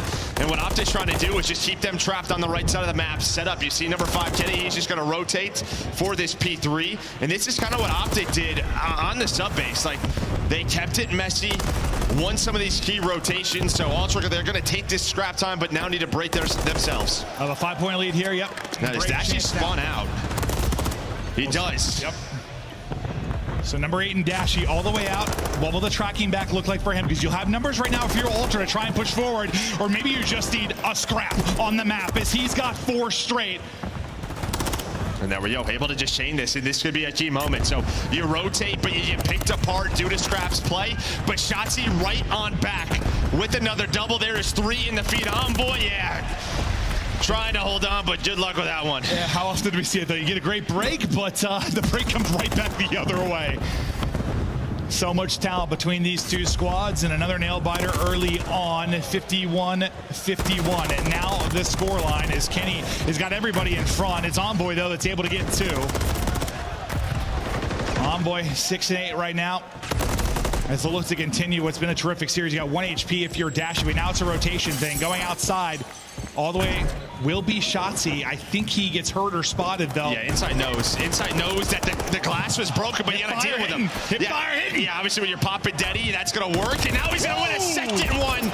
It's gonna take 3 players to take down Shotzzy, but you do have spawn control. Pred trying to go on a pinch, and Dashy maybe should have waited a second. It's like if Shotzzy got those kills like 2 seconds later. Yeah. Like you've got the reinforcements from Optic Texas, but they can't get there in time. So you have the close spawn, you reinforce this so quickly. If you are Ultra, and as you say that, it's 3 through for Optic Texas. Another break moment as everybody's struggling to get clean time right now. What's really the subs, I mean, it was Envoy and Kleenex over towards the P2 or P3. Now it's Pred and Shotzzy again fighting on back. Shotzzy up to 14. The nades are connecting, 20 seconds left on this P4. Optic gonna have to rotate. It's like you get into a hard point, you get a setup, and then you're 3 dead. Like it just seems to be happening so quickly. Time and time again, it's just these rivals that are connecting, and a spawn gonna come over towards that P2 for Optic. It'll be difficult for Ultra to read that, and that's gonna allow Optic to get set up. Well, now we get to Shotzi's Water World as he'll try to get wet and nasty on this upcoming hard point. He'll be the one racking up the time. Left side spawn now for Toronto Ultras. They'll try to get in and maybe get a break. You've got over a minute off the clock, and you're tied up at 84-84, just battling tooth and nail. Blood, sweat, and tears for every single second. 3 through though for Optic Texas. You know, Shotzzy's gonna be in the water, and there he's able to get the kill. So you continue to hold. You said this is where they've been good. I don't know if he's got like goggles. It's just something better. He's got something better than everybody else in this scenario. Some flippies? Maybe. Maybe he's got like a water attachment on his Renetti. I'm sure that probably exists with all 4,000 of them. You know, he definitely just superior when it comes to the water battles, because you take a big advantage now here. Well, big, I mean, it's 30 points, but considering number of lead changes and how tight it's been, it's feeling like a large one. Struggle for Kenny maybe after that map 3, but as I say, he's been struggling. He's able to get 2. 5 and 12 right before that. Multi-kills traded back and forth, and now into our second set of rotations. And I mean, we thought this would be a straight-up war. Any adjustments, or that's what this map is? Yeah, I mean, who's going to hold and who's going to maybe just stack these hard points together? But Optic down 2-1 in this series, trying to get us to a game 5. Let's go to an Optic listening. Get top. Two blue. You gotta live. Watch out, there's set out. Literally bullet, Scott. I bet you. Literally spot. There's set out laying down. One push left to me. Yeah, I'm not sure. I'm set out. Top line, no time. One more. Yeah. You got new or no? Yeah, what's the new? They can be dropped. I have outer. They can go. I got two of those. One's 2 steps. I'm telling you. Only new inside. One's 2 steps. 2 steps. Top boy. Nice, boys. Last two. Three not bad. There's two. I turn 80 down. No trophy. Outer. Yes, keep it down. Close right, planted. Two tails, Bruce. Everyone can be fed. Chow together. Nice, kid. I'm one, you got a chow. I'm one. I'm getting a mid. I have all blue. They can't be bent. I hear you. I'm done on top of them. I got one blue. One more can be blue on me. Last can be blue. Inside, one towels. That's 2 towels. Outer towels, one shot. Inside. You should put on stage. They can't pinch. I want blue. Blue, get clean. It's absolute. He's going bent. It's going bent. 2 towels. Bent. 3-0. Inside. I'm on the front of. I think all 4-0. I think. They can go wood. I'm trying to right. I'll get white. I got one white. One more white. Shit, I'm bad. I'm going to. In the water and old. I have all right. You're chowing out. It's really weak. What steps? You're going to go mid. I have all right. I got him. Up in that front. The sequence you talked about earlier, the ability to hold it from the front, set up for next, exactly the opportunity now for Optic Texas. A chance to maybe blow this one wide open. The kills are there. Kenny, who struggled early, another multi-kill. You heard Pride getting fired up in the comps, gassing the boys. I mean, obviously the games is going to be a little bit easier for Ken when his team starts to win these rotations, but the comms were beautiful. What are we watching? I got dropped down. Let's rotate. It was just on point there for Optic. Now a 30-point lead, but yes, you're starting to just combine these two together. You see the lead grow. Ultra gonna need something crazy here towards this P4. Yeah, I mean, you heard that plan developing from the very beginning of your last hard points. They were just trying to set this up, and set it up they do. You'll take a 50-point advantage now over into next. The answering moment, exactly as you said, now the opportunity here for Toronto Ultra to bring it back. A game that has had an absurd number of lead changes. Will there be another one? Or did Optic Texas run away and close this out and get us to a map 5? It's time for Ultra now to try and rally. Bring it here in the hard point, down 50 on the point. Dashy's gonna get the first, but that will be a 3 dead. Envoy, again, another multi. He's 20 and 22, but it feels like every time he's in the feed, it's a double. Yep. The first push, the first hold, so far, so good here for Ultra. You do have the back spawns, but Ultra able to read it. That's 5 in a row. You would love a cruise for the pool hill just to deal with the shark that is Shotzzy. There's number 6. Here comes the pressure, though. 29 seconds still here on the hill. Oh, you're glad he's weak. I was like, he should get back to full HP before he chows, but the call comes in, he's weak. He's able to get number 6, and you are roaring back into this. Down 30, just under 20 to go here, so you'll have a slight deficit going into next unless you get this scrap time if you're Optic, which they are desperately fighting for. Slow the momentum from Ultra. You know a streak might be upcoming, but you got a rotation across to the other side as well. You've got Kenny there. You've got Shotzzy for a bit of crossfire.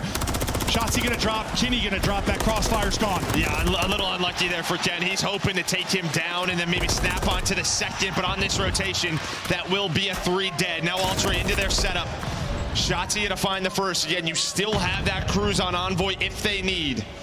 You needed that P4 and you got it from Ultra. It was beautiful from that setup. You can see what this is doing. 7 in a row here for Ultra. They're controlling the middle of the map. Scrap's position. They know they're pushing through P2. You tried to wrap all the way around the flank and his Scrap spawns. He's just able to get position to shoot one in the back and continue this hold. Scrap shot another. I thought it looked clean burst to the face as another lead change comes through. Ultra back in front. They are clicking in the prime time moments late in these last couple of respawns. It's not connecting. It's Shotzzy. I'm telling you! Water magic. He's got some sort of water magic. I swear to God. As he gets another one, but the trade will be there the second he's out of his water upgrade. And the timeout runs out. 10-point lead to another point. Opening kills here for Ultra. Yeah, I mean, you pull 2 towards you, does Shotzzy, but your teammates die on this rotation. They have P1 control. Now Shotzzy with the double. He's able to slide on in. So you have to slow this down if you are Ultra. Do not forget you have that cruise. 15 more seconds is in sight. The rival, the MCW, they're doing it all. They're getting the big kills. They're in position to close it out. 10 more now needed. It just seems a matter of time. The hometown boys are holding and rolling, trying to shut it down, but you do enough, you fight enough to get him out for now and battle back through on the point. You're still alive in this if you're Optic Tactics and you survive long enough. I don't know if you can, because Inside dials up a triple, and it's over.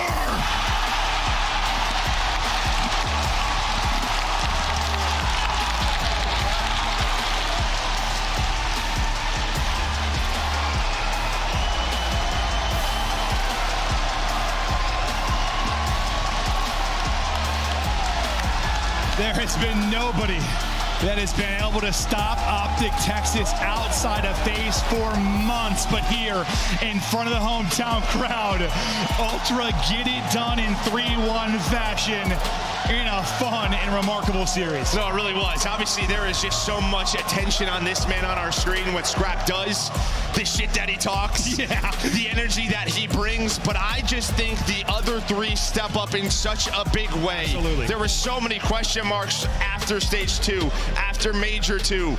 Everyone, though, having moments. It's just what we saw from Inside there towards the end. Envoy with the multi-kills throughout that control, throughout that game 4. This is the Ultra we expect. The mullet and the multi-kills, Envoy bringing it. It needs to cut that. But it's working. Maybe not. It's working. Never mind. It's magical. Leave that it's thing. Working. Leave that thing there. Don't touch a thing as you will move on to a top 3 guarantee. A winner's bracket final against FaZe, one of those matches for the ages. They have gone toe-to-toe since the inception of the CDL. But you look at the game flow here and where things maybe fall apart. I mean, where it's been like the map 1, kind of the late magic for Optic. It was not here this time. No, it wasn't. I mean, you had your chances, right? The second P2 and P3, you chain together. You build your lead up, but then it is responded at P4 and P5. It's a 10-point difference as we go into our final P1. Shotzzy pushes, the pool hill one more time. It pulls 2 players, but your teammates die inside a P1 setup. Then Ultra just flood on through. Put so much pressure on when you're up to, 240. And listen, those are plays that Shotzzy is going to do all the time. Like, where he's going to kind of, I don't want to even say go rogue, but like, he's going to make a play, maybe make a gamble, and like, when the rest of the teammates clutch up, win their gunfights, like, it's fine. It turns out really well. You get a lot of points. When it doesn't go well, things can fall apart, and they fall apart in a late moment there. But a guy that's been shooting. Absolutely shooting. It's Scrap. We got him on the main stage, ready to break it down with Blaze after the big win. Thank you so much, Maven and Merc. Toronto, show some love to the hometown heroes, the Toronto Ultra, as they get another one on the board. Scrap, you and your squad play phenomenal. How does it feel to win in this crowd in your home stadium? I mean, listen to this, bro. This is insane, man. This is fucking insane. I appreciate it. Hey, let's come out and win this fucking shit, all right? Let's win this shit. This is insane. This is what it's all about. All the Call of Duty players in the world want to be here. Now, talk to me about what you guys did to get this win, okay? Your win over here in the last 3 maps. What was the game plan? Yeah, no, we knew right when we lost first map, we didn't really play the map bad. They just got more kills than us, more, kills that helped them on the map. But, right when we saw them not defuse the bomb on round 1, I was like, oh, these kids are fucking breaking. So, it is what it is. Once we won the S&D, we felt good going into the rest of the series, and obviously another breakdown on control as well. So, they just broke down, to be honest. Lots of breakdowns there, okay? But people who didn't break down was your teammates, man. Talk to me about how proud you are playing with this Ultra squad and how they came through. Yeah, I can't say more words for them. We've been through a lot this past couple weeks. We've had a rough stage, and some maps, maybe HP, S&D has not been our strong suit. But obviously we're showing it here, and that's all that matters. So we're excited. All right. Now, lastly, coming up tomorrow, you're going up against Atlanta FaZe in the winners finals. How does it feel to go play up against them and Draza again? Yeah, no, I'm always down to play them. Come on now. I was shitting on them at Major 1. They didn't get a chance at Major 2, so I'm fucking coming for Major 3. He said he coming Toronto, okay? Show some love to the Ultra one more time, as that's going to do it for me and Scrap on the stage. Chris, let's break all this down. Shut the show down right now. It doesn't get better than that. Scrap getting the hometown crowd fired up as they claim they're here to take them the trophy. We got Alley Cat, we got Nameless, and I want to start with you, Allie. Yes. You guys all call it Atlanta FaZe. No, I didn't. You guys got that right. Then you guys all called this Texas squad. What happened here? Well, I didn't call Texas. I called the hometown team, but he did call Texas. What happened was the search and destroy. Last time they went up, that was the biggest blunder in the series. The respawns were kept really close, but Toronto wasn't able to keep that game number 2. And while they handed back in full in this round 7 specifically as well, Scrap finding 2 and winning the 1v1 due to COD timing, it was just great plays overall by the individuals. And Scrap is still putting up MVP numbers throughout the entirety of this weekend. Scrap has some enormous damage throughout this series as well. For Optic, where were they playing well? Where did things fall apart, Nameless? I mean, well, I'm going to go all the way back to the veto process. You know, when you look back at it in Search and Destroy, Optic banned 6-star, and like, I get Toronto have like a couple of wins on 6-star, but like, it's just this stage. This is a map that they've been great at in Karachi Search and Destroy. Like, Optic tried to square up with them. I just don't agree with that decision whatsoever. But when you talk about the series as a whole, like, Envoy turned up, and that's what happens when he plays well. You saw the control, some big breakdowns, as Scrap mentioned, like things that just should not be happening to an Optic Texas team. It was happening. Breakdowns in communication that we saw in the Search and Destroy round number 1. You could see the confidence start to get stripped away from them throughout the last few maps of the series. I think for me, the fact that they let Karachi through in Search and Destroy was a big blunder for Optic Texas. They haven't played it in their last 10, and Toronto Ultra is actually 1-2 on that map. So I guess they were taking the risk, but for me, again, you talk about the play of the game. Well, that's going to have to be the quad in the end of this hard point. It was Insight. He was kind of starting off slow in this map number 4, but it's not about how you start, it's about how you finish, Chris. Yeah, an unfortunate situation that led to these last couple of hills. You know, on security, Optic got 4 wiped, and it put them in that situation. There's 30 seconds left. They're like, okay, I guess we kind of have to re-hit this, which they do, and they're successful, but it gives up the rotations, and you can see at the end the nasty 4-piece. Can we run it again? Was it 4 or 5? It was disgusting. The man is popping off, and you can see Toronto celebrating the 3-1 as they take down Optic Texas, setting themselves up for a rematch against Atlanta. Something that Scrap has been hungry for. He and Draza finally get to settle it on the main stage, Allie. Yeah, we heard it from Draza earlier. He said if he wanted to meet anybody in the winners final, it was going to be Toronto, and they go ahead and make his dreams come true. Nameless, it's been an interesting weekend. What's the biggest surprise so far? I'm looking at our schedule, and we've got 1, 2, 3, 4, 5 matches left in this tournament. I think some people forgot Miami Heretics have been making a run. We're going to get to see them later today. It's going to be an absolute banger. We'll see if the miracle continues. We're going to break. When we come back, New York Subliners are looking to stay alive. They got to get through Seattle, who has been surging into the top 6, now looking for a move into your Final 4.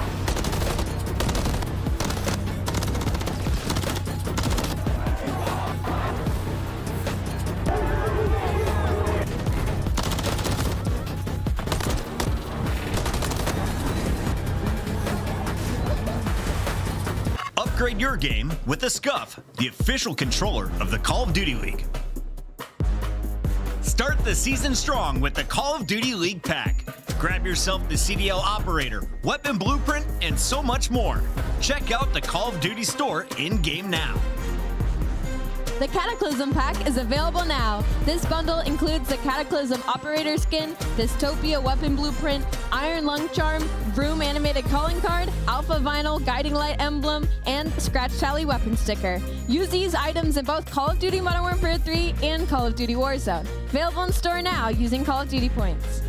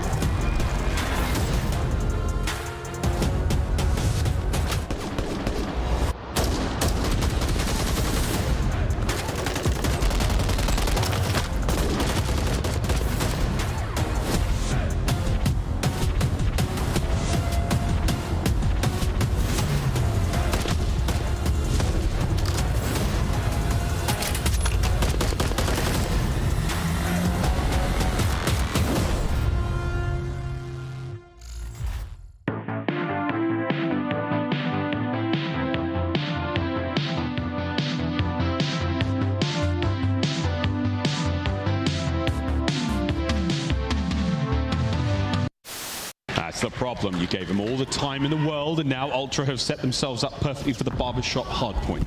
The apartments, the alleyways, all the nooks and crannies are now full of Canadians. And you have aBeZy at 9 and 22, and this is only a 20-point game. You're looking at big plays in the final moments, but Envoy takes down 2. Envoy the front line.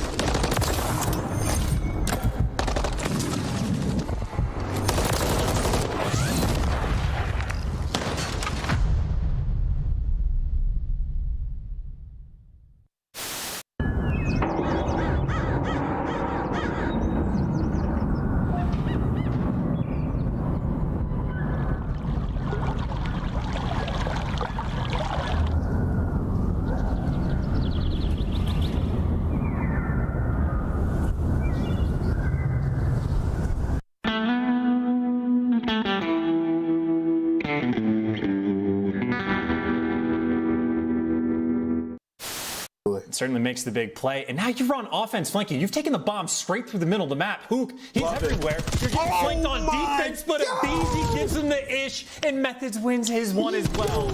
I don't care if he gets traded. It's a 3v2, and aBeZy's still alive. That's a GG. Going for it, they're going for it, they're going to be in as well. It is not the Ravens. It is a Phoenix that has risen from the ashes here at the Major. They take flight. They break the curse. London can finally weep tears of joy and not despair. To make the play, it's been all about him all tournament long. It can come down to a 1v1. Oh,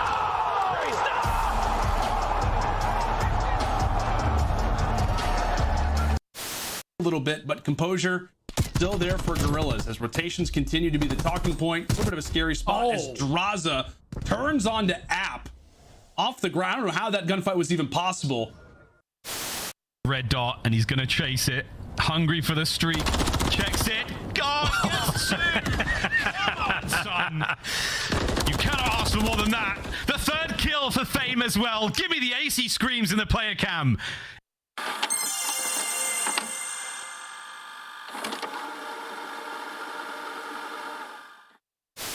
Stops the clock. You have to do a set him on the top side of the flat. Does indeed. That's good. Oh, the snap! Max stays alive. Another for Mac. That's unreal. 23 seconds. Pause. One clean break, one set of kills there. Afro sneaks in and steals the victory. Try and work someone on the flank. He's able to find by Criminelli. The Kriegs, they're able to get 2 headshots. They know that Formal has gone Vivid. Ooh, I think that's a bit of an over challenge. Envoy, he goes to the defensive side. Nobody able to check the bomb. Crim ready for it. Nice shots. Are Criminelli now going to find all 4 kills? This is Formal for the ace. Third. 4. Illy wraps back, and it's Formal with the ace. We started the weekend with 12 teams. We are down to our final 6, and you can see we've got a whole nother room packed full of gamers as the Challengers Passion Pit powers on Nameless. It is crazy to see how many games we have going on here in Toronto. This is the 3rd year, and this house is sold out tonight. Yeah, it's been absolutely awesome. And you talk about the Passion Pit, you know, we got players like Arstee's down there, world champion, who's been doing his thing. Afro as well, I've seen him loading on in. So it's been exciting getting some former pros in there and also people on their come up. And Ali, of course, we see Challengers players rising to the top here this year. So many rookies. And if you're looking at Seattle Surge, you got what, aBuZa who's in Challengers last year? You got Brezzy from Challengers. Challengers. Now you have 0-4 from Challengers, and here at his first LAN, he's playing for top 4. Yeah, his first big stage LAN, right? He's only attended maybe 3 so far already in his career, and his third one is on this main stage, and he's already placed in top 6. And right now, they are playing unreal. No team has shocked me more this weekend than the Seattle Surge and their composure in these series. You can see it on your screen right now. Series 5 and 5, their hardpoint all across the board has been extremely solid. Yeah, they fixed a lot of things. You know, they're third overall in holding throughout this split when it comes to HP. Their series have gone particularly long, game 4 and game 5s, which is why they have 18 hardpoints so far. And at 9-9, that's a massive improvement for a team that can only win Search and Destroy at the beginning of the year. And for our Monster Energy pregame, the good high-rise control, 2-0 at the major, 3-1 on attack. They're actually the best team at control attacking throughout the split entirely. And it honestly doesn't even matter what map either. It says high-rise control in there, but they did it on Invasion versus Toronto Ultra. It was the one map they were able to take off, and on Karachi as well. Can Surge keep it going, though? That's what the chat is saying. People saying they shouldn't even be here. Yeah. 0-4 versus Sib. It's a showdown of the ages. They're going at it again. Yeah, I mean, they beat him before, right? They're super confident, and everybody saw the tweets that were on the timeline. 0-4 calling Sib, little man. He said, I own you in this matchup, and he did win, man. They did it by winning all 3 of the respawns online. So for New York, they have a chip on their shoulder, and particularly, it's time for Sib to have a takeover series. He has had some improvements in the respawn the last couple games, but it's time for a takeover. Allie, can Sib bounce back mentally here from being called little man on Twitter?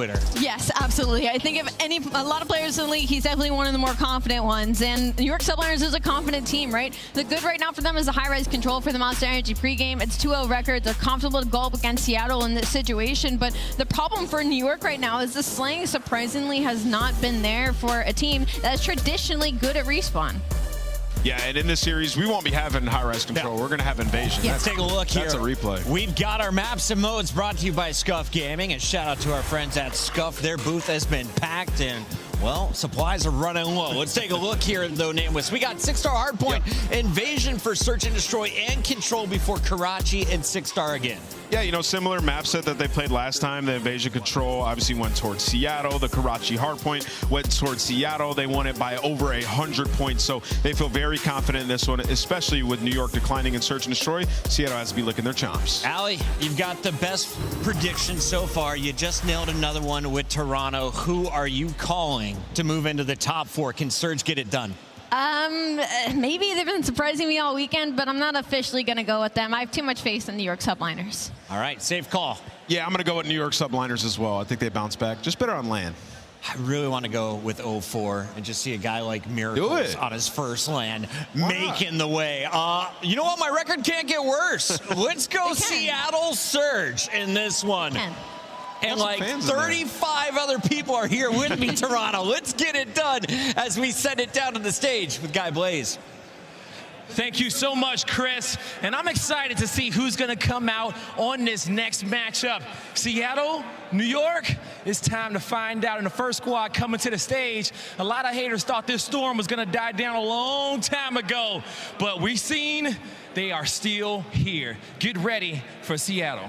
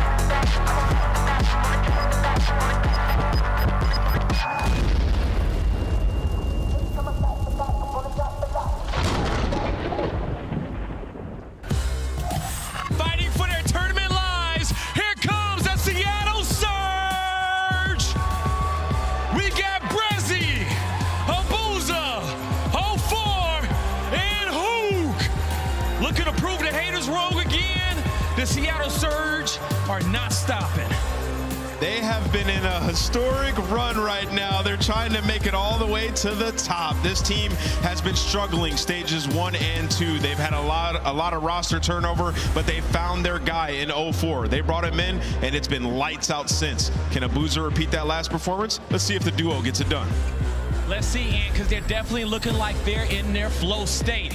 But the next squad coming to the stage is looking to curb stomp them out into oblivion. Get ready, Toronto, because here comes the Subliners.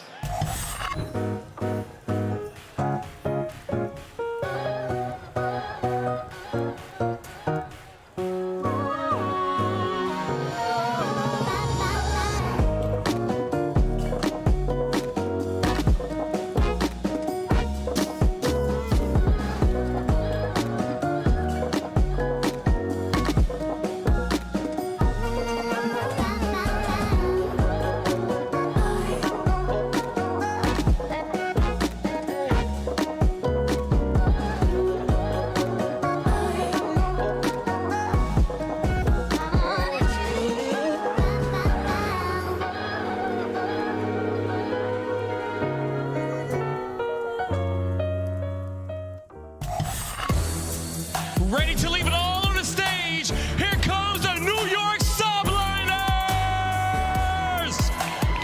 Skies, Sid, Kismet, and Hydra. The New York Subliners ready to make it to Championship Sunday. The New York Subliners find themselves in an unexpected place here down in the elimination bracket, going up against the Seattle Surge team that placed top 12 at the last event. This is a top 3 team in the New York Subliners from our previous event, looking to maybe make it into that top 4 and push for Championship Sunday. And I know if anybody's going to get the vibes up and get it done, it's going to be Caesar Skies. I can't wait to see him spawn in this matchup, Blaze. I'm ready to start it, Allie, okay? With Hooded Skies on the stage, anything can happen. Toronto, are you guys ready to get this one going? Miles, Chance, let's roll. Ready to roll, man. Ready to drown these two teams out. This has been a personal one. It's a lot of fun and games. There's some memes. There's a lot on the line. But what actually is going to happen is we're going to have a great series. Yes, I mean, well, a lot on the line. Manhood is on the line, quite literally. Sib's words, not mine, but they've been going at it, and it is done to perfection. Shout out to the script writers for this one. It has been a very fun tournament, and I hope they save just a little bit of that juice for this series as well. We're nowhere near the end. It's a very exciting season finale ahead of us, folks. But yeah, Seattle Surge, New York Subliners, boy howdy, have we had ourselves a tournament so far. We say goodbye to one of these two teams here, right here and now in this matchup. I don't know who it's going to be, man. I really don't. I think the scriptwriters, you know, kudos to them. I'm patting myself on the back hard here, but it's going to be a great match. Well, and keep in mind as well, it is also about breaking into the top 4. That has been the problem for the rest of the league this entire year. And currently, well, the top 4 gatekeepers are the New York Subliners. They have suffered a couple losses in the Major 3 qualifier, including 2, Seattle Surge. But you have to get it done on land. So Subliners trying to hold that down, make sure the top 4 stays intact. And guys like 04 want to be the ones to break it down. Surge, they've had a fantastic tournament run. And there's one thing about beating the rest. Now it's about beating the best. We are playing a different ball game. Overall season, 6-star for our first map. Subliners, not as many reps. Seattle Surge have definitely got a few more goes on it, but so far, good looks. We'll see if our teams can keep things going. We've seen so many incredible moments here on this map. I'm going to add another one to the pile here. Here we go, folks. Elim, round 3 starts now. And you already know, I mean, against certain teams, Hydra, when we say pop-off series, like absolutely godlike. So that is about the containment process. How well who can 04 actually perform? So much pressure going to be coming into this map. And, well, Hydra already just looking for that opening salvo of kills. And it's the dynamic duo of Seattle that strike first. That is a clean 4 down in time collected. That beautiful teal of Seattle Surge on the minimap. The white will be the New York Subliners. Trying to get towards that second hard point and nobody home there whatsoever. Sib's going to find one there on the point. A couple of sweet kills here from Seattle. Should be able to net a few more seconds. Hydra nearly picked up on the pinch there. Brezzy, lovely shots. And Hydra's played so sneakily, but well done from 0-4 there. Not to let the composure slip away from them. Not to let the advantage that they've worked hard for get away either, because they've got P2 as well. Big moment for Brad. She is, well, aggressive, but Skies wins the gunfight there to drop him, and New York Subliners will be at the new time. First and early, but Hydra's going to die before the hill actually pops, so he's going to be out of the play. And Hook, well, the question is, can they count to 4? Skies was nearby, but they forgot about him. Meanwhile, Hook, as is tradition, he is Challen. 0-4, Challen. They're on the point. It's going to be a bit of an open field for a second. Oh, man, all 4 corners. It's a bang out, and it's a Boozer. Gets 2. And think about that lethal threat, right? Hook's going to be flying at you like a psychopath the entire game. And meanwhile, the French duo with the AR is playing at a much different pace. So it is a different situation for Subliners playing against a team like this. You got to make the adjustments, and for the moment, on point. Nice little break as Subliners a little bit desperate to collect some time. Desperate is the word early on here. This is only the second hard point of 5 in the rotation on 6-star. 0-4. Oh, he's looking very smooth on the approach towards Old. New hard point will be up soon. That's good news for the Subliners. They've got a very long line of players in between Seattle and that new point. Bad news. 0-4 and the boys cut you down. 1 more to go. Yeah, Subliners just looking the wrong direction. 2 players looking at that old time, but hey, Sky, Sib, and Hydra all contributing in the feed, and a big shutdown kill by Sib. Could have been a spicy moment for Surge to go for a break, but New York nice and stable, but Hook going on a long pinch. He's got to wait for his teammates to make the play. Sib's going to post up, trying to find something here. Abuza once again through the middle. 4 now in a row for Sib. Beautiful shots. Spawns in the backside now for Seattle. That's good for now, but you want to start to push out and try to escape this position. 0-4 flies in, finds his. Hydra back at it with a big kills. Gets 2. Here comes number 3. Hydra cleans the point. That is the beauty of the nade smoke. Hydra able to see through it first, and that is the moment of invisibility where now sort of an interesting spot. Abuza actually trying to late hit the time for 15 seconds. Who could be doing the exact same thing, but the battle towards that new rotation. Seattle win it, and who gets a 2-piece at the old time, so a little bit of scrap, making sure maybe 10 extra seconds Subliners don't have, so a very small lead as the new hill pops. To security we now go, folks. Quick check-in on the scores, and again, it's Seattle Surge with a bit of a lead. Lovely work so far. We're not done yet, though. We've got 1 more hard point after this. Everybody's favorite, the pool. But for now, good looks out of Surge. They're in first. Yeah, New York taking the deepest route you possibly can to work this flank. And, well, Hoop getting caught looking the wrong direction. And outside of a team kill, that is a beautiful break there from the New York Subliners. Seattle caught off guard. Rezi attempting for the bailout, but a clean break. A good time to collect. And Hydra, well, he is a slayer. Opportunity to get a couple extra kills. Brezzy though off spawn there to shut him down. Abuza from top. 0-4 gets his as well. The breaks are good and Abuza wins his. That's another solid 20 seconds for Seattle Surge.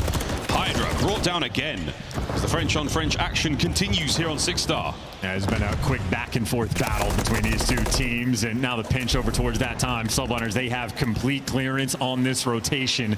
They'll be here early. I don't think they have any trophies near the point just yet, and Skies not going to be able to get the kills to deliver. So in spite of New York getting here first, Surge now swarming around the time. Kismet, big responsibility in the water. Oh! Just enough ammo in the clip to make sure you keep that time. That's a huge kill. Sib, nice shots onto the second. 14-7, Sib, playing like his life depends on it. Life more than that, future of his bloodline as well.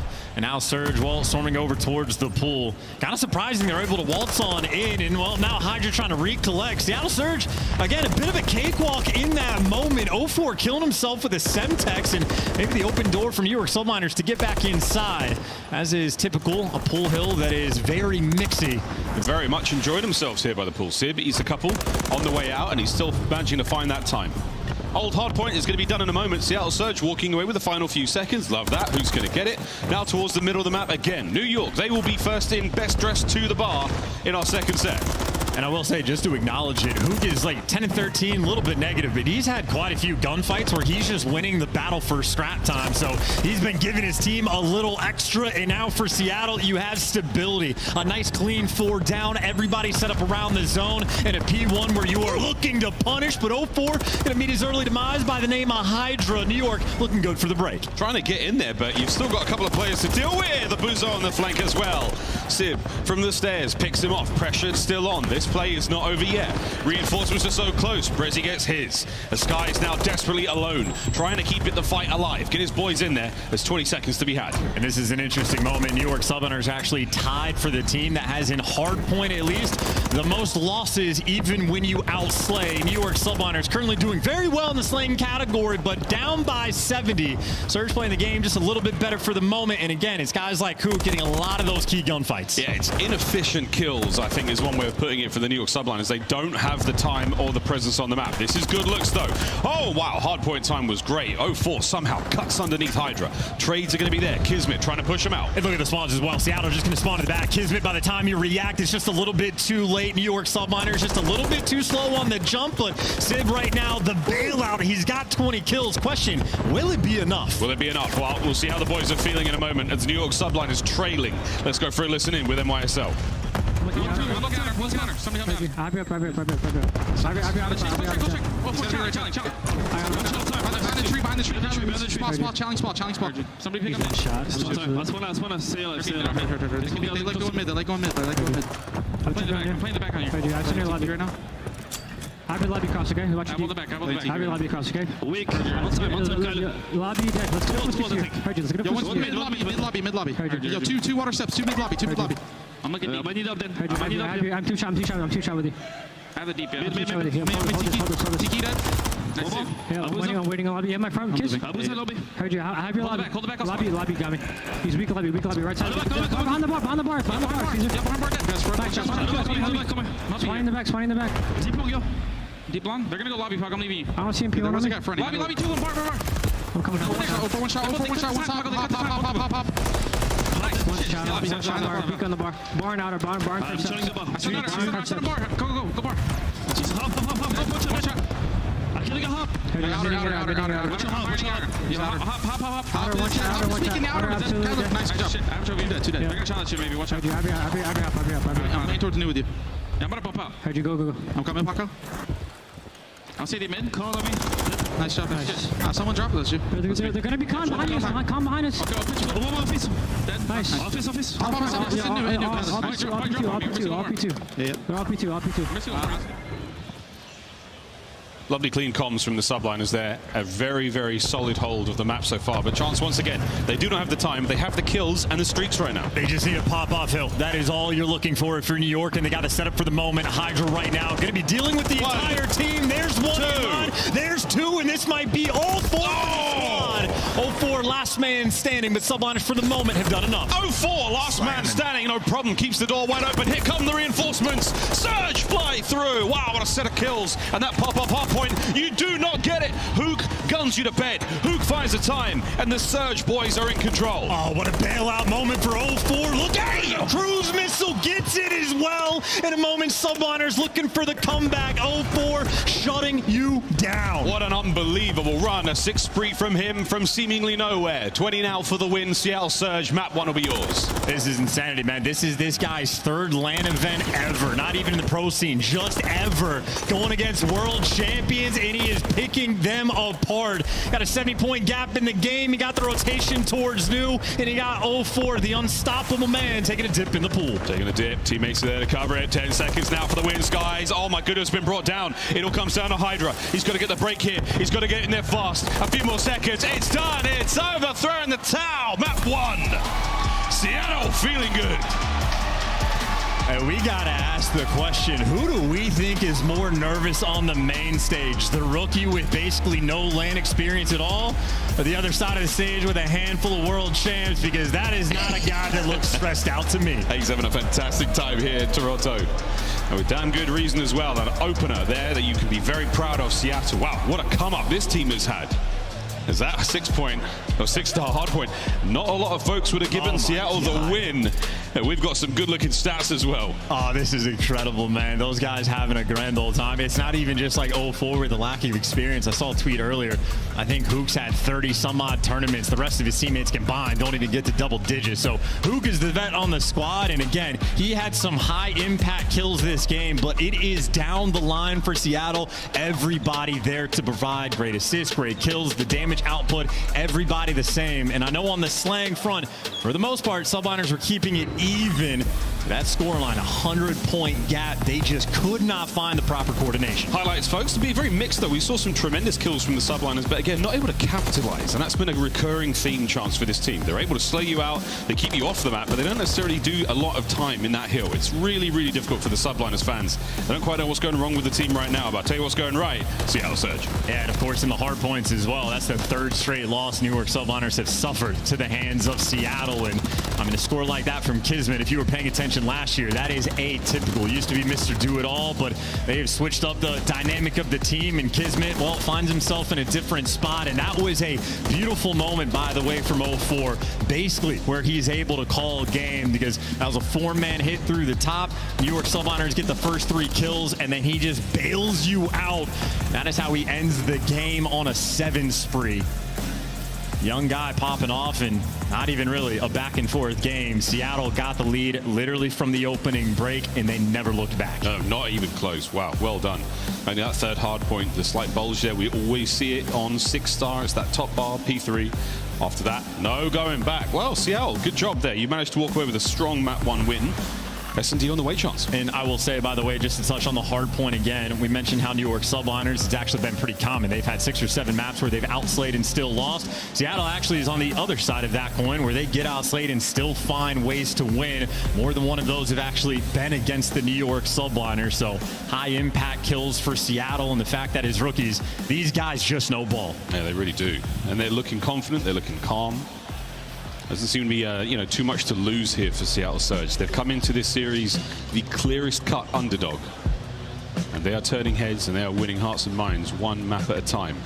S&D's on its way, Chance, and again for the subliners, you just won a world championship. You were the MW2 overall champions. You make a single team change, and since then it hasn't been all roses compared to last season. Well, at the same time though, last season they also struggled at the start of the year. They hit their form right at the very end, and there were specific things to look to, but as we're looking at the S&T, very balanced. You literally could not pick between the two of who was going to have the advantage. Incredibly even across the board. But even if you want to stay for the S&D specifically, guys like Hydra at the start of last season, his first blood rate wasn't out of control. He had a decent KD, but nothing crazy. Final 2 tournaments, he turned into God himself and figured out his gameplay. Well, both Hydra and Kismet have struggled in this game mode, especially with the First Bloods. We're just waiting for them to find that form, but so far from what we've seen in Stage 3 and this major, they haven't found it just yet. No, not yet. There's a lot of criticism towards Kismet at the moment in his S&D gameplay. It's lower KDs when it comes to the respawns as well. We'll see if he can't find some success here, because subliners sorely need it. And I know the way that New York have been playing S&D in this tournament so far, very few number of maps, but they actually have sort of the perfect strategy and game plan for a team like Seattle. It is, even when we have the man advantages, we're playing it nice and slow. We're playing incredibly safe Call of Duty, and we're allowing the other teams to make the mistakes. And obviously on Seattle, they have hyper-aggressive players that you can punish their mistakes, but I know Hook is an absolute wild card. This is actually the map where he set the record for most First Bloods in a game, but this time it's 0-4, taking down Sib. Got him already. Wow, look, subliners, a team that want to play patient. This is the map where you can do it, especially if you have defense, which they don't. Right now, Seattle Surge, they're on defense. They've got a lovely spread across the map. Numbers everywhere. An 0-4. Oh, he's got a corner. If anyone sends it around there, he's in trouble. And you have Seattle, again, not making any mistakes. 0-4, not chasing that red dot. Wants to play for positioning, so trying to keep them as nice as possible. That bomb leaning towards the A site. 0-4 has the intel. You know, a couple players by Cafe. He's patient. He's basically holding the same position you see all the time, which is that side tank. And no, that's not what you wanted. Hook, the trades are done. It's a 2v2, and it should not be. And you better clutch this if you're Breji and a Boozer. You can't let your teammate down in that moment. Skies, though, S&D Wizard able to win his one. Breji, you might have costed your team this round. Opportunity to bail him out. It doesn't have the kill on Skies, and now Hydra there to protect his boy. Here he goes. That's going to be the plan. No problem. Extra points they go towards Skies. The subliners gifted around after what was a lovely first blood. 0-4, good work. Brezi's nade, we're not sure exactly where it came from, but that connected perfectly when it didn't want to. And that might end up being an incredibly painful moment for Seattle fans and the team alike. That is a little bit of momentum that the subliners needed, especially for the bounce back after that 6-star. Again, first round. Get the jitters out of the way. And it's so interesting, just the side by side here. Almost no small talk there from Seattle Surge at all in between the rounds. Well, they do grind through this map, so they know what the play is going to be. Leaning over towards this B side as well, but I know for the New York Subliners, winning that first round offense feels incredibly nice. Does help. Aggression here. New York, they've pushed far forward on the defense. You can do it. There we go. He's done it. Hooks through the window. Spots Kismet out. Whoa! That's the nuke, ladies and gentlemen. That's what he does. Abuza trying to pick up Hydra on the quick rotation to kill Hook. Brezzy moving forward. Can he catch Sib? Gets it. 2v1. The round is done. Yeah, and Skies had great positioning over towards Showers or the A control zone. So I'm assuming he got the cleanup kill on Abuza towards the end. And that is why that first round is especially painful. Now you're dealing with a situation where Hydra is 4-0. Thinking about a cruise missile. You gave him an offensive round as well. One mistake of a frag grenade. Long-term impact. 2-0 so far for the Subliners, 2-0 for Hydra in the kills department. Seattle right back at it. We're going to see them on defense this time around again. First blood was good. Highly doubt we're getting the exact same situation again. But crazier things have happened here in the CDL. We are pushed far forward, New York. This is a full stack up down the B Street. Bomb, by the way, over towards A, and Brezzy for the first blood. Sib has been active in every single first blood fight thus far.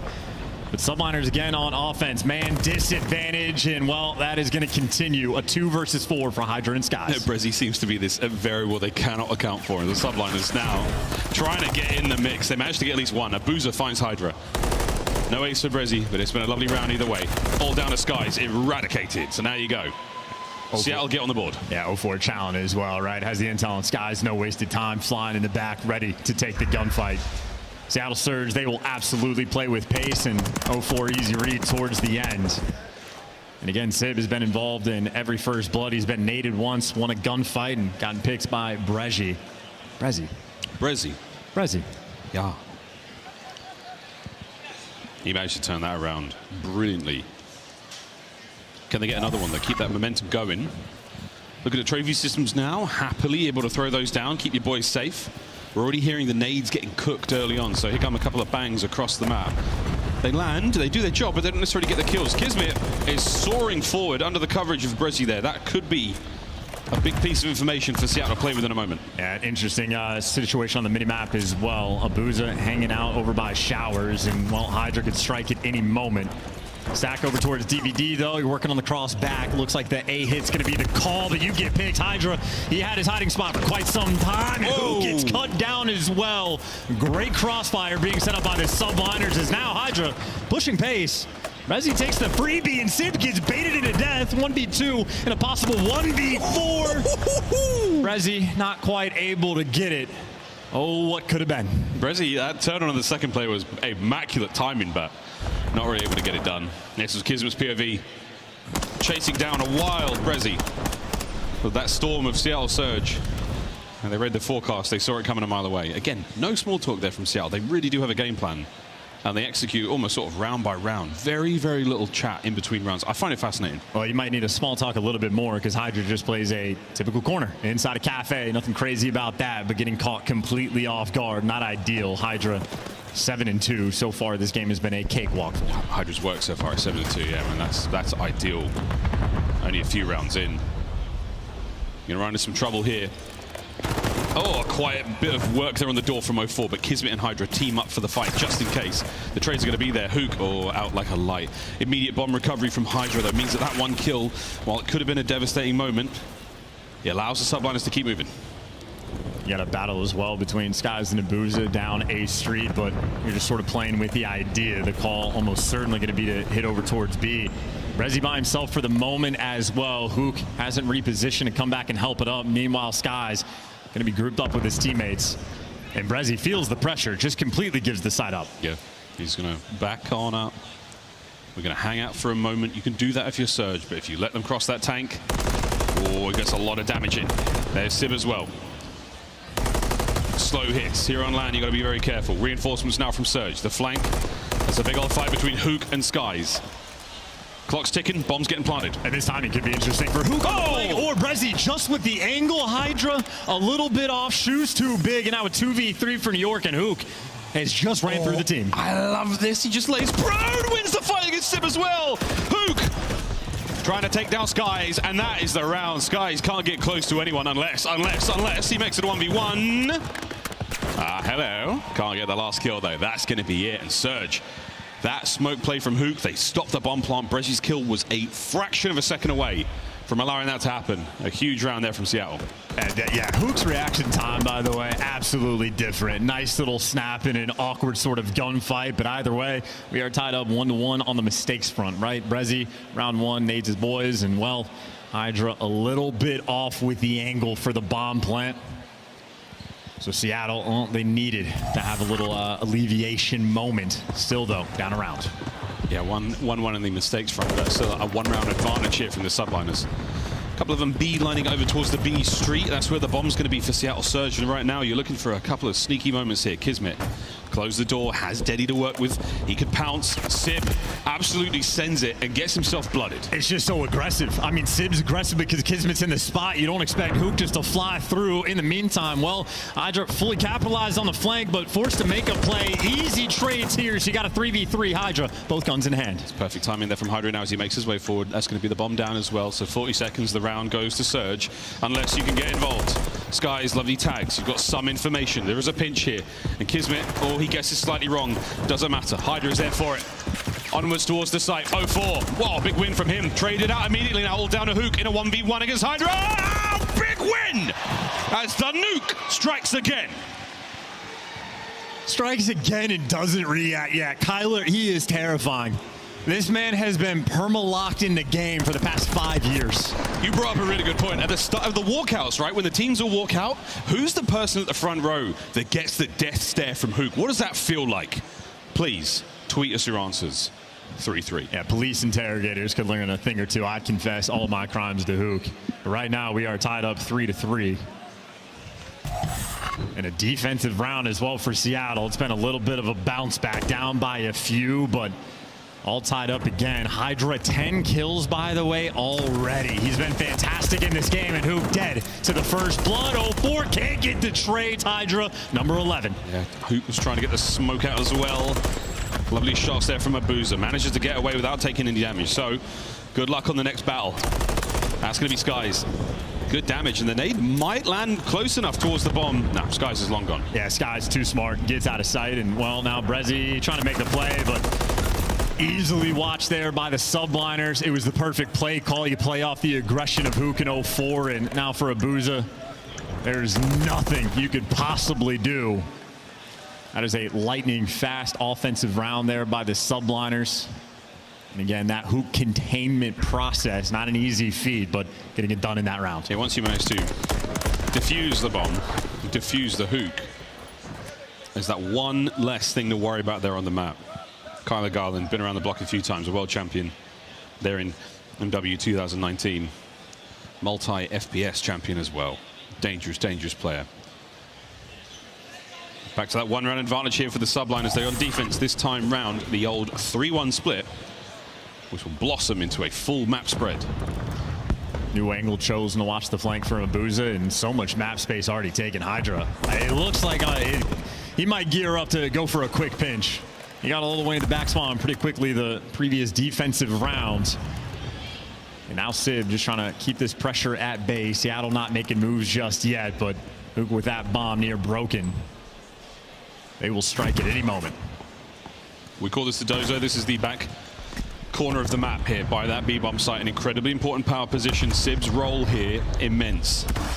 The pressure he's about to face equally as immense. The smoke, and they've got real close. He is totally surrounded, not able to get a kill out of it. That's a first blood. And a bit of a pinch now on. Hydra managing to get in towards the site. Finds 1 of 3. And you know the bomb's not getting planted. Skies also wins the flank battle, so the island fight. Subliners come out on top, and Hydra perfect positioning, but has to get away. The trophy is not quite near the bomber. Well, they're close enough. A 2 versus 2, and right now for Seattle, you're running out of time. You're running out of time, and you're running out of space to play with as well. It's now all down to 0-4. Can he gun Hydra? He's tagged. He's in trouble. And the Phenom in a place like this is going to be a happy man. You've got to find both players. That's going to be it. Map point for the New York Subliners. And that is a sort of mid-round mixy adjustment that Surge were not able to handle at all. Feeling the pressure of the moment, and Their small talk is struggling in between rounds, and those moments even more difficult. Just no thought of a game plan, and Skies, again, the gunfight win he had on Abuza might be the one to seal the deal. I know Hydra into double digits, but Skies 9-2 as well. He has been feasting on Invasion. And the Subliners, they've just had a couple of rounds that could not have gone any worse for Seattle. We'll see if they can close it out here. 3 straight for Seattle to take a decisive lead in the series, but unlikely at this moment in time. We'll find out how the New York Subliners look here on this attacking round, because they've not managed to push too far forward. It's slow hits here on Invasion. As spread the map, play for picks play as well. Try to get the information on Hook and see if you can find a way to isolate them. Makes a bit of noise over towards the A site, so Hydra knows Cafe might be open, checks the corners anyway, but all the sneaky spots have been cleared. I mean, that's so nice to watch. Just every single possible position a player could be in, clear. The boys can now move across the map. All the usual spots. 04, this is for you. It doesn't land either, so a little bit of information gained. Some good, some bad. And 04 just in a standoff battle right now with Kismet, who has the bomb over towards Broken. Hook and Hydra having their standoff as well, but the question is, when do you want to cross, and can you get the double child going? Sid moving into position, so going to be doubled up just on the cross. Kismet has got out over towards the bomb as well. Site control. Is there a trophy system for him? That's going to be Sib, yeah, by the tank. So here's the plant, a little closer towards Sib. Hopefully within range of that trophy. Sib landing in wait. Anyone coming down that street is going to meet him. Hook on the flank, though. Hook on the flank is going to be behind 2. Chasing him in this moment, but Seattle, they've made it out. The chase not going to pan off just yet. Hook's got to fly, and 04 is going to fall. Hydra gives you 2 as well. Out here calling game. Seattle Surge gave up the bomb plant. Bit off more than they could chew. It's a battle now. The clock ticking, and Hook has been taken care of. A decisive bit of work there in the final round from the Subliners. You saw the plan didn't quite work out for Seattle. They find themselves now at 1-1 in this series. And that was a very sloppy game for Seattle as well. Still locked in as they're processing those previous rounds, but literally from the jump, how perfect things could have been. 04 gets the nade on Sib. He gets the first blood, but, well, John Wick picks up your trade. An Invasion where, again, Hydra and Skies absolutely dominant from through to through. Get the double-digit achievement there from Hydra. Really capitalize in the final round as well. Make sure you get the bounce back. Nice little battle of a series in 15-4. Not much more to talk about than that. Now, he only gets a 5 spree, though. That's not quite good enough, but the sweet 2k damage there as well, also from Skies. So both of them really putting in the work. Lovely looks there from the New York Subliners. Seattle Surge, a little lost on Invasion, I think, here, as the Subliners gave them nearly nothing to play with. Great stuff there. We're all tied up here in our series. We're staying on Invasion, though, for our game of Control. And that Karachi hardpoint, we will definitely be seeing that. My goodness, excited to see how this one goes. Chance again. Seattle have not been the best team when it comes to Control. Not at all. They've been a little bit better than previous as well. It used to be they almost started series down 0-1, but since they've added 0-4, they've had a lot more strength in the category. Obviously, though, Invasion Control is a very dangerous map. Subliners still have the #1 attacking rate in the game. Well, that's going to be a very, very important statistic coming into our next matchup. We're almost ready to get into that one, folks. But before that, we're going to go to a quick break. Allow you folks in the venue to go to the restrooms, get a drink, maybe get something to eat, and you at home, do the same thing. It's just not as loud or as fun. We'll see you after the break.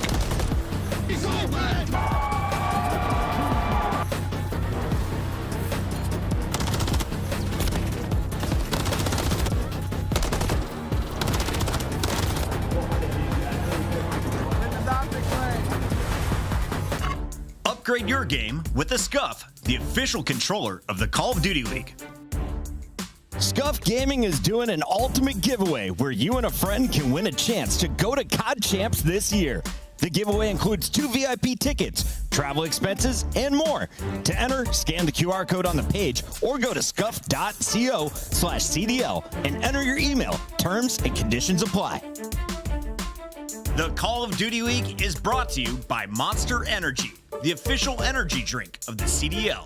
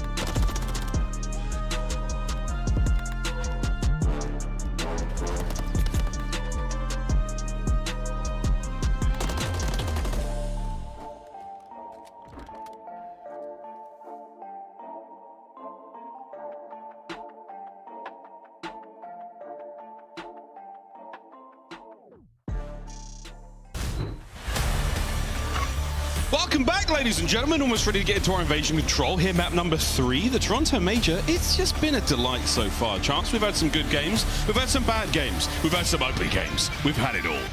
Yes, and we are going to continue to deliver in this series as well. The control, the separation map between these two teams. Last time Seattle won it, got the 3-1 victory over Subliners, and that hand delivered them the series shortly thereafter. Now, maybe a moment of confusion for the Subliners as they're about to get locked in, but fist bumps out and about. Hook, the Terminator, that look in his eye.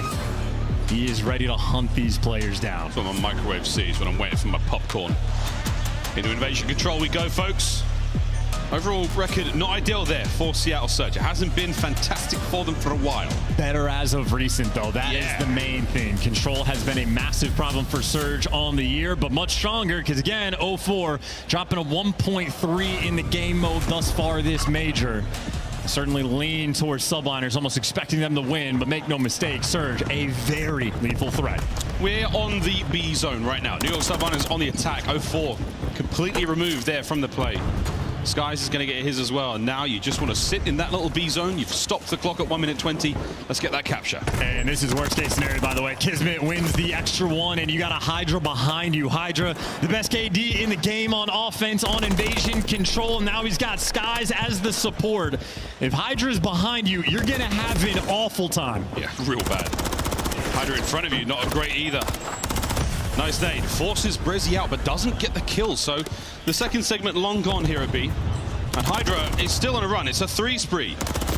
The fourth was not going to be there for him. Over towards A we go for a moment, and it's only Kiz getting the capture. And that is the impact of Hydra, though. Nice win, though, by Brezzy, just to shut down that funny business. But either way, B zone secured. No one had to break a sweat. Sid does not even have to play. He just gets to hang out on the objective. Yeah, Sky's hanging out at the back spawn once again, though. So this is such an uncomfortable moment for Surge. Actually, I say moment. It's been a few minutes now. And Sky's there, picking these players off before they can even get into the action. They're entirely ineffective until they get him out of position here. Can't even clear them out. Right now, they're just being outclassed. Surge do not have a response. They've died so many times, and Surge will push the pace. They do it on a few different maps. You could, at some point, potentially run out of lives. Surge, got to make sure you're careful right from the jump. It's a slim lead in the life count right now for the New York Sublines, the 22 to the 19. Hydra. Oh, you better finish him. You better call him out. That's a problem. Hook manages to get a trade there. And 0-4 finishes what he started. And now, lovely shots there on the Skies at range, but not enough for the kills. Weird moments, but nice shots there from Brezzy. Able to stabilize and set up. A lot of players rolling through, trying to deal with the street. Hook, though, Slate Reflector not able to get at least one. 0-4, maybe just the next man in line. He's got to boost it for the cutoff, but they've kind of abandoned one another. 0-4 gets out of the mix, and well, at least he'll get you the trade. A nice gunfight win. Sid shuts him down, but 0-4 does give you 2. And Brezzy, by the way, just looking for a cruise missile in the meantime. A big chill on the other side of the map, trying to get himself a cruise. One more kill will get the job done. He's very loud, though. There's a player above him. This should be it. Unless the guess is bad, and it might not be. Skies didn't hear him. Brezzy heard him. He heard him, so this could get very spicy in a moment. And there it is, done. The spree complete. You're safe for now. Over to A with only 35 seconds on the clock. And here comes Hydra. Can't kill him on the cross. A little too fast. This is the gunfight to win, potentially for the round as well. And Hook getting stunned. Nades out and about, but Subliners, so many players are here, group up together. Hydra's still alive. And now you got 3 players for the Subliners attempting to soar in. One more gunfight by the point. And Hydra and Kismet come out on top. Hydra on a 4. Brezzy doesn't win the fight. What a nade. Kismet gets his. 4 lives remaining for the Subliners. We'll see what happens first. The 2-man capture or the 3 lives remaining. Send it, Surge. This is it. Your last chance in the round. Onto the point. Brezzy down. The pinch done. Hydra with the cruise. And you almost don't even want to kill this, man. You'd rather get the tick, but that is a dominant round. It does not matter. Seattle Surge, they will find a way to die quicker than almost anybody else. Running out of lives on invasion defense. And there was 30 seconds left on the clock. That's insanity. That's a really, really decisive round there from New York. Good stuff out of them. It's an electrifying way to start off this game of invasion. Good work there from the kills column. Hydra once again 12-5 as expected. One of the few And that superb positive KDs on the attack. Yeah, Hydra just taking over. Might just be calling game. You had 19 deaths between Hook and 04 in a single round. Here comes Hydra forward. Ooh, and he's shooting ghosts. Hyper aggressive, cut down, but no problem. You still have that streak to play with. Slow capture here from B. And that tiny little sliver of wall, that's where Sib's going to find some damage to keep those boys back. But you've still got a lot of numbers here for Surge. Plenty of presence.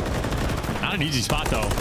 Sib, well, jumping out, tagged up, one shot, and he does get traded. 3 down there from Surge, make it all 4. What can you do? Capitalize on the space. 04 pushing up for a little bit of map control, and Brezzy, well, working the A street, looking for this high-impact play. We're looking for these fast kills as well. I mean, they've managed to isolate 04, but you can't deal with Hook. Hook's a problem now as well. Gets himself 2 in the life. Forward he goes, guns at the ready. Sib, a little bit of damage. Going to capture the point at B. You lose the war on the A side of the map, so Constellation, an additional minute to go, and a 3-life lead. And Brezzy maybe just playing his life because he knows he has to, so you have extra towards the end of the rounds, but B zone secured.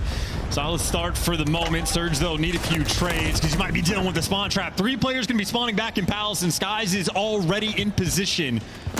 New York Subliners potentially with the stranglehold on the map, but the main AR, the SMG in hand, Abuza can do it all. Had such an annoying fight. You get plenty of that in COD ever since the slide was introduced. Big kills here. Able to get 04 onto the point. Has to win this next one against Hydra. Can't get it done. The Renetti of that young phenom simply too much. Abuza turns this 3 into a 4 spree. Can he get number 5? Keeping space for the boys to get him in there. Go, Brezzy, go. No. Kiz is there. Trade's done. That's the A zone safe. Yeah, what a moment from Kismet as well. There to pop off and pick up the 2 to make sure Hydra stays alive, who then kills Abuza and shuts down the spree. So that SMG duo right now for Subliners making plays, but you don't have a ton of space on the map. Sib looking to take it from you and might just get it. 04 caught sprinting as well. Another 3 down. Hook last man standing. Surge, you are back to square one. You've still got loads of time. That's the good news. The bad news, Kismet's finding kills like that, and your players coming out of spawn, so you're not even able to get anyone up to the fight. Sky staying alive still on this corner. Holds it for as long as humanly possible. Sib now. Again, just slowing down the stem of reinforcements. Outstanding work there with both the Renette and the MCW. Here's Brush on the point. Hydra, he's by himself in this moment. Sky's the backup, but he's a little far away, and he gets hit by everything. On a 5-0-4 with the Cruise. You need this offensive round. There's no trophies, though. You're getting hit by everything that's getting thrown in there. So here we go. First segment gone. Second segment on the way. Brezzy holding it together. That might be it. Abuza's got him locked in the back. That is going to be the round. No way can you get close enough to stop the capture. Seattle Surge. What a late round resurgence. Dude, these guys can be electric when they find that pop-off potential. The round just flips on its head. We watched Sid pick up the 2-piece. Gun 04 down on this street. It felt like 5 seconds later, the dude is on a 6 spree and inside of the hill. Lightning speed, it hurts you when you lose a round on lives, but that is the moment where they capitalize and come out on top. Cruise missile being secured could be incredibly beneficial, but I think we're tied up on the Cruise front. Hydra went on a 7 spree earlier. And this is the wildest sort of series of stats we've got. Only, in the round 3 right now. Hydra. They're broken. They're just bunted. Are they? Yes, that's such a shame. Yeah. That's such a shame. Agreed. Shows how much attention I'm paying. 04, spree done. Gets that Cruise zone. Hook now hop, skip, and a jump over towards the other side of the map here on defense. It's Renetti's all over the place. The pistol duels come to a close. Sib finds his out of spawn. Hook managing to stay alive somehow, but I mean, look at that POV. He is moving. And I tell you, anytime you kill Hydra when he's basically inside of your base, those kills are just worth extra. Hook, nice spot as well, trying to keep the pace nice and slow, ready for the chow, and gonna get it. Kismet gets shut down. Trades can't be found. Hook kills almost falling in his lap. But what is this? He nearly picked up Hydra as well. Shenanigans come to a close. It's a single life advantage right now for the Subliners on the attack. And slow capture on B. Only one man for it right now. 04 battling out the bottom side of blue. Sib's on a bit of a spree of his own. Can he get a Cruise? Nope. Brezzy there cuts him down. Halfway through B. Surge, though, they just can't play comfortable. Guys struggling for the moment. 2 ticks, nice win by 04. You want to have a dominant round on defense. You don't want them to capture either zone. Surge handling the pressure on the bottom side of the map and over towards the zone. 04 caught YYing Hydra. Easy 2 kills. Man's got 22 as well. You got to be on point to slow him down. No way did he find that last one. Now Sib pushing forward. Sib, another. Now flying forward. Brezzy, though, in a great spot to cause some problems here, but you are going to be able to get on towards the A zone. B is going to be captured. A, you've got bodies on there now, totally and utterly surrounded. Sib finds one. Abuza gets the second. Wow, what a kill. Yeah, Sib was dead to rights anyway, but that is a hell of a gunfight win by the Renetti of Abuza. And off spawn, 04 finally gets off the death spree, wins one. Maybe able to restabilize. Meantime, Brezzy, he's been living all the way down bridge. He's playing a hiding spot, able to win his one, trying to clear outside of Cafe. Surge, plenty of space on the map. This is the setup they want to have. Again, very happy to get at least one there. You've got to respawn, run up that street, and get involved. Cruz hoping to help out. That's a decision. He lands, he doesn't a whole lot, forces the boys at the inside of that large yellow building. That's exactly where Cafe is. And now, a little bit of space to move forward for the subliners, but really not a lot. That's an interesting call to use the Cruz in that moment. Honestly, could have been an accident or someone called out something to try to set it up. And 04 says, anything you can do, I can do equally. Skies is going to fall. You at least get one extra kill in the intel. Surge clearly want this round. Well, they want the round, but they got 3 down now. Okay, subliners, you've got your opportunity to go forward. If you bring down 04, that helps. Trade's done.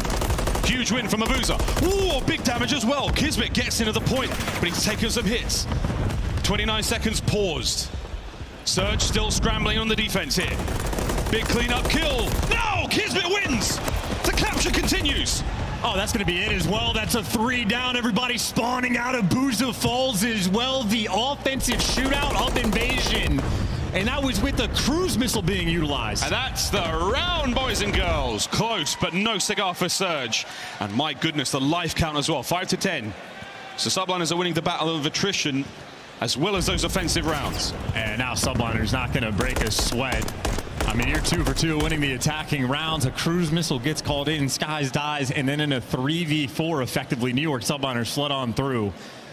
This is certainly a game of Call of Duty. Oh, man. What? Laser focus still from both teams. Getting a little later in tonight here into Toronto. Big spree there from Kismet. That was a sensational win with the Renetti to keep the capture going. He's on a 4 spree for now. Looking for one more. 22 and 18 from Hydra, though. Classic work from him. Moves like that, but reads like that from Hook means that that B zone keeps going. Just a nice stack from Seattle. Not doing anything crazy. No cheeky A hits. They want to make sure they can take their time with this round. That tick not yet through on the B zone. And Hook, well, he's dancing around. Sib, great damage output and really just a nuisance. The thorn in Seattle's side. Him and Kismet, nice shots together, but a couple trades out and about. And maybe an open route from 04 to get to this A zone. Ow. And 04 is reading it, so Surge a lot of pressure on B, but now 04, the opportunity to make a play potentially for the round. Well, okay, we're going to be swinging. The second seg done at B. A looking dangerous as well. Skies off spawn, we'll deal with that. But in the meantime, I mean, this is one hell of a protracted gunfight. You've been going on for a while here, boys. The battle for Broken Dawn. Oh dear, and a team kill. You do manage to save the A zone. Hydra's going to drain it as well. Very, very important to do so. Yeah, not quite able to get that tick as 04, and a nice find there from Abuza hunting him down. That's 2 in the feed. 1 man on point. It's going to be Hydra playing on the defensive end. Oh, here we go. Brezzy wins a big fight onto the zone. Oh my good God. Multiple man stack. Trophies at the ready. There's 2 trophies. This round could be done. Kismet finds a kill. Hook on the coverage. Damage in. Not enough to stop these players. Now the wind-up punch from the subliners going for the break. No good. It's Abuza with 2. The capture continues. Skies. Oh, he's down as well. The second set gone. Last chance. And 04's got the help on the cross, but the comms have to be perfect. What direction Brezzy to look? Everything forward, all eyes, but eventually the nade there to take him down. 2 ticks of progress, and 04, plenty of space down A Street. Wants a kill to fall into his lap. That was a very, very spicy hit. Surge, good job. Subliners with the resolve, but a single segment remains. Life count, get a bit naughty. Naughty like those shots from 04. Backs Kismet down as well, doing a great job of playing his life because he's got Hook. The reinforcements are in fact here. Again, you want to get 3 clean kills. 04 staying alive. Somehow staying alive. Skies finds 1. 04 staying alive. Somehow, big hits in a Hydra as well. Pressure now on. Can Brezzy pick up the pieces? This man's fresh for respawn, but 04 is out here making absurd plays. They just need some help. Surge need that little bit extra. This guy's picking you apart towards the middle of the map, and the decision from Seattle, what do you want to do? Well, Abu's on an island on one side of the map, everybody else down 8th Street. 55 seconds is a good chunk of time, but you need the kills to start flowing. Yeah, this is such a stalemate right now. 04 looking to cut the middle of the map wide open.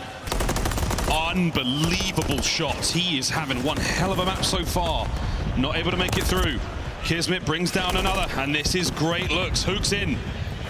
Brezzy, no reinforcement. Hook's doing it alone. No help. It's an absolute dream. Yeah, nothing you can do in that moment. Hydra able to pick up 2. Seattle back to square one. It is a 9v7 now, by the way. So Subliners, the lives are dwindling. Time could be a factor. Pressure still, though, heavily on Seattle. You're still winning the map presence, but you're not winning the kills. It's so close. Subliners in a little bit of trouble. Kismet.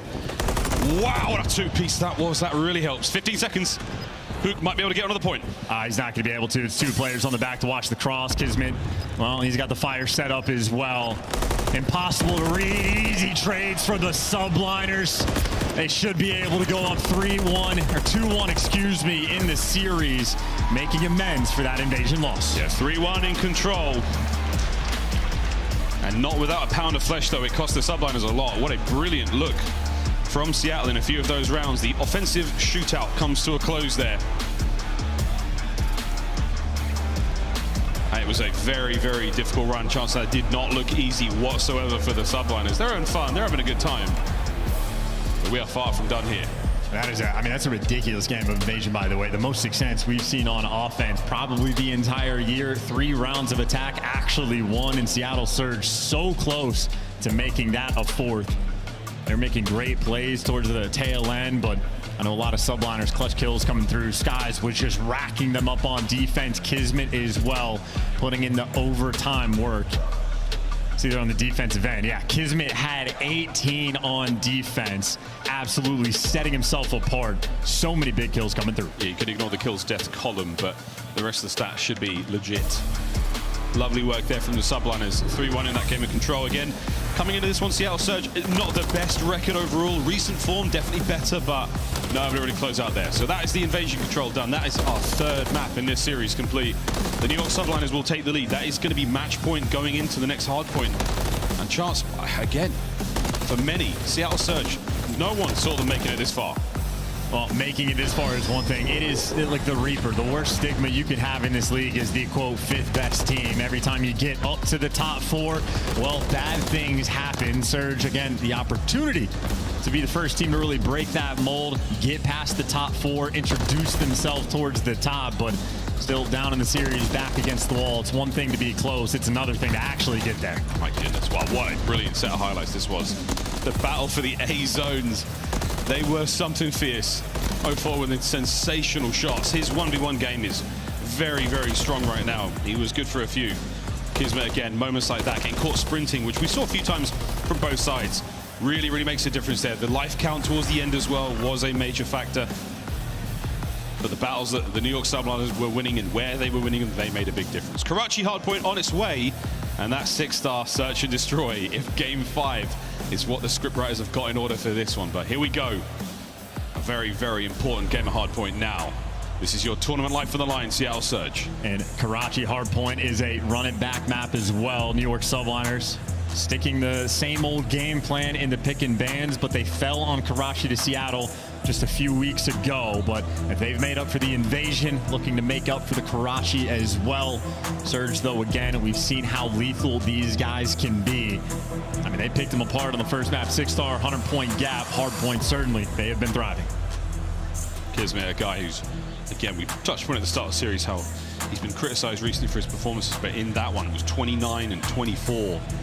In that entire game of control, so he's definitely pulled out some special stuff here in the respawns. And I know he's been criticized for just things like KD. Yeah. A poor series overall against Atlanta FaZe, but the new dynamic I think plays a part, and I still think that Bulldog dynamic has been shining through as well, because think about their series they had FaZe online. Getting their body shot, things were looking horrible, they're getting picked apart. Kismet started barking back, try to energize the team. And again, 18 kills on the defensive end while pressure's being poured on. Kismet's still a very tough man. He is impossible to bully. Is our Karachi hardpoint so far in the season. Not bad looks whatsoever. And again for Surge, recent form far better than it has been. So this should be a shootout. Can the Subliners close out the series? Again, there's more than just CDL points on the line in this one. Sibs really come to play. And I'm looking for a strong performance here from Hook. Occasionally has been struggling in the respawns in this tournament, but when he is on point, he also, I mean, he looks like one of the best players in the world when he hits that flow state. He's going to be dialed in on Karachi, a map that they have a ton of reps on. And App and Surge, when they look good on this map, they look great, but Subliners might just have a little bit extra on that local area network. Let's see how we go. 3-1 split right off the rip here over towards that P1 as these boys are going to be singing. Seattle Surge, that certain special level of unpredictability. These boys are wildly dynamic on the map. Let's see if they can't find something good here. So far, it is not ideal. Big wins out of New York Subliners. Enough tags on Abuza that he's not looking for the chow, but over towards the time, as soon as he heals up, well, you get the guys off time. But the ARs right now looking kind of dominant from New York. Nice cleanup in the feed. 2 for Skies, 2 for Sib, and welcome back to your spawn. This is a difficult setup to break down, Surge. This is worst case scenario as far as the start goes. Well, there you go. One opening here from Hook.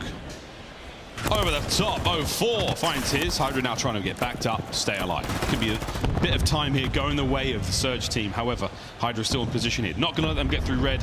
They have to fight for it indeed.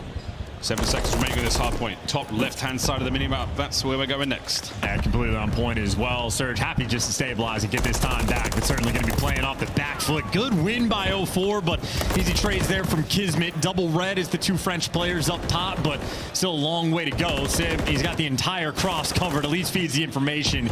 Easy wins from Hydra and Surge, flooding into death. Everybody on New York winning their ones. Absolutely no problem. And again, this is great time.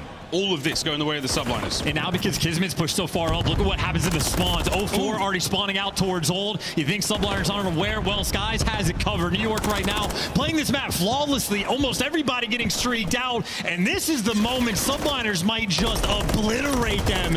Seattle stuck in spawn. Hydra already in cutoff position on the map. And you flood over a dumpster. You get gunned down. This is a dagger moment. Surge gonna have to dig deep. A disgusting set of kills there from 0-4, but you've got the run. Hydra, what a sweet spot to be in. Catches massive damage, no kill though, so the reinforcements there from Surge, able to get towards the new hard point with full health and full weapons. Here we go, Sibs backed up, Skies on the time. New York Subliners, oh, it's looking not bad, but that could be 3 down there for Surge. That is just the Hook insanity effect. That is 2 teammates rolling through. It might honestly not make a bit of difference. Guys, well, he's got Coop under lock and key. He's got Hydra there from the help and a nice pinch from Kismet. This is perfection right now of a Karachi Surge. They can't orchestrate anything. You got the AR duo currently 2 and 14 combined. Surge are struggling just to shoot back. Here comes the hit. Kiz stuns and nades, all good. No trophies to be found yet. Bracy's there. 0-4. Oh, sneaks in, but it's not after Kismet gets 2 of them. My goodness, again, it's so disgusting. The work we're seeing out of the Subliners so far. Electric stuff as 0-4 still battling for his life there on the point. It comes to a close. Over the street we go in 5. And Surge are going to have to triple hit Old with, what, 3 seconds left on the old clock there. So now Subliner is going to be free and clear on this rotation. Skies, well, gives up the timing to get a trophy out for his teammate, and that might be the open door for 0-4. Never mind, Hydra's got it. Subliners, this is flawless gameplay. It's very, very good. Over 100 to the 32 of Surge. They are life support soon. 11-4 for Kiz. No one in the time just yet, but again, you're dealing with a lot of different angles, and again, a lot of verticality here on Karachi as well. Hydra brought down. Space now for Surge to get back into this. You get Sib off this top position, and you might be able to get some time. And this is the first time the entire game Surge have had a nice series of gunfights. They didn't even get all 4, only 3, but you'll take what you can get. You're looking for a turnaround right now for the ARs. It is still 6 and 20 combined. Working on the comeback, and they're going to have a long way to go. Still roaring. It's not bad whatsoever. You've managed to secure a very significant portion of that street hard point. Over to the junk hill now, though. Top right of the minimap. It's all on a Kismet.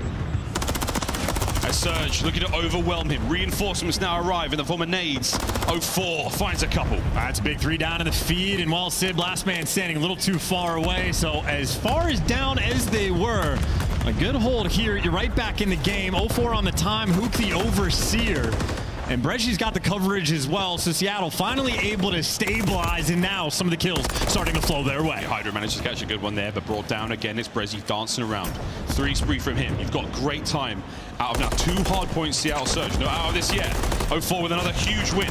Individually, an absolute demon. Stays alive. All down, Subliners. And that is the first 4 in the feed. We have seen this team able to get 20 seconds collected and a nice string of moments, able to stabilize. And Bresci was struggling. Well, was just on a 4 spree. Might get shut down, but nice to get that gun flowing. Kismet, though, anytime you needed to bark, well, is keeping these players at bay. Hook 6-13. Nowhere near this new time. No, at all. Well, the first set of hard points complete, and they've been very fun indeed.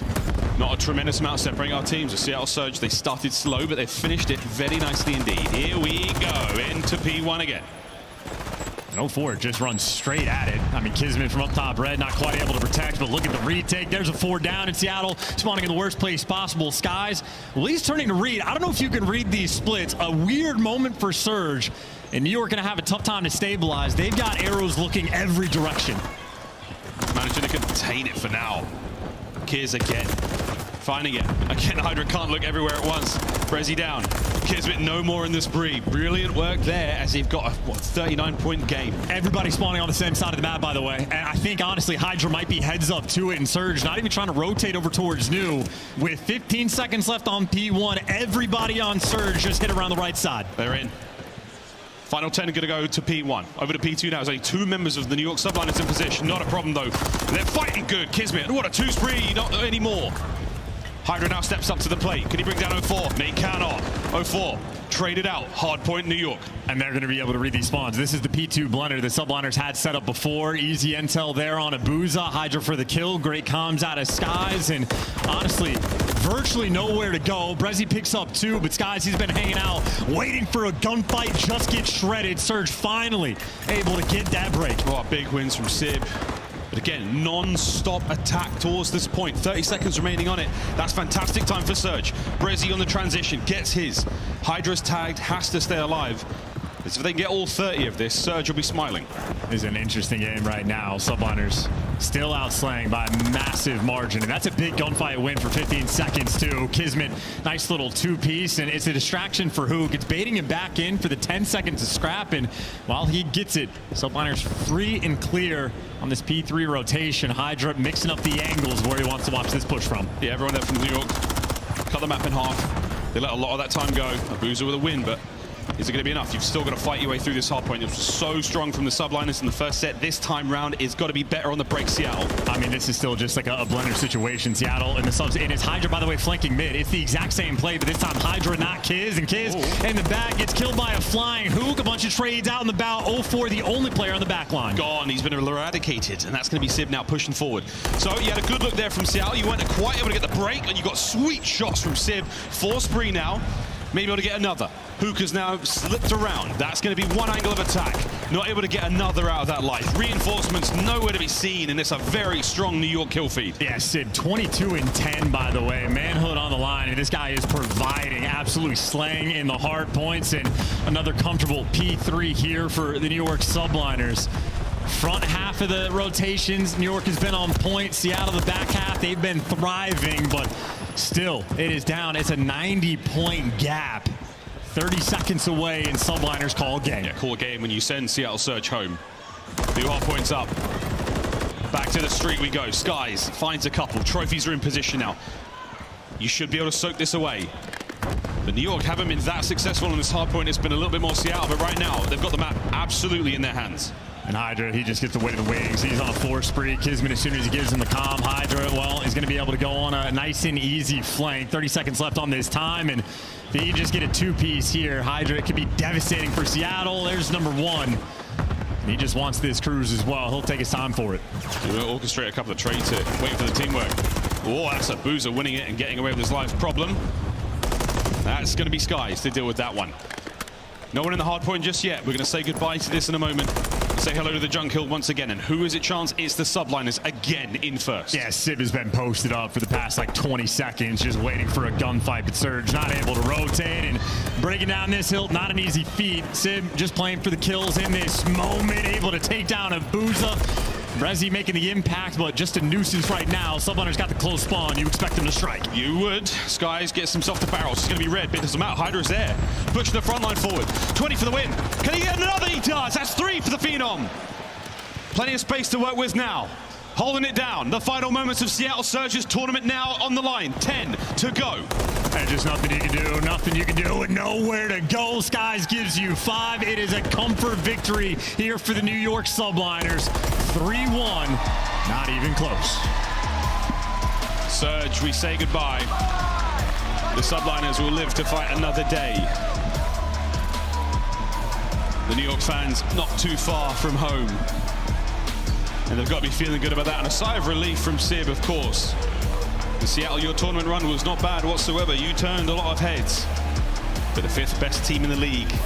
We'll see how well they can translate. We'll see them again at Major 4. And talking the talk on the old Twitter timeline and backing it up in the LAN environment. Very strong performance from the Subliners. A little bit mixedness. It was a chaotic game, especially that invasion control, but they remained on point in the search and destroy. And then that Karachi again.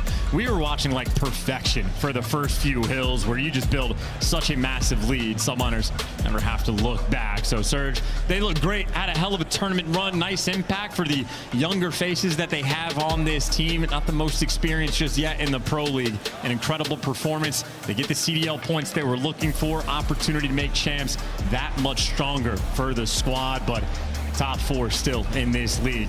They have been built different. It's absolutely concrete at this point in time. They are etched in stone. A look at the series there again, a wonderful start. But after that, very, very much a Subliners series. We did not get to go back to 6-star for the Search and Destroy. We say GG's, and we say thank you very much for the wildly entertaining run, Seattle Surge. We'll see you guys in the next one. Subliners, though, you now have to go up against the gauntlet. You get another shot at Atlanta FaZe if you're really lucky, and if you battle your way back through the lower bracket. But, man, what a tournament this has been, Chance. Yeah, and we're just gearing up for sort of that final stage. The top 4 teams going at it together, of course. More losers bracket matches to be decided. I know Optic get to play the Heretics, but I know Subliners very happy and comfortable for their position that they're in, at least now. All eyes going to be forward. Well, we think they're happy and comfortable. We'll find out from the horse's mouth, though. We've got Kismet on stage with Blaze. Thank you so much, Miles and Chance. Toronto, show some love to the New York Subliners as they come out on top with a there in this matchup. How does it feel? Oh, it feels good. I mean, that match against FaZe was a tough one, but we just had to go in the back and just forget about it. And I'm glad we came out and showed resilience against them because they're a good team. Just feels good to go to a Sunday. So there you go. Feels good for you guys to make it back to a Sunday. Now, for a very long time, you know, Subliners, y'all been gatekeeping that 4th position here this season. What do you want to accomplish tomorrow going to Championship Sunday so that you can go back-to-back here in Toronto and get back in those top spots? I mean, for us, it's just getting over the hump of us just not beating the top teams. So just trying to get over that hump and just getting that delusional confidence we had last year. That's the plan. And there you go. Okay, and I can see that you locked in. You know that the tournament's not over, and you still got one more day for you guys to prepare. But how do you want the fans to prepare going tomorrow as they get ready to cheer on Subliners for Championship Sunday? I mean, I appreciate all you guys. I love all of you. Let's just get this dub. Let's go back-to-back. All right, yo. Show some love to the New York Subliners one more time, everybody. We'll see them tomorrow. But Chris, it's not over yet. Thank you so much, Blaze, and congratulations to New York, who powers through. I always knew the Subliners were going to get it done here. But Namus, I want to talk to you a little bit about energy and trying to manage it across the tournament, because Kismet's not crazy hype. He's not talking mad smack down there in the elimination bracket. Yeah, well, because they were humbled earlier on today. And, you know, they've had to dig deep throughout this stage. They've not been the same team that they were last year at the end of the year, and they've had to figure out their hard point, which they've done for the most part, right? Like, as long as they can win one and be dominant at Search and Destroy in a series, they will take it home, and that's kind of exactly what we just saw. New York are part of the Power 4. They were expected to win tonight, but we also want to give some flowers to Seattle Surge. This is now 2 top 6 finishes and a top 12, which was at Major 2 before you brought in these new players, Allie. And they're taking these respawns off these top teams, and I think that's going to spell some great stuff for Seattle Surge moving forward. I will say, though, on the flip side for New York, I'm just very happy they were able to take that invasion, Search and Destroy. Right. That's been been a huge difference maker between all of the top 4 teams, and it was kind of a question mark with New York because they lost 2 of their S&D superstars in Kismet and Hydra along the way, and then Hydra comes out in an absolute unreal map too. 15-4, goes on a spree, and he made some of the biggest plays in that map as well to push them then to that game number 3 to tie up the series 1-1.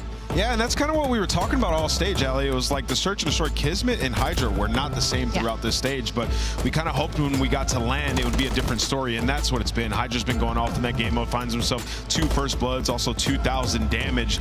You need playmakers, right? And if New York, when they're going to win championships, it's going to be through that mode. So for them to take down Toronto, to take down Optic, that's where they have to be strong. And they look like it in this one. New York officially into the top 4 here in Toronto, and they are playing for gold as they continue to fight in the elimination bracket. They will find out who they face off next, as it'll either be Miami or Optic Texas. As we take a look at our updated bracket, we also have that FaZe versus Ultra matchup. Scrap versus Draza still to come this weekend. This bracket is cooking and the script is scripting. I cannot believe Optic Texas pulled a Florida card once again at major number 3. And of course, Nameless, we talked about the Surge's exit.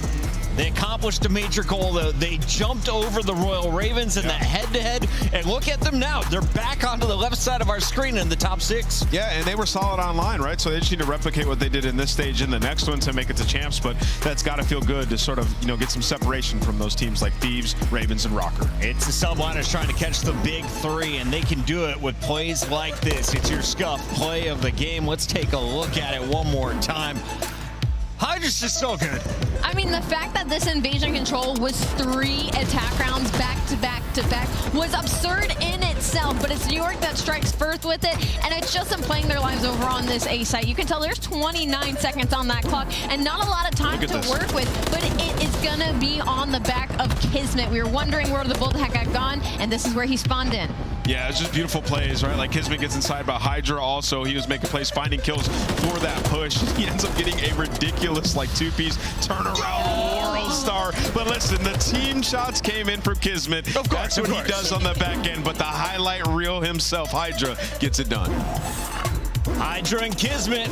It's all about those 2. If they can get it going, once again, you might see New York Subliners holding a trophy at the end of our Toronto tournament. We got to go to a break. When we come back, we have one more team to power through to the top 4. Is it Miami and the Heretics? Or will Optic shut their dreams down?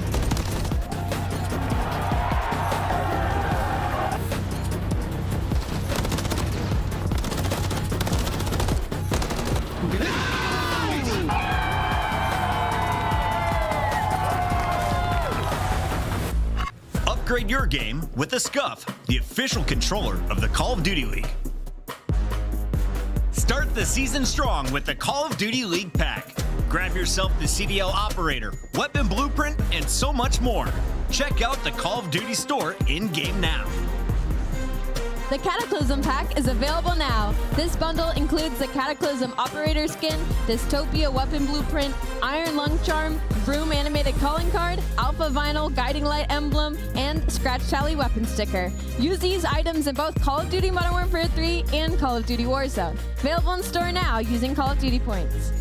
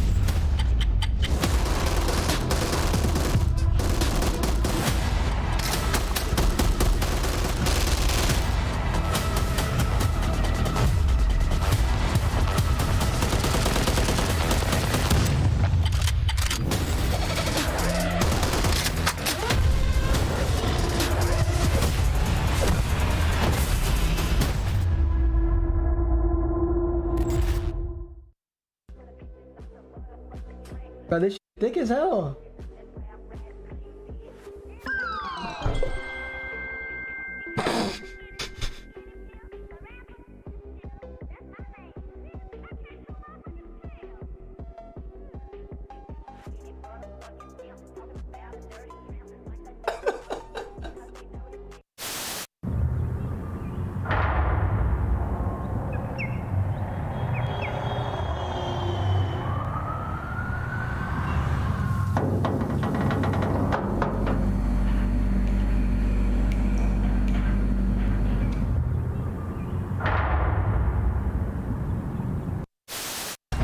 no aim assist on this kid. Finish the only you remain.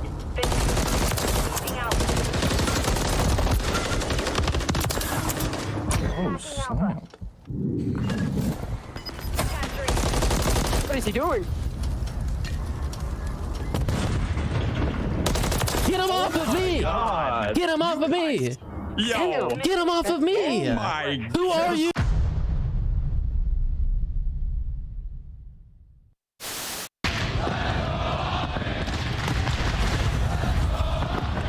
Fans roaring early in Kenny. What is this route? Finding picks. Shotzzy. Look, guys, Michael Phelps on. He's going for a deep swim around the flag. Shotzzy. Or is it Aquaman? Coming up from the depths. We're going to have some laughs during this match, Maiden. I'm going to openly just ask, who will be the worst player we see in the All-Star game today? The worst player from all of these teams? Oh, this is hard, man. It's the All-Stars. Oh, I got to think about this. It's going to be Octane. You think it's going to be Octane? Yeah. He was a beast, so he was number 2 overall S&D KD. Yes, he has, but guess what? Octane's had one good event since like 2016. I'm going with Nameless, just because he can probably hear me right now. He's going to choke big time.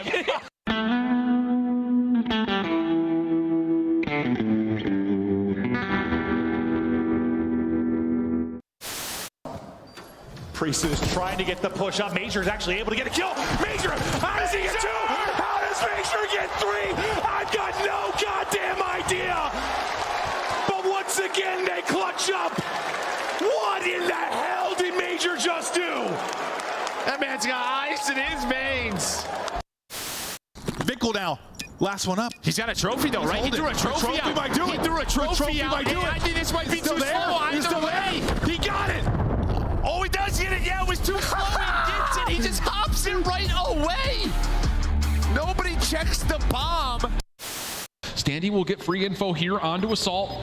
Quickly finds the kill. Whoa! He's going for the assassination. Didn't hold the button down long enough. And Assault says not so fast. Let me tell you right now, these guys play every day. You should know you cannot assassinate someone when they are a little bit taller than you on the map. And unfortunately, the 1v doesn't work, but you know them hands from Assault. They are definitely warm. 2 punches right to the chest to take down Standy. Here come the Thieves. They cannot allow this to slip now. And there is snaking going on. Octane and Envoy have broken through. Finds the second 1v1. And it's Clayster looking for the last. And they put it out.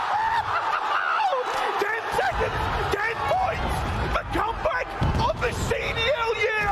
Can they do it? The Thieves are moving. But they are moving into the kill feed. And Legion have just made the greatest comeback in halfway. You will ever see. It's time to get hype. It is the final fight of our third evening. Welcome in, everybody. We are live in Toronto, and we are getting ready to find out, can the Miami Heretics Cinderella run continue up here in Canada? Or is it Optic Texas finishing our Final Four to join Atlanta, Toronto, and New York, who just caught the dub? Welcome in, Chris Puckett alongside Alley Cat and Nameless. And Nameless, I want to start with you. Miami catching a lot of people off guard, and it's that young man, the rookie with a 1v2, has been powering up his team. Yeah, some great gameplay out of him, man. You know, since they picked him up onto the roster, they're able to make winners bracket, and they go down the losers after losing the FaZe, and they beat Vegas and LA Thieves, where he has looked absolutely incredible, looking to do it up against Optic, their toughest opponent yet. Now, we just saw the Seattle Surge exit with a top 6. Miami is trying to avoid that. Allie, how'd they get to this position so far? It's been a lot of clutching, to be honest. A lot of individual plays from Real and Lucky, and even Metals having his moments throughout the entirety of this weekend. We just watched a Real 1v2. There was a round 11 where Lucky got one of the most insane 2v1s down and out of the position to shut down the LA Thieves and go on to push themselves further into the series. Yeah, if you look at their road to the Major 3, like they played all the top teams, right? Everybody besides FaZe, and then they had to go up against FaZe in round 1, where they did steal a search and destroy. And that's kind of what I want to talk about here in the Monster Energy pregame, is they've won 6 straight S&D attendees. Now have the best search record throughout this entire stage, and they've been phenomenal at opening duels, as you can see, first in win percentage there, and then also on attacking rounds, they've been unbelievable at getting that first blood, and Metals also leads the league in opening duel win rate. So a lot of things are going right in Search and Destroy. Can they continue versus Optic? I think so in that game mode. Bad news is Control Game 3 might cause some issues, so that puts some pressure on you for game number 1. Can you hang in a hard point here if you're Miami against Optic? I don't think you can. That's probably my biggest worry when it comes to this series, because you talk about the slang and the clutch ability on the side of Optic Texas, and it has been unreal throughout the entirety of this weekend. And even historically, Optic is 4-1 when it comes to hardpoint versus Miami Heretics. Nameless, we got to talk about the chat's discussion right now. Optic was floundering in the top half. In the winner's bracket, they got beat up by Toronto. Kenny was to blame, according to some folks. The man who has some of the best comms that we have seen in the game doesn't have the best stats come land. Listen, whatever chat's saying, I completely disagree with that. All right, I'm going to just be honest. Like, Kenny's making plays on the map. It's never going to be a straight-up individual's fault with this team. They have so much gun skill, and any moment, any of them can go off. And when you look back at that in the hard point on 6-star, they lost by like 30-something points, and it's because they got 4 wiped at the exact same time on security. We will see that map featured once again in Game 4, so they're not shying away from going back to play. Look out for Championship Sunday, Quavo Ken. If they make it there, this is their final battle of the night. It'll be a 5-game series, and if they want to walk away with the dub, what is our Monster Energy pregame key? First and foremost, no Kenny disrespect in the building. He does amazing on land. You forget that as a world champ on that main stage. But for the Monster Energy pregame, the good is the rotating. Hardpoint has been really strong for Optic Texas the entirety of this whole weekend. The bad, though, is that their control map pool isn't very large. They have no maps with a winning record, and they're 1-4 in their last 5 controls. Granted, though, they're going up against teams like Toronto, Carolina, LAC, where Miami hasn't had to go up against such competition. Let's take a look at your maps and modes. It's a best of 5, and Miami, well, they do some of their best work up close and personal. Will they get a chance? They get sub-base. 6-star for the first Search and Destroy. 6-star is back in action for the second hardpoint, and if we get to a game 5, it'll be on Invasion Alley. Optic is salivating at the mouth with this lineup. They have one of their best hardpoints to open up the series, and then Miami's on a 3 high-rise loss spree. They get that for the map number 3, and they also get 6-star, which they're incredibly comfortable on that map. So I think, honestly, Optic Texas definitely have the edge. Yeah, it's your Scuff Maps and Modes Nameless. All right, we got to make this quick because the players want to get to this stage. It's our Scuff Pick'em. I'll let you get to your point now. Who do you got taking it? I got Optic 3-0. Miami's only way to win this series if they win that game 2. They have potential for that 6-star hardpoint. Going for 119. Allie, you're up right behind him at 115. What do you got? I'm a big fan of Miami's run thus far, but unfortunately, I think it stops here. I'm going to go with Optic Texas. I just called the surge. Didn't work out. One way to catch up is to be weird. We're going Miami tonight. We got Papa Vico and Mama Vico in the crowd. That's going to be enough to power their son in a game number 5. Blaze, I just got booed. Let's get this party started. All right, Chris, we'll see if you're right. Toronto, one more series left today. We got to send another team home. In the first squad coming to the stage, Greenwall, get ready, because here come your heroes.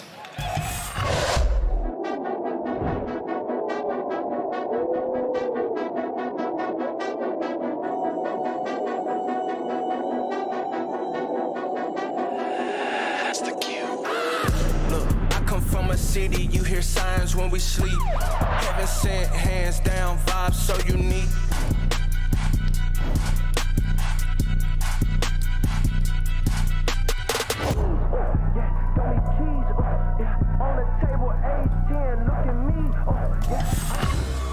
One more time today, get loud for Optic Texas. Here comes Kenny, Shotzi,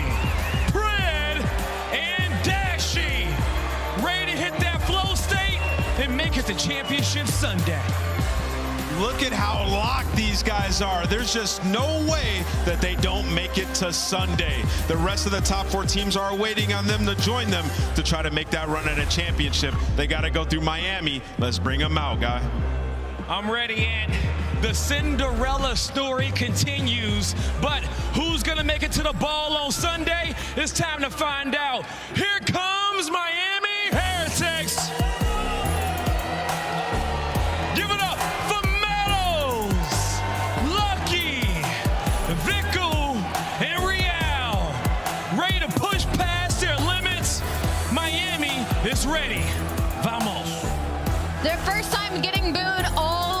again, and it's time to see what the rookie Enriel can do under this pressure, under the pressure of the green wall. I've done it for the past 2 Miami matches, and it's worked out in their favor. And there's one more to close the night. Vamos, Miami! Let's go, Blaze. Let's get it, Allie. Toronto, I know you ready to roll. It's the last matchup of the night, and it's time to send somebody home. Shift, study, let's get it going.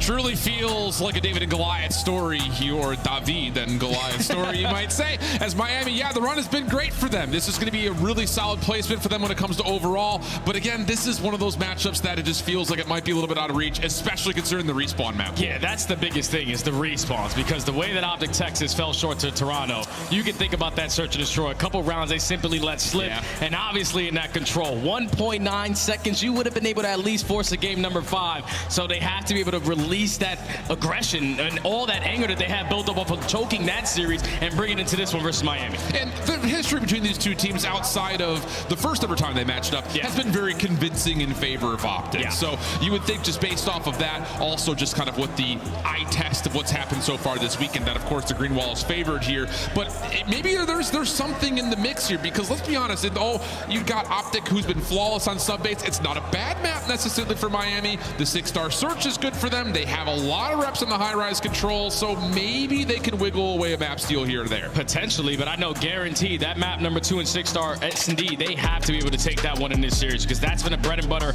all season long for Miami Heretics. But when you're spawning in on a map like sub-base, we just watched Optic play this versus Toronto. That was the 2 best sub-base teams we had in the game, and Optic were able to edge out Toronto by a little bit. So they're still sitting flawless on this map. Rotations are basically perfect. Hold percentage and break percentage are not really needed when you're that team early on.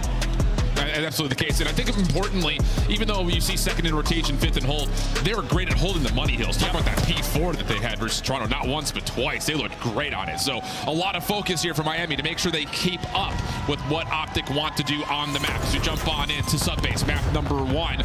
And well, Shotzzy, we often expect him to pull out a 4th MCW. This time it's just a rival 9 with Pred to start, and Miami have dealt with the initial push well. And Miami, they have been sitting around all day just waiting to play this last match.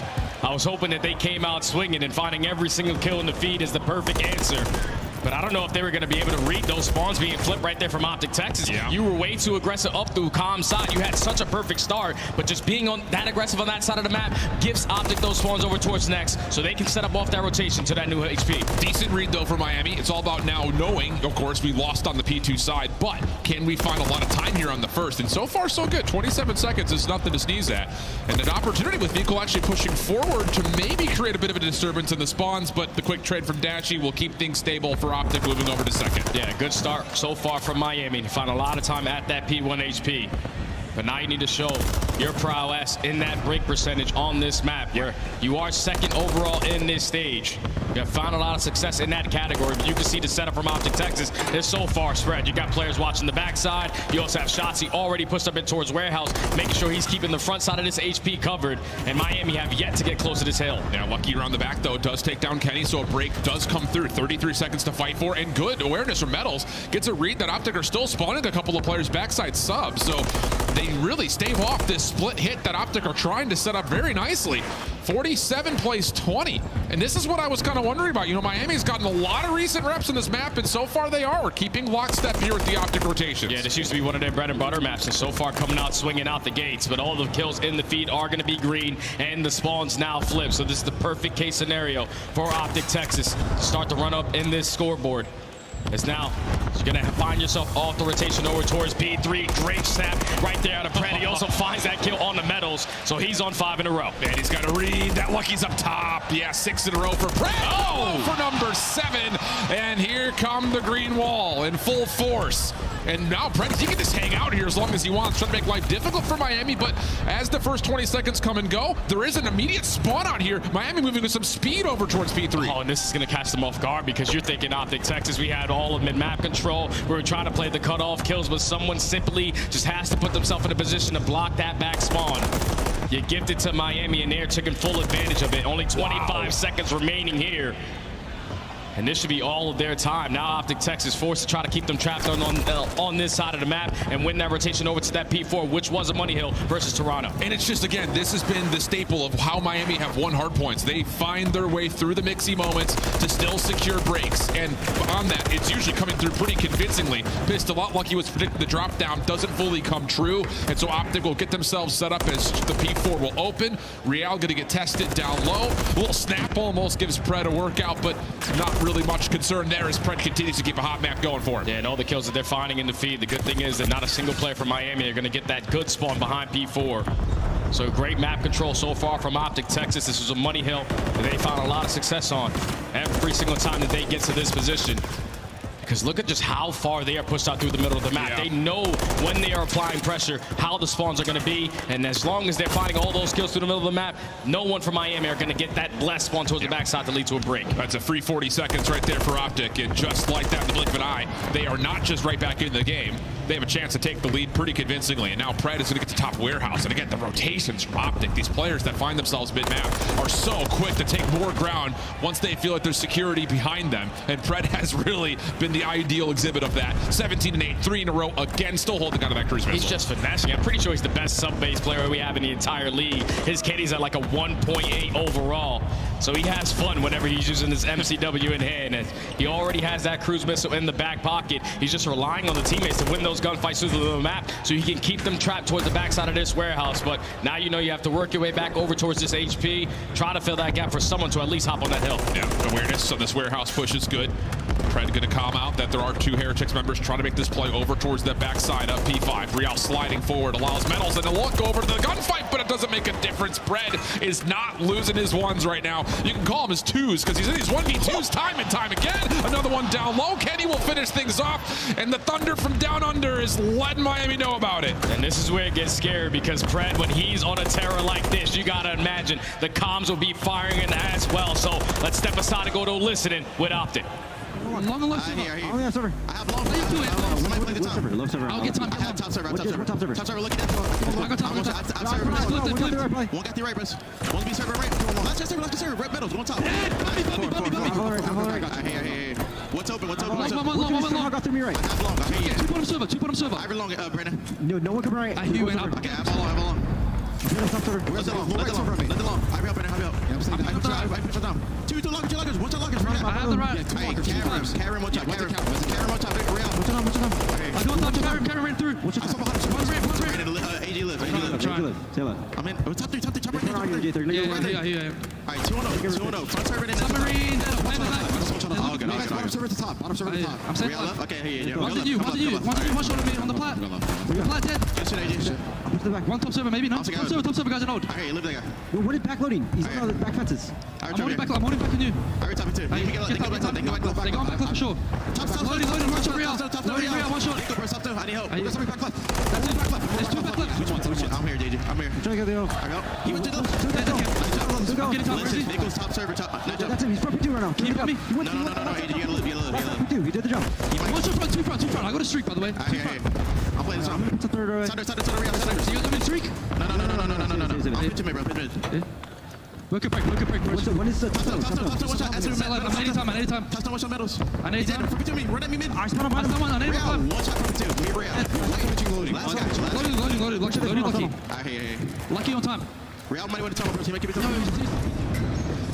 I mean, a career map right now for Pred, 27-12, but Miami, their break percentages continue to make life difficult, and their P1 has really carried the score to this point. Yeah, they have had 70 points at that P1 HP, but finally they find themselves in a situation where they can chain it over to the P2. Optic Texas, they find the break at this moment with only 15 seconds left, and this is the ideal thing because now you have the rotation over towards the next HP. You have Kenny watching the overextension on that side of the map, and Pred killing everything in front of him. So he's going to find himself in another one-on-one versus Real. He's just going to apply the pressure. He's trying to hit the shots with the Renetti and a 31-12 start. The Predator is frying. Hard point open, though, and Miami have made their way around the block again, and here we go. It's just, man, every single time you start to see this Miami team and you think that they're out of the picture, someone pops off for a two-piece, and all of a sudden Miami are the ones to actually win rotation over with spawns coming in.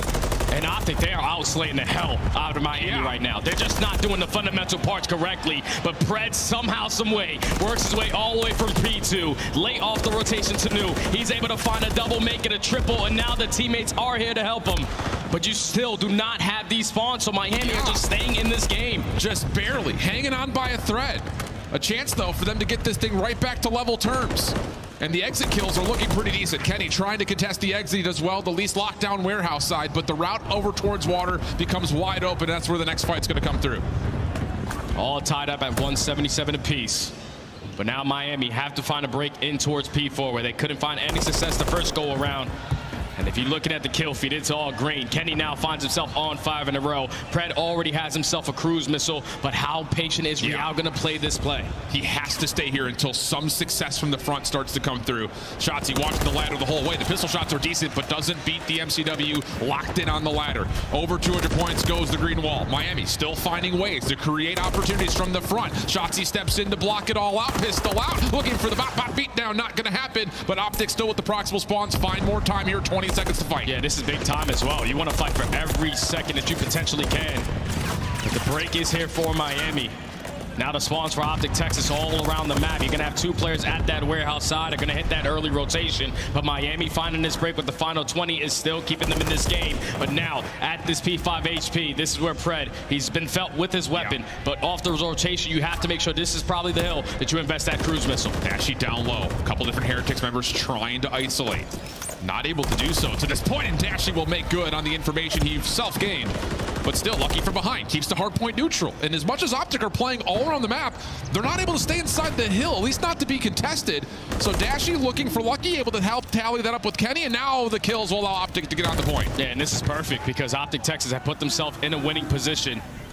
You already have all the control that you want, but just one more set of kills is going to get the job done.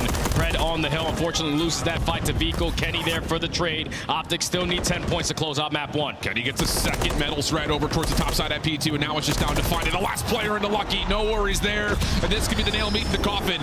Kenny still staying alive, gets himself on a 6 in a row. No second cruise missile needed, though. Optic stay undefeated on the sub base, and Pred letting them know about it with the career map number 1. Yeah, Pred takes off in that map number 1. But if you're Optic Texas, you're definitely going to go back in the VOD review and say that should have been a lot easier. We're finding all the kills on the map, but everyone at a point in the game was playing all cutoffs. No one was blocking certain spawns. That's why Miami were able to stay in the game the way that they were. They basically only found success on that P1 HP. Yeah. They chained it a little bit to P2. Every single time at P3, Optic were just way too aggressive up to the little map, and Miami took advantage of that blessed back spawn. But the closing moments, Optic Texas just got it done. And it's one of those things, too, like as much as you can give credit for Miami finding success in their breaks, you're often not going to win hard points by just breaking kills, especially not in this game, especially not on this map. You have to be able to rotate better. So even though the objective focus in those mixy moments was decent, again, the outslaying potential of Optic, allowing them a little bit more freedom on the rotation, led to what you're going to see the game flow, which is a pretty wide gap that stayed, at least in their favor, throughout the majority of this map. Yeah, and you got to take it with a grain of salt as well if you're Miami, because you found a lot of successful breaks due to the blessed spawns that you were able to get. It's not like you were out-rotating them in certain situations. Just Optic were making mistakes, and you were taking full advantage of it. Unfortunately, they could not clutch up in the very end like they were doing all throughout yesterday. So now they find themselves down 0-1, but at least for them, they have that 6-star search and destroy, which has been a bread and butter for them all throughout this major qualifiers. And kind of harkening back to what you're saying, you know, Miami punishing teams for the mistakes that they make. That has been how they found the majority of their either map wins or in particular series wins.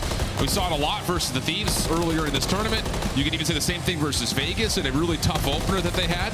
But ultimately speaking, once you start to get to the top 4 overall squads in the standings, these are teams that don't make mistakes all that often. So you have to be able to create your own opportunities, not take the ones your opponents are giving you. Yeah, and now going into the search and destroy, you have players who love to set the tone on a map like 6-star. In Real and Metals, and also Lucky, who's always phenomenal on that defensive side. Optic Texas only had 1 rep on the 6-star Search and Destroy, and it was versus LAG. They were able to close it out in the 6-4 with a lot of their success happening on that attacking side. So just got to stay strong in that suit. Yeah, 3 straight wins here for the side of Miami. Yeah. You mentioned the LAT, LV, but also in the regular group stage, they beat Atlanta on this map. So, and the thing that's really, I think, fun about the Miami Search and Destroy is that, I'm sure the observers don't love this, but anyone can provide for first blood. Yes. They play as a full concentrated 4-man squad in the first 45 seconds of every round, looking to overwhelm. And it doesn't have to be an SMG forward hit. It could be ARs trying to lock things down. It's just so dynamic of how they want to approach you as soon as they're able to get out of spawn. And they usually have their same go-to strategy on 6-star. The player who's going over towards that B side, most likely going to be Lucky, just plays his life on that side of the map, and then they 3-stack over towards that A bomb. So Optic have to be prepared for that, because that's where the Miami Heretics tend to dominate, is on that defensive side. They're great on their retake situations. They're great in their opening first bloods. So if you are Optic Texas, you just got to try to work that objective, which they do really well in this map. Yeah, very, very well. Rounds with Plants, they rank #1, but again, they've only played it one time. The one time. Yeah. So, the sample size is not exactly what I would call scientifically valid. But that told, that has not just been the case on 6-star. It has been that way throughout just about every single map we've seen in the most recent stretch through this Major 3 qualifiers. But for Miami, it's really interesting, because it's hard, I think, to put a finger on what do you look at in terms of what is their main identity. They've done well to kind of find their way some respawn wins, but their Search and Destroy has kind of sneakily so been great for them. Yeah, they've been taken over in this mode, and the majority of that success has been through High Rise, has been through 6-star, so that's why they're happy as hell. They have in this 6-star, which is their map pick in this map #2. You can see the defensive records, those stand out. Opening dual win percentage, 55% of the time. That's fantastic. That means that you are at least better than the half the team. Yeah, absolutely the case. And again, 6 in a row, like Nameless mentioned, dating back in towards the regular qualifying stage. So trying to keep that streak alive. And like you said, at the top of this one, you have to have it. If you want to have a chance in this series, you have to pull map 2. And honestly, I was kind of looking at this series saying you have to win map 1, map 2, and map 4. The high rise control doesn't feel all that great, and you just don't want to square up against Optic on Invasion Search.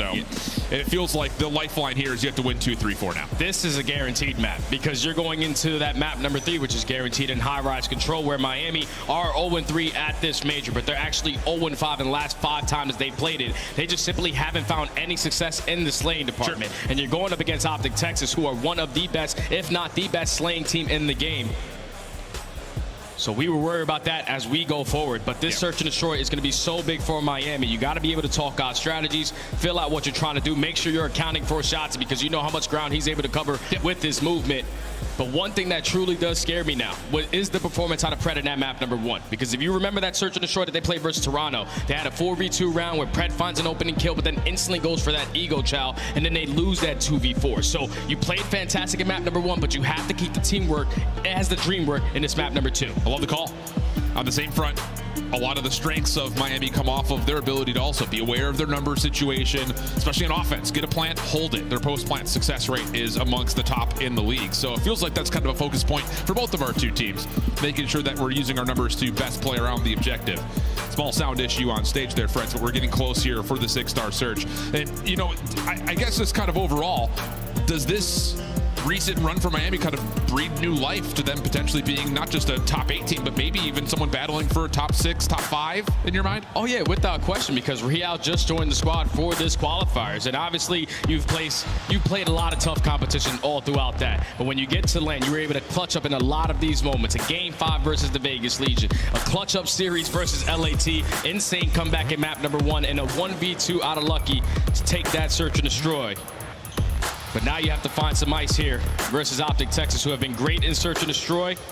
But Miami, they're no pushover either. Yeah, absolutely the case. And Metals has been that guy for the side of Miami. His opening dual win percentage amongst the rest of his teammates is at the top. But it really could come from anyone at any given moment in time. Optic, no trophies obviously here in round #1, are still looking to go pretty darn quickly. A look over the top, seeing Metals at range. And they also have cleared up at least a look over towards that bottom bridge, just down to does vehicle actually pop up and check this? And yeah, they sure do. Lucky also assisting. Follow up from Kenny though, nearly finding the double. Not quite, and it's just down to Dashy for a 1v3. Yeah, that's tough right there. Miami knew where the pressure was coming in. They had a 2-2 split, and at least you're able to eliminate that bomb carrier. So now you know the bomb is going to be in the hands of Dashy. Left in a 1v3, makes it a 1v2 with 45 seconds. And Miami are just making sure they can re-clear out this bottom side of the map. Try to isolate, at least in some regard, where Dashy can go. But they're quickly going to realize that he has gone to B. Bomb's going to be planted, and now everything resets as Dashy will try to play this over from the P2 side of the map. Yeah, he's the most clutch player that we have in Search and Destroy. Can Dashy start us off with a 1v3? Time starting to tick down, but gives himself an angle to at least peep the bomb. Once he gets that info, and now he knows he can potentially hit a route. Yeah, absolutely the case. This is all about down to, does he check it again as Real has hopped on? And Lucky is not watching over the top from the right angle, so now it's just down to the 1v1. Lucky right back over towards the bomb, looking to see when the next challenge from Dash is going to come through. There's the shoulder, but Lucky holds down the trigger, finds the shots, and with that, plenty of time for the defuse. I thought Dashy was going to spot him when he threw that initial shoulder, but I guess Lucky wasn't easy to be spotted. He's able to hold his irons through the middle of the map, not allow Dashy to gain all the momentum from Optic Texas in a 1v3 to start this one off. Plays it patient, knows that he eventually has to come back and check the bomb, and he's able to find that kill, secure the defuse from Miami, not to let a 1v3 happen. That would have been an immensely poor start to this map after what was a great opening duel over the top of the statue. Really well done by Miami to get their first blood percentages again, up and up and up and up. But what do you have here on offense? This has been the side of the map that they've really struggled on, comparatively, at least to their defense. So what's the first offer? It looks like it's going to be a 2-2 split. A couple of nades, a couple of shots over to the B side of the map, but Shotzzy still pushing forward, and he's going to be left on an island here towards this A site. Yeah, he's going to be the sole man over towards A. You do have Kenny watching over the top side of the statue, trying to go back and forth between that and middle map, but Shotzzy finds that first blood. Whoop. Smoke grenade is going to get popped to potentially work his way on out, and that might play right into the hands because Miami thinking that he left already. Yeah, well, although Vehicle was seen by Shotzzy and he did force the gunfight, punished for it. So we get down to a 2v3, still manageable considering Miami have held on to the bomb the whole way, and Lucky has cleared out more of the map over towards this backside patio. Now in the 3v2 though, Dashy has gained a little bit of info onto Lucky. He's going to throw that shoulder and simply play his life. That time is continuously ticking down, and they know that Miami eventually have to work the objective. It's a buddy system from Optic Texas through the middle side. Vehicle is going to get spotted. He's going to fall. Now it's Lucky in the 1v3. Easy work right there from Optic to tie the game. Yeah, there's really no option right there for Vehicle. You can't just stick to plant knowing that Optic is very well in the middle of the map. You got to try to find some damage or a kill to give yourself enough separation for the bomb plant. But once Lucky commits over towards that top patio, you know you're also doing it by yourself. So a really tough situation. Good backup from Optic, and on top of that, never dropping a kill afterwards. Good numbers collection coming through. And now they're back to the attacking side with a couple trophy systems to assist them over at this A site. So what is going to be play call here for the green wall? As the bomb is going to get recovered. It was Pred being the island man over on that B site by himself. He did get picked off, but this time he's going to switch it up. He's going to work through mid. Oh, stuns are landing. Shotzzy responsible for watching this pop up. Vehicle, little pogo stick push, trying to get some damage done, but a late trophy system keeps everything safe. But Real in the same breath moves forward. Everyone's so focused on Vehicle. Oh, Real can just push right on forward. Assistance from Metals over the top of the statue works out for team shots, and now it's down to Pred again for another 1v3 attempt. And this is not going to be easy because Metals already gains the info. And Miami, what they do so well to avoid these scenarios is run around together, play the trade. As you can see, they're already applying pressure over towards A. Great positioning right there out of Real to find that final kill. But if you are Optic Texas and you're trying to get aggressive over towards A, you at least got to put someone in towards top security so you can watch over that statue side, because you're giving up that complete vision on that side of the map. And then when you're forcing yourself to push in, then at that point you're not checking your corners. Reals and Metals have a perfect crossfire set up. That's just what Miami do on this map on their defensive side. Yeah, that's all it is Vehicle's bait. Double setup over the top of the statue works out nicely. And Miami continued to build on what has been a great defensive half for them on this map in particular. 3 in a row for Real in the round. Keep that in mind. As this time, a very similar break-off here from Miami. Another 2-2 split. Same players going to the same places. This time, though, Optic focused on the middle of the map here, so they're not going to have at least any early ideas of what's hitting this A site. Yeah, they're trying to watch the crosses so they can earn the info and then make those mid-round adjustments. As I'm pretty sure Kenny was at least able to spot one, but the team fire right there from Miami finds that first blood. Now you can work that plant. Yeah, that's all on Vehicle's comms. He sees that initial cross being launched. Yeah, but there's still questions on what else is at mid-map. And Vehicle's thinking maybe someone's going to like pop a head over just to see if they're actually hitting over towards A. But the noise being made by the Heretics towards B in this moment of silence has created some doubt here for Optic, although a player rotates right into the waiting arms of Pred, and now we're doing 3v3, and still the bomb can't be planted yet. Yeah, you're allowing Optic Texas to take a lot of map control away from you. So now you have no idea where they're going to apply the pressure over at this A site. Players working through mid, players working through their spawn, and now one player in Shotzzy working on that deep pinch. He is going to get caught by Lucky. It's a great first kill. A little bit of clearance coming out. Lucky also staying safe behind the glass. Dashy gets a good enough look at him to eventually tally the kill. Metals responds with one deeper though, so now the problem becomes a little bit more multifolded here for Dashy. 1v2 situation, stuck at mid-map, not a lot of time. He's gonna have to go and go quickly. Metals, first one up, dealt with swiftly. But where's Vehicle? That's the other question. Not a lot of time remaining, and Vehicle's just gonna run around and say, hey, how you doing? Miami take the round. Off the back of another first blood. Even though it turns to a 3v3, when Real dies in his position, he now knows that we already saw Shotzzy over towards waterside. Pred just killing on the middle of the map, so we can start to work that objective because they have to be setting up a pinch. So they take advantage of that moment, and then Lucky finding that first kill onto Shotzzy, shutting down the playmaker on that side of the map. Just makes it a lot easier for Miami to keep the numbers in their favor. 2 rounds in a row now for the Heretics. Clean stuff. And the all-defensive train has now been ended. So Onus or towards Optic to see if they can find a way to respond with an offense of their own. Different look here for Optic. A lot of focus over towards B off the get-go. And more so, it's not even just towards B, it's a lot of focus towards the outside at Pool. So Pred will be left at mid-map. Bomb looking to kind of get up and early. I mean, this is something that Optic loves to do. Try to get on and, hey, you're going to allow us to plan. We're going to plan. Try to work that objective down, but you can see how much space Miami have been able to take. Lucky finds another first blood. Now Dashy is not ready for 2 players to be on the pinch. Yeah. Instant 4v2. Shotzzy and Pred left to try to clutch up. Oh, but the timing here. Oh, Real, a little Spidey sense. Looked like he was giving up on the flank, but instead turns around at the right moment. Shotzzy only able to find one in the midst of what was a full collection of Heretics members. And that's going to be a 4-1 tally here. Miami looking really good in their search still. Whenever I watch Miami play 6-star S&D, whenever you're the team on the opposing side and you try to work that objective over towards B, they're basically 100% on their retakes at that bomb site. Yeah. Every single time they're always finding success, and it makes it a lot easier when you find that initial kill, because now the team in their post-plant setup are forced to change it around because an angle is not being watched. And unfortunately, Dashy, when he tries to pick up that pinch, was just not ready for 2 players to turn that corner. So Miami Heretics have been unbelievable in search and destroy as of recent, trying to make it 7 in a row here. Huge cushion. A chance to possibly do something wild if you want to here with the rounds to play with if you're Miami. But still, this has been, again, very predictive in terms of what Miami are doing off the break-off. 2 players one way, 2 the other. This time, though, Metals and a little bit more of a long-range battle with Pred. Shotzzy still snuck up, but of course, Miami are very aware that this is a potential play. So they're taking their time, and while they have, they've actually cleared out mid-map completely. And this can catch Optic off guard because you have 2 players watching that mid angle. The trade is effective for Miami to keep them in the man advantage. But still Shotzzy, potential playmaker here for Optic. Oh, but clearing out their corners. Metals now up to 6 and 3. Although Dashy takes the player off the bomb. Good shots from Real over the top. Stun also lands. Dashy holding at 50 HP. His second attempt at a 1v3. Miami committing now for the plant. Metals seen at mid. A little bounce pass with the frag. Does that get all the way around the corner? It does. Damage tallied, but the problem here is the bomb is planted and the post-plant setup is perfect. Miami now up 5-1 on the search. That's another first blood in their back pocket.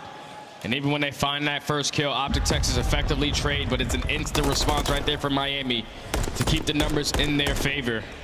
Just right now, Miami are full-out team working every single round. Optic Texas, they're relying on Pred to make island plays across the map. Shotzzy to make one-on-one plays through the underground side. And it's just simply not working out. So let's drop all strategies here. Let's run 4-way together. Yeah, that's definitely an option. Try something different for sure. Bomb picked up.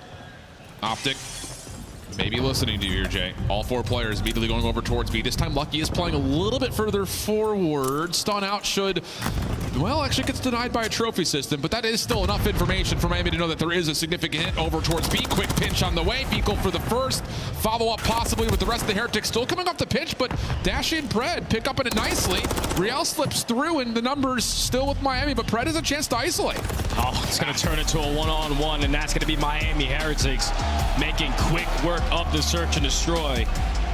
Optic Texas only had one rep on it, and that was a bread and butter one for the Heretics, and they take full advantage of it. Multiple first bloods on the map. It was what, 5-2 in favor of them? Yeah.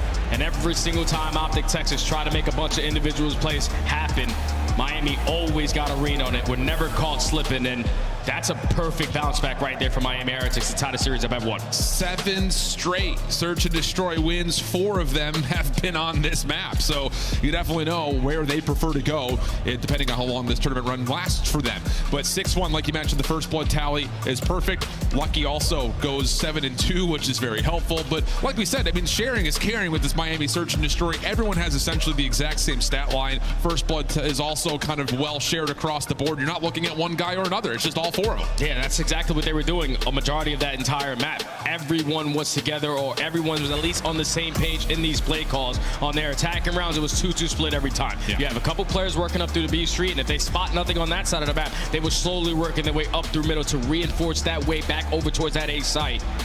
But it's just Optic Texas just didn't have the amount of bodies to fight Miami Heretics every time those engagements started, because Miami were just always roaming together. Optic were so far split around. Well, at least the good news here for Miami is that you do get yourself your hard point pick in map number 4 for the 6-star, but the high-rise control comes up next, a map that Optic has looked particularly good on. Lots of reps for Miami, though, so it's all about have they been able to find ways to adjust, learn, and adapt to possibly find a way to surprise the green wall here in our final match on Saturday. We'll be back after the break with high-rise control right after this.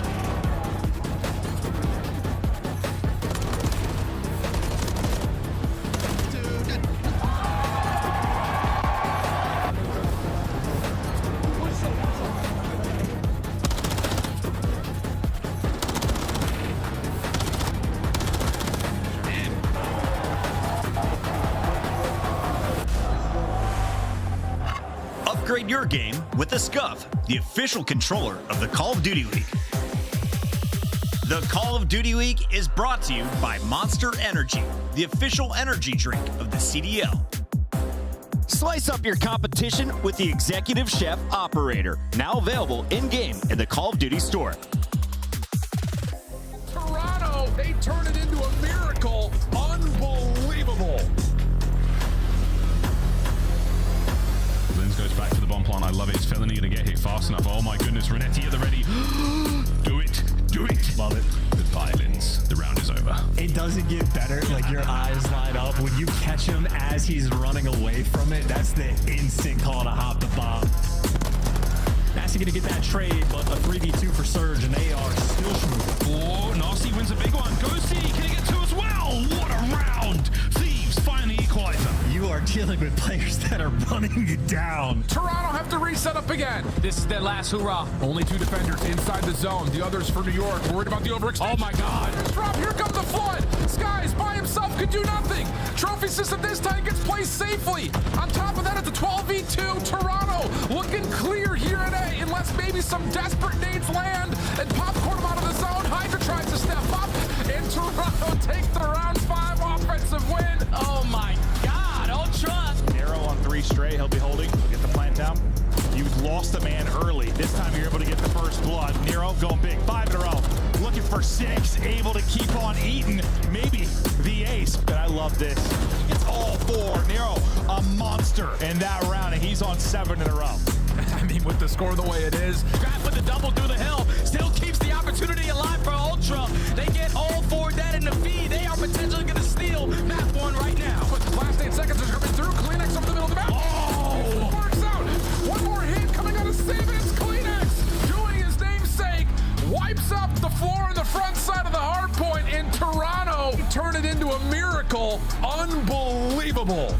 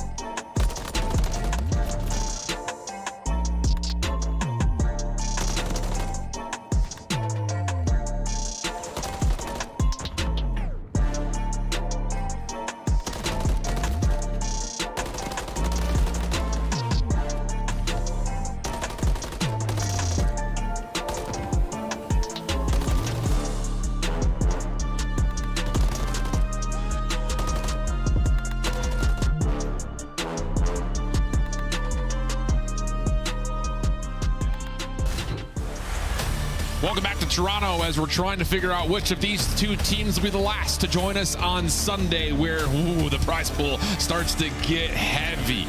Lots on the line, not just for standings, but of course to pad the pockets. That is also part of the equation here at these major tournaments. So just to remind you, in terms of what is on the line, a top 6 position will get you 15 grand, but tomorrow's where the big money starts to come into play. Oh my God, $30,000 to $150,000. That's some big chunk of change. So all these teams trying to be the #1 team here to walk away with that big bag of money. But more importantly, those CDL points can play a big part. Absolutely the case. We have a very tight battle, really from 5th all the way down to about 11th right now with the overall standings. So lots of divvying up to happen both in the points category as well as in the cash front. But as we start to look at this 1-1 map count, which may surprise some just based on the names on stage, Miami's Search and Destroy continues to be great. But again, the problem here is what do you do in respawn against this Optic squad? Because Control really has been miserable for you if you're Miami. You've only won on Karachi. That gets vetoed, and you really don't want to play Optic on Invasion. So now you have to go to a map that you're 0-5 on in this complete stage.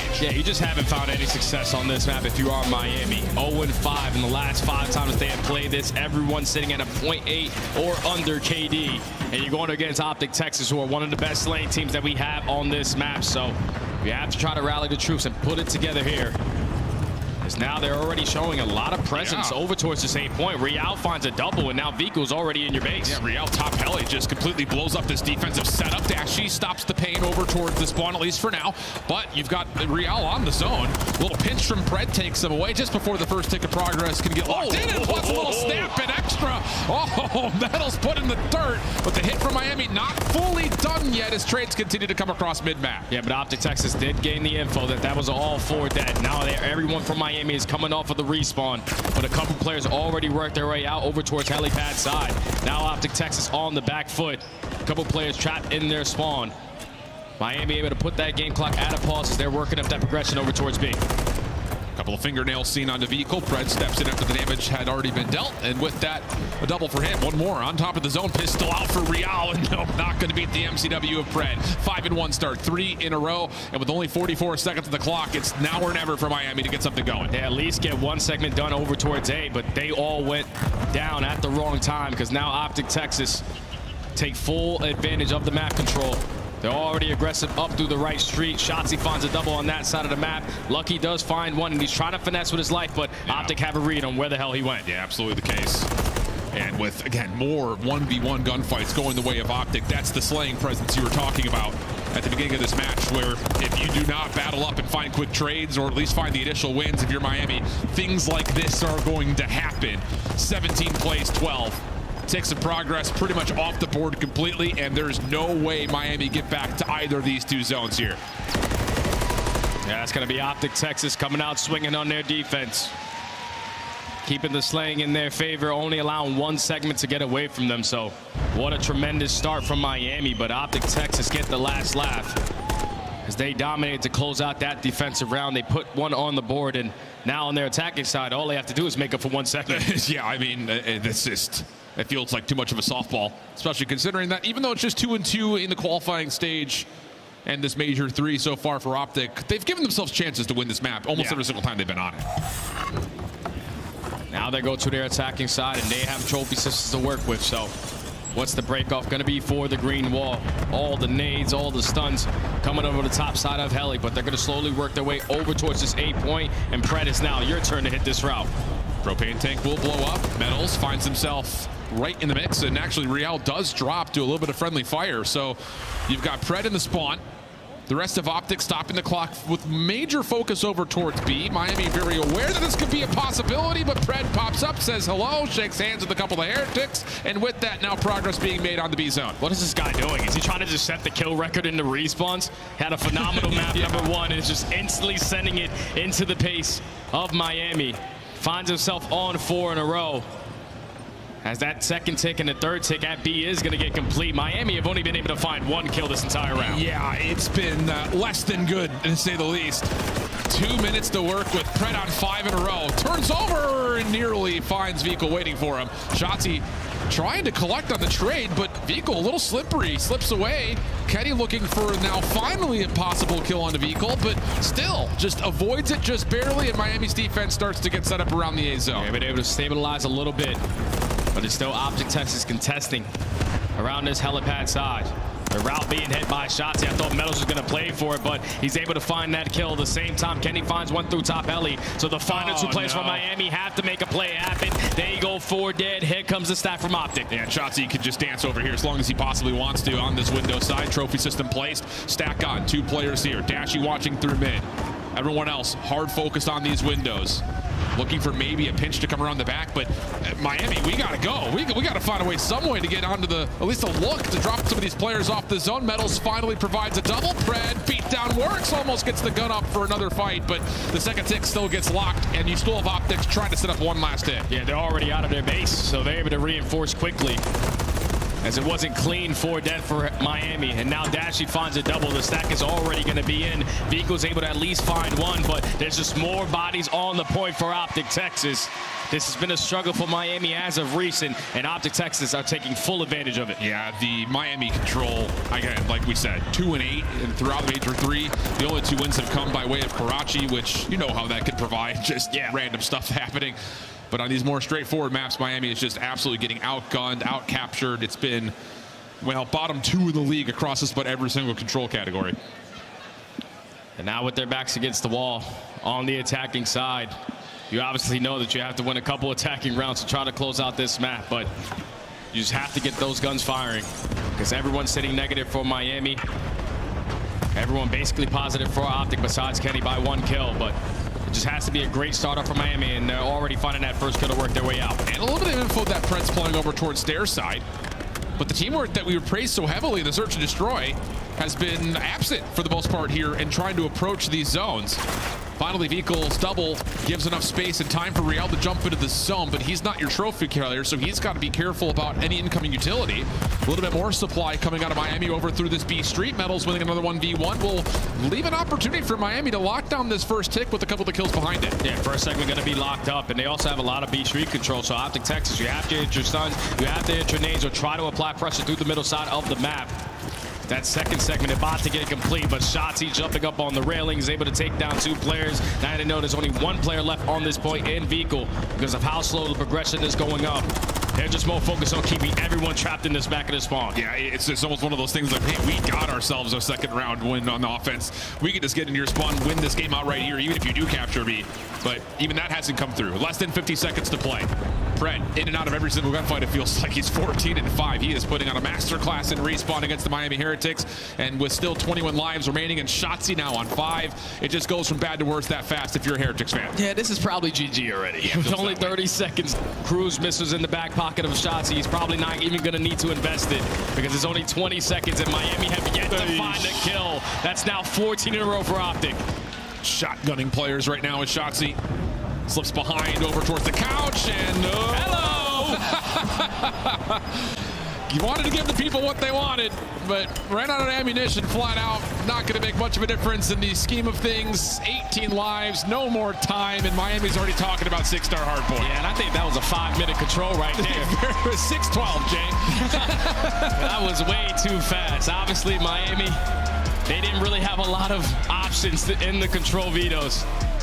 Because Optic Texas said, no, we're going to take away the map that you like to play, the only map that you found success with this roster in Karachi. Now you're forced to make a decision. Are you going to play us on Invasion, which you're probably not going to have a good time, or are you going to play us on High Rise? And you could just tell by the faces of Miami, they knew that they stood no chance on that High Rise control. They find themselves down 2-1, but they're still not out of this series because 6-star has treated them well so far in this stage. Yeah, it absolutely has, but I think just the overarching point, and this will be, I think, more of a conversation when we get into Major 4, is for the teams that aren't in the top 4, they really need to do some work on their control pool. Oh, yeah. I mean, flat out, our top 4 squads can play any single map at any given moment in time, it feels like. Whereas for teams like Carolina and Seattle and Miami in particular here, it is one of those things like we got one good map and everyone's going to know what it is. So you take that out of the picture and all of a sudden it's just almost like a free map when it feels like for the top 4 squads. Yeah, for every team outside of the top 4, you obviously know you're still trying to contest your way all the way to champs, what most of the teams are besides one. Sure. You have to try to extend that that map pool. You have to put more into your map pool so you can have a variety of what you want to play, not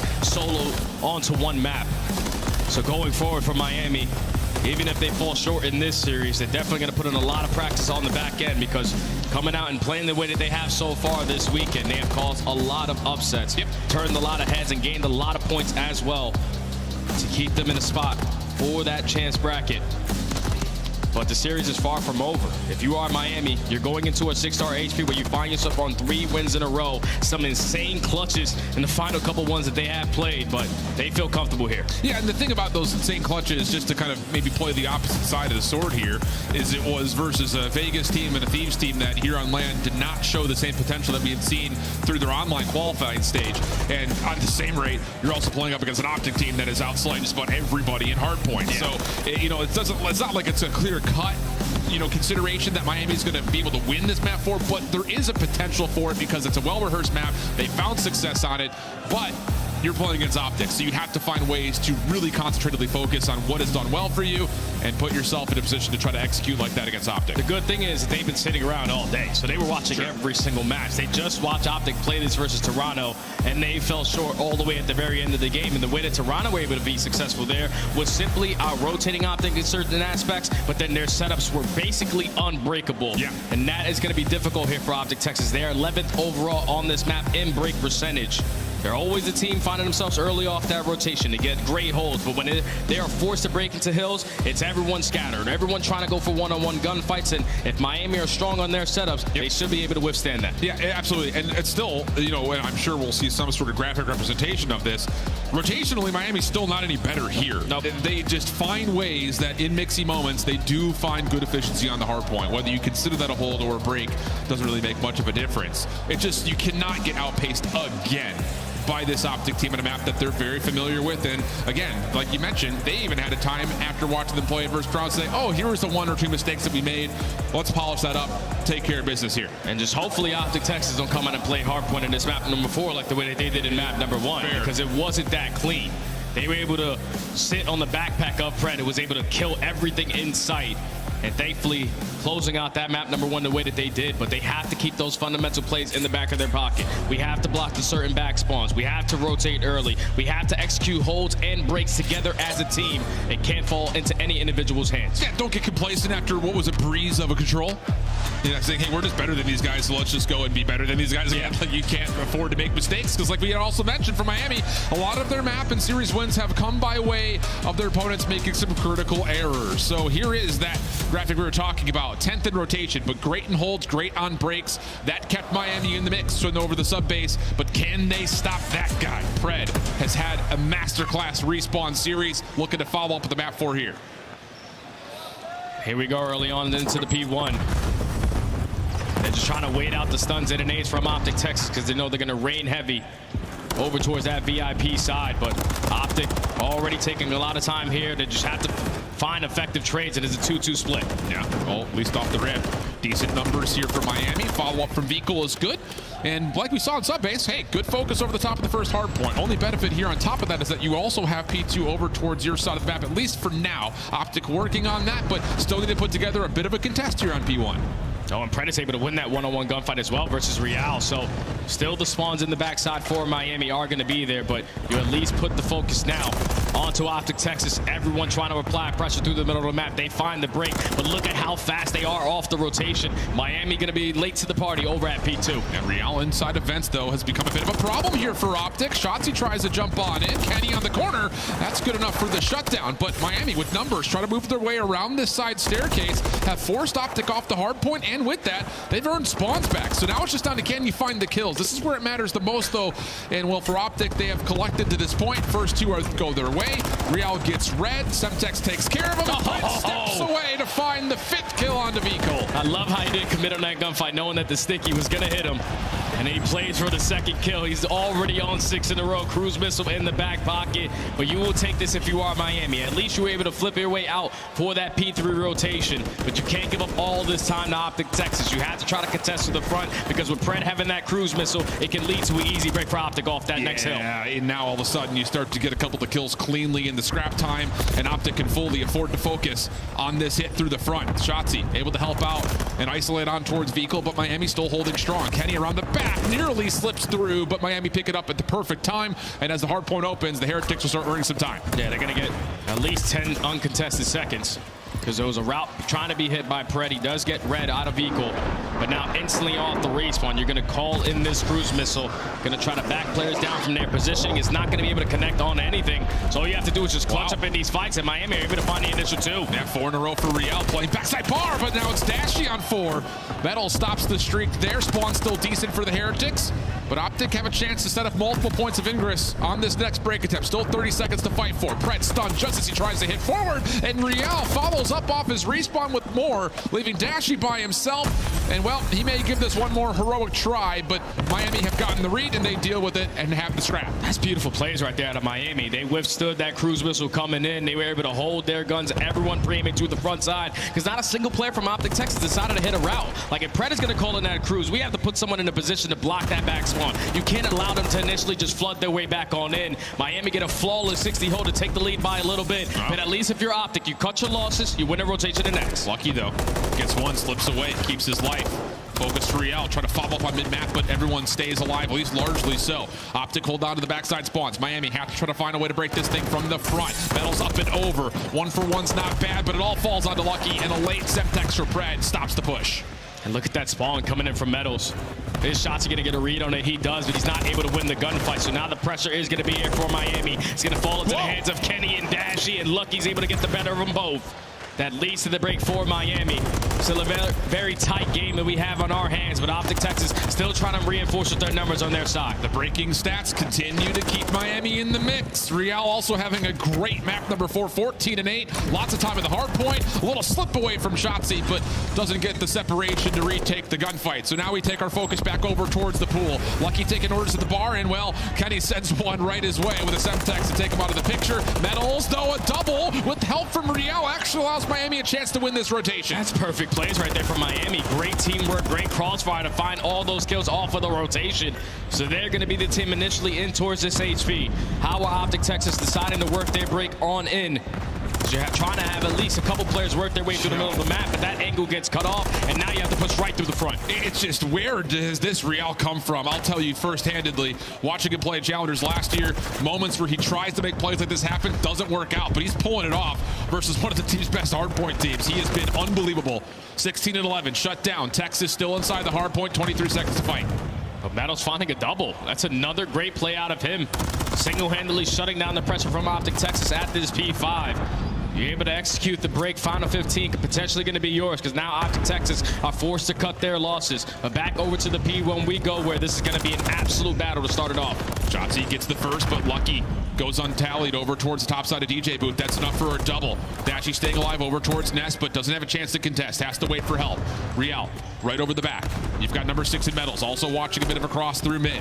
As Optic set up this hit approach, a lot of it coming right from the front. Dashy with the opener, Pred from the pitch, all working out. Vico shuts it down. Real follows up. They're just down to finding Kenny, and it's a 4-for-1 exchange. Miami in the hill. And Miami are making it so difficult for Optic Texas to work their way in towards this HP. Every time they're getting a couple kills, Miami players are flying out of every single quarter and trading effectively.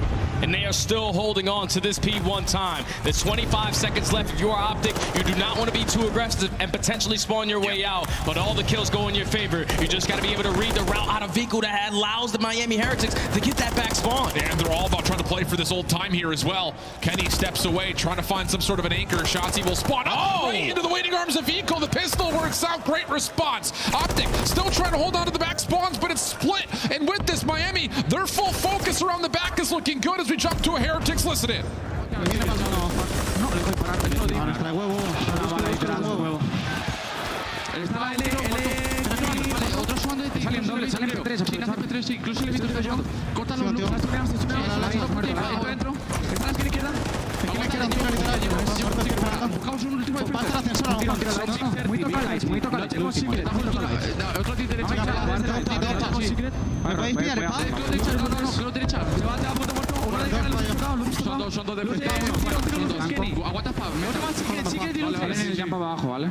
Al fondo conmigo uno ya. Uno, y otro nada más en la izquierda. Cruz izquierda, ascensor. Un tiro de así, vale. Voy a ir por medio yo. Muy bien, ese 1, ese 2, medio que ni muerto.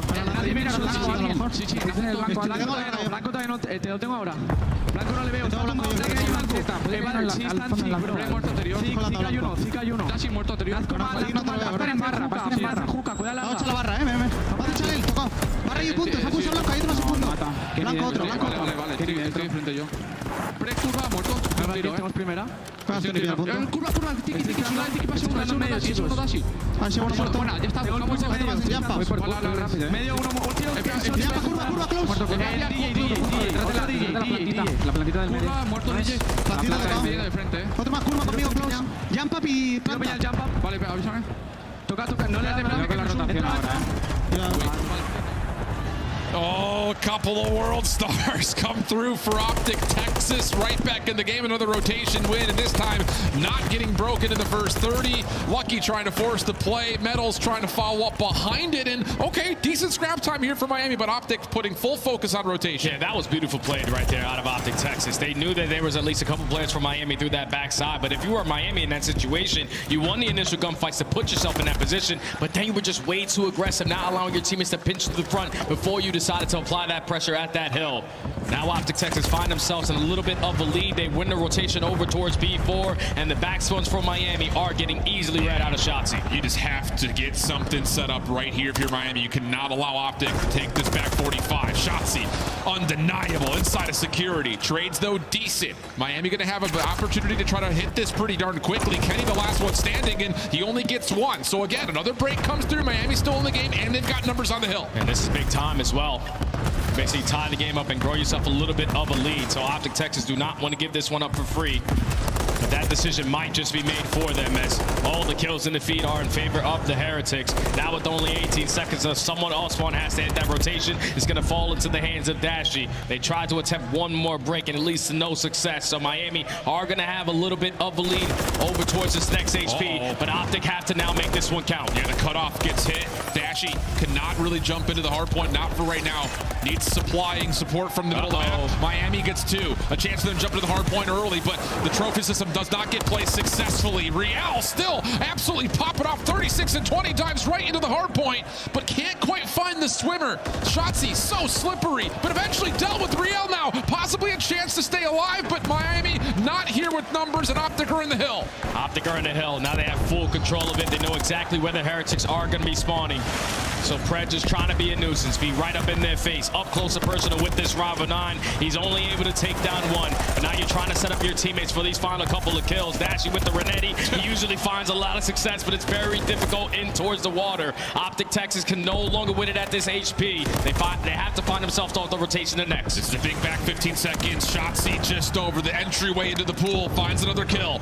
Scrap time going to go to Optic. Miami still do not have numbers over to the middle of the map. This is just down to, do they get a couple of straight picks? And Lucky's actually able to tally the first. Kenny over the backside. Beat Gold giving him a little bit of a dance. And here comes the chance for a break. 241 to 214. Pred on the pitch. First one good. Second one no. Miami's in. And the spawns flip as well. So if you are Optic Texas, this is the same exact situation they had versus Toronto. They were just going one by one. You cannot afford to do that here. Shotzzy and Kenny combined for two. They start off the trade fights. They find three in the feed. Optic Texas will be able to move on to Championship Sunday.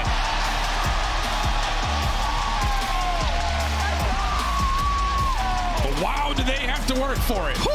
Oh my goodness. Moments of nerves for sure throughout both hard points, but when it matters most, Optic doing what they do best. Finding the ice, finding the clutch. Pred, another huge start, appropriately so. Also one of the X factors in closing out that final hill. And what was an absolute mammoth game from Real. I mean, that is by far the best we've seen from him to this point. And it comes at a hell of a time, just not quite enough to get to a map number 5. It was just that turning point in the game, man, at that P3. They were finding a lot of success in the time at P2. And then they sent a couple players with one set of kills off that rotation early. Lucky wins a one-on-one. He puts himself in that back position to block those back spawns for that P3 HP. But then when they put two players on that side of the map, all of Optic Texas were in towards the HP. Miami just rushed it. That was all it simply came down to. If you play it patient through the backside, Optic have to spawn all the way across the map with all the kills that you get, but you also allow your teammates to the front side to set set up that pitch to lead to the break. But they don't find it. You allow Optic Tex to get a full 60 there, keep it scrappy all the way to the very end, but just one set of kills is all they need to close it out at that P1. It almost felt like at a moment there, as we were going from 4 to 5, it's like Miami felt like they could win the game. Yes. And they were trying to forcing themselves into 2v4 situations, 1v2 situations. Not what you want to see, especially against a team that, again, has been one of the most clutch we've seen in tight, hard-point games. So, heck of a run for Miami, but it does come to an end after a 4-map stretch here, and they will finish top 6. Search and Destroy, though, has been great for them. And again, 2, I would say, winnable maps out of the hard point. Decent stuff for Miami overall. Yeah, you would definitely take that because Search and Destroy is the one mode that you can love to build upon because that's very difficult with a new squad to try to figure out. So now that you've found yourself in the top 6 place, and you can go back home, work on your hard points, work on your controls to try to expand your map pool. Indeed the case, but Optic find themselves into another Sunday, and Pred is standing by with Blaze to give us his thoughts. Thank you so much, Shift and Study. Toronto and Call of Duty fans all around the world, give some love to Optic Texas as they make it to Championship Sunday. Pred. The first part is done. The job is not over, but how does it feel to get this win? I know you guys didn't want to be in a lower side, but you make it to Sunday. How did you bounce back from Toronto to get this one? You know, obviously, I think we just, honestly, today we played really sloppy. I feel like there were so many winning situations. I feel like even in the Toronto series, you know, had a defense and invasion control. We had like a 60-point lead in 6-star. And, you know, we just, we threw the game away, honestly. Yeah. So we're playing sloppy COD today. And I'm just glad to get to Sunday so we can re-lock in and, you know, try to get the job done. Here you go, okay? Now, in this series against Miami, you know, it was a close one, especially in the hard points. We saw how excited he was after you got the win. Talk to him about how you guys tried to create that separation with him towards the end of that map 4, because it was neck and neck, and it was looking like, you know, it may go to game 5, but it didn't. I mean, honestly, man, when I look to my left and to my right, I just see like 3 teammates that I know that we can win any game, any moment. You know, I have the utmost confidence in my teammates, and I knew we were going to get it done, man. We just had the talent diff, and we just got to get it done, man. And you did, okay? Now, lastly, what do you want to tell all the Greenwall fans watching at home, in the chat, in the venue, in the watch parties to get you guys ready for Sunday? You know, at Greenwall, man, it's another Sunday. We need you guys there. I want you guys to support us, go crazy every time we get a kill, even if it's in the back, whatever it may be. I just want us to bring the energy, man, help us out, and hopefully we can get that tournament win. All right, Greenwall, you heard it from Pred. I'm about to let him go so they can get ready for Championship Sunday. Chris, let's close out today. Thank you, guys. That is a perfect finish for a lot of fans that lined up at 12:30 a.m. trying to get in the door first to watch their team, Optic Texas. And there's one very special guest in the building for the first time ever. Mama Pred is at a LAN event. She got a chance to watch those final moments. I was standing next to her, jumping up and down with elation. So proud that her son will be playing on Championship Sunday. That is so sweet. The moms always make me so emotional at these events because not all gamers get, you know, the experience of their parents accepting them in gaming. So. And she got to see her son absolutely take over a series. What are we talking about here? Pred has been the guy that we've been waiting for to leave his mark on this team, and he went 36-17 map 1. The guy dropped a 30 bomb here in map number 4 and also dominated in the control. Pred was a man on a mission throughout this series. No way he wasn't making it to Sunday. That makes stuff add up so much that his mom was here because we were like, Pred came to play at this event since the very first day we saw Optic Texas spawn in, and it was Pred near the end of the Major 3 qualifier that was finding that success and finding his role within this team. I will say on the flip side though, for Miami, it was an incredible run with very, very low expectations on the floor to make it to a Saturday and even be able to steal maps off of our top team, Atlanta FaZe,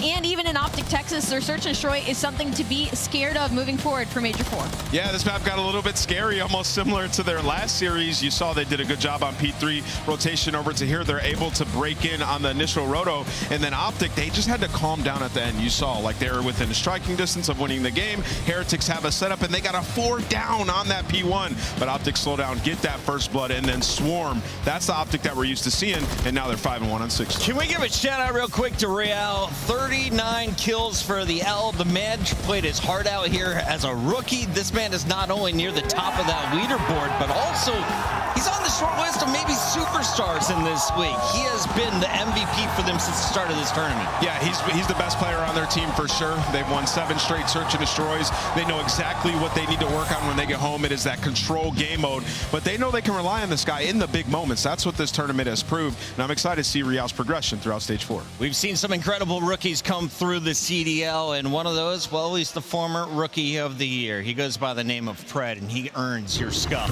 Play of the Game. Let's take a look at this one, Alley Cat. The Game 1 performance earns the honors tonight. It was unreal. He had 30 kills before a majority had even broken double digits. This guy was a man on a mission, and what's maybe scary is how close the game was, considering he was the only one in the lobby that broke 30, but Optic Texas able to clutch up and get it done. That is a Pred that I feel like we have not seen since last year. This was certainly a map for the year.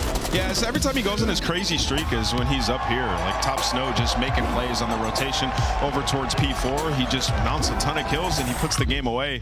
But for this guy, man, that's perfect for their confidence going forward, because you know on Sunday, Shotzzy has those spectacular performances. If you get both of them going at the same time, they can get that chip. You need that confidence going into hard points. It's every map won in a best of 5. And of course, that grand final, we could see 7. Let's take a look here at the best moments of the day. Going back to the very beginning, where Seattle took on the Royal Ravens, the Lanimals. Both sides so good when playing in person. Hook was dropping some serious numbers as he carried the squad through search, but everyone chimed in throughout the series for Seattle. Absolutely. This was a series that kind of reminded me of the type of player that Hook can be sometimes, and kind of this ceiling that he has. He went 15-4 and on an 8 streak in that Rio search and destroy, and that's where Seattle has been kind of a little bit back and forth. It's been their respawn that's been really impressive throughout the entirety of the stage. They're able to take 2 of them in this series, and Abuza having an insane map number 4, going 31-18, reminding that he's still in the runner for Rookie of the Year. Yeah, you put him on his correct role, the man is going to absolutely fry, right? Like Abuza finally showed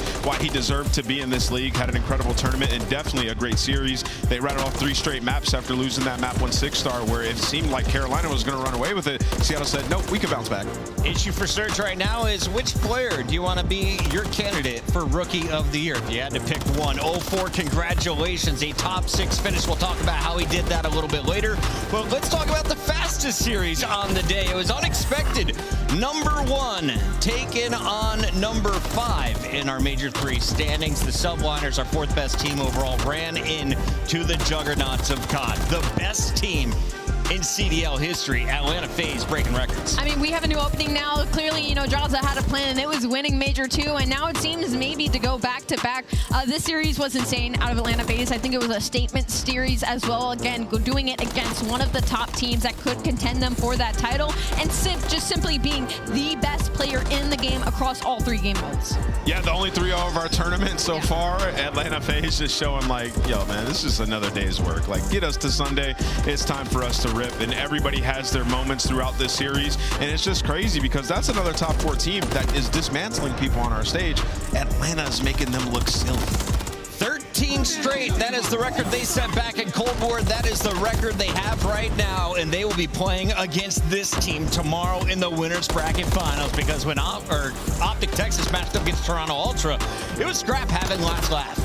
Yeah, Toronto Ultra had a great series up against Optic. You know, they dropped that first map to see who is the best sub-base hardpoint team in the game. Optic reigned supreme, but then the search and destroy, the game mode that has been in question, Optic go ahead and try to go toe-to-toe with Toronto on one of their better maps, and, you know, they lose, man. They lose 6-2, and they use that momentum into that invasion control, where it was some crazy rounds that Scrap took over, and ultimately Toronto get it done. And that's going to be the biggest point on the weekend, is what are these top teams are stealing these search and destroys off of each other. The fact that Toronto was able to win that map number 2 spells really good things for the home crowd, because that's been their biggest struggle throughout the entirety of Stage 3 qualifiers. And following that up, the clutch factor, right? You're getting Envoy back into his place into this team, and then that 6-star, it was the final 4 hills, right? It was a neck and neck game until Toronto was able to take those final 4 and run with the dub. Toronto powers into the winners bracket. New York, though, is alive in our elimination bracket, where they will face off against Optic Texas for top 3. Subliners looking pretty clean in the matchup against the Surge, who was shining for this team that you can look at coming into Sunday. Yeah, I mean, Hydra had himself a great series, but also to end it, I think Sib going nuts on that game 4 hardpoint. They won by 100 points, and obviously Sib had that masterful 3-piece on P3. Like, that is good news. You also see him taken to the timeline, sort of relishing in their victory. Like, if they start to get that confidence and that swagger back, like Kismet mentioned in the interview, who knows? Subliners, the only one in the top 4 that hasn't broken 300 points. They are gunning for a top 3 spot and ideally their first trophy of the 2024 season. To watch it all, we got to tune in tomorrow. And if you're just tuning in, don't worry, we're on YouTube. You can rewind to the very beginning, but this is how we end the day. Allie, let's take a look at these standings. Only top 8 make it to COD Champs after Major 4. And there's been a lot of shifts throughout this entirety of this weekend with that top 8, right? But the only thing that hasn't changed is our top 4 in the overall season. We are now at back-to-back events that our top 4 has made it to Championship Sunday. The question is if we're going to crown a different champion. Already over 400 points is Atlanta FaZe after today's performance. We'll see them back in action tomorrow, Nameless. Let's take a look at this bracket. It has been a phenomenal time here in Toronto once again. And it would just be so awesome if at all 4 majors, one of the top 4 teams won each one of them going into COD Champs. But no way that actually happens, right? You'll have to wait until tomorrow to find out. Gotta give a shout out to all 12 of our teams. We only had 1-3-0 this tournament. The competition gets tighter every single time, and we expect it to get even more interesting with tournaments on the line. The New York Subliners face off against Optic Texas at 1:30 before we send our first team to the championship match with Atlanta FaZe taking on Toronto Ultra. On behalf of everyone behind the scenes, I want to thank you for tuning in. Shout out to the fans who were lined up bright and early, and for everyone who is still in the venue collecting some merch. Alley Cat, final thoughts here on day 3. I can't believe it's already the end of day 3, but I can't wait for tomorrow. Nameless? Listen, Toronto Ultra said they were going to deliver in front of their home crowd. So far, so good. Can they do it tomorrow? Let us know who is in that grand finals in the chat. We'll be reading off some of the best tweets as well. Use that hashtag CDL2024. We'll see you tomorrow at 1:15 Eastern for headquarters.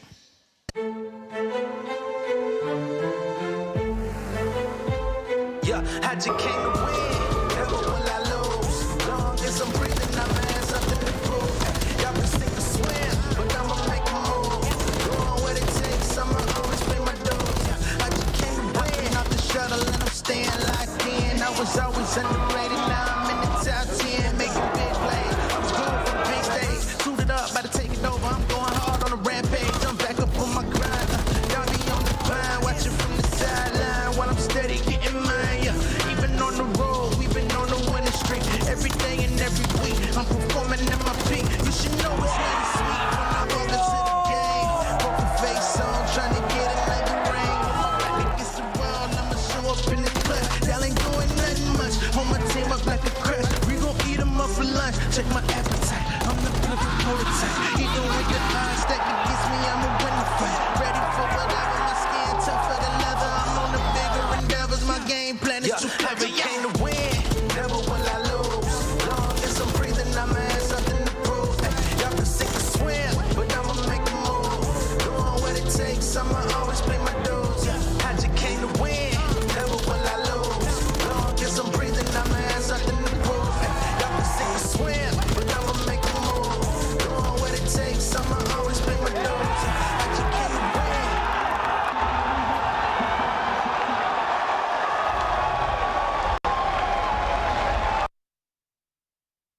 Top blue on point. 7 AR. Alright, one's already close our side. Yeah, he's pushed out. DJ weak. Slam. DJ, nice. There, blue. Lay downhill. Absolute. Blue weekend. Absolute hill. One, you. Absolute. Nice. Oh my god! Step. Look at blue. I'm hot blue. Oh my god!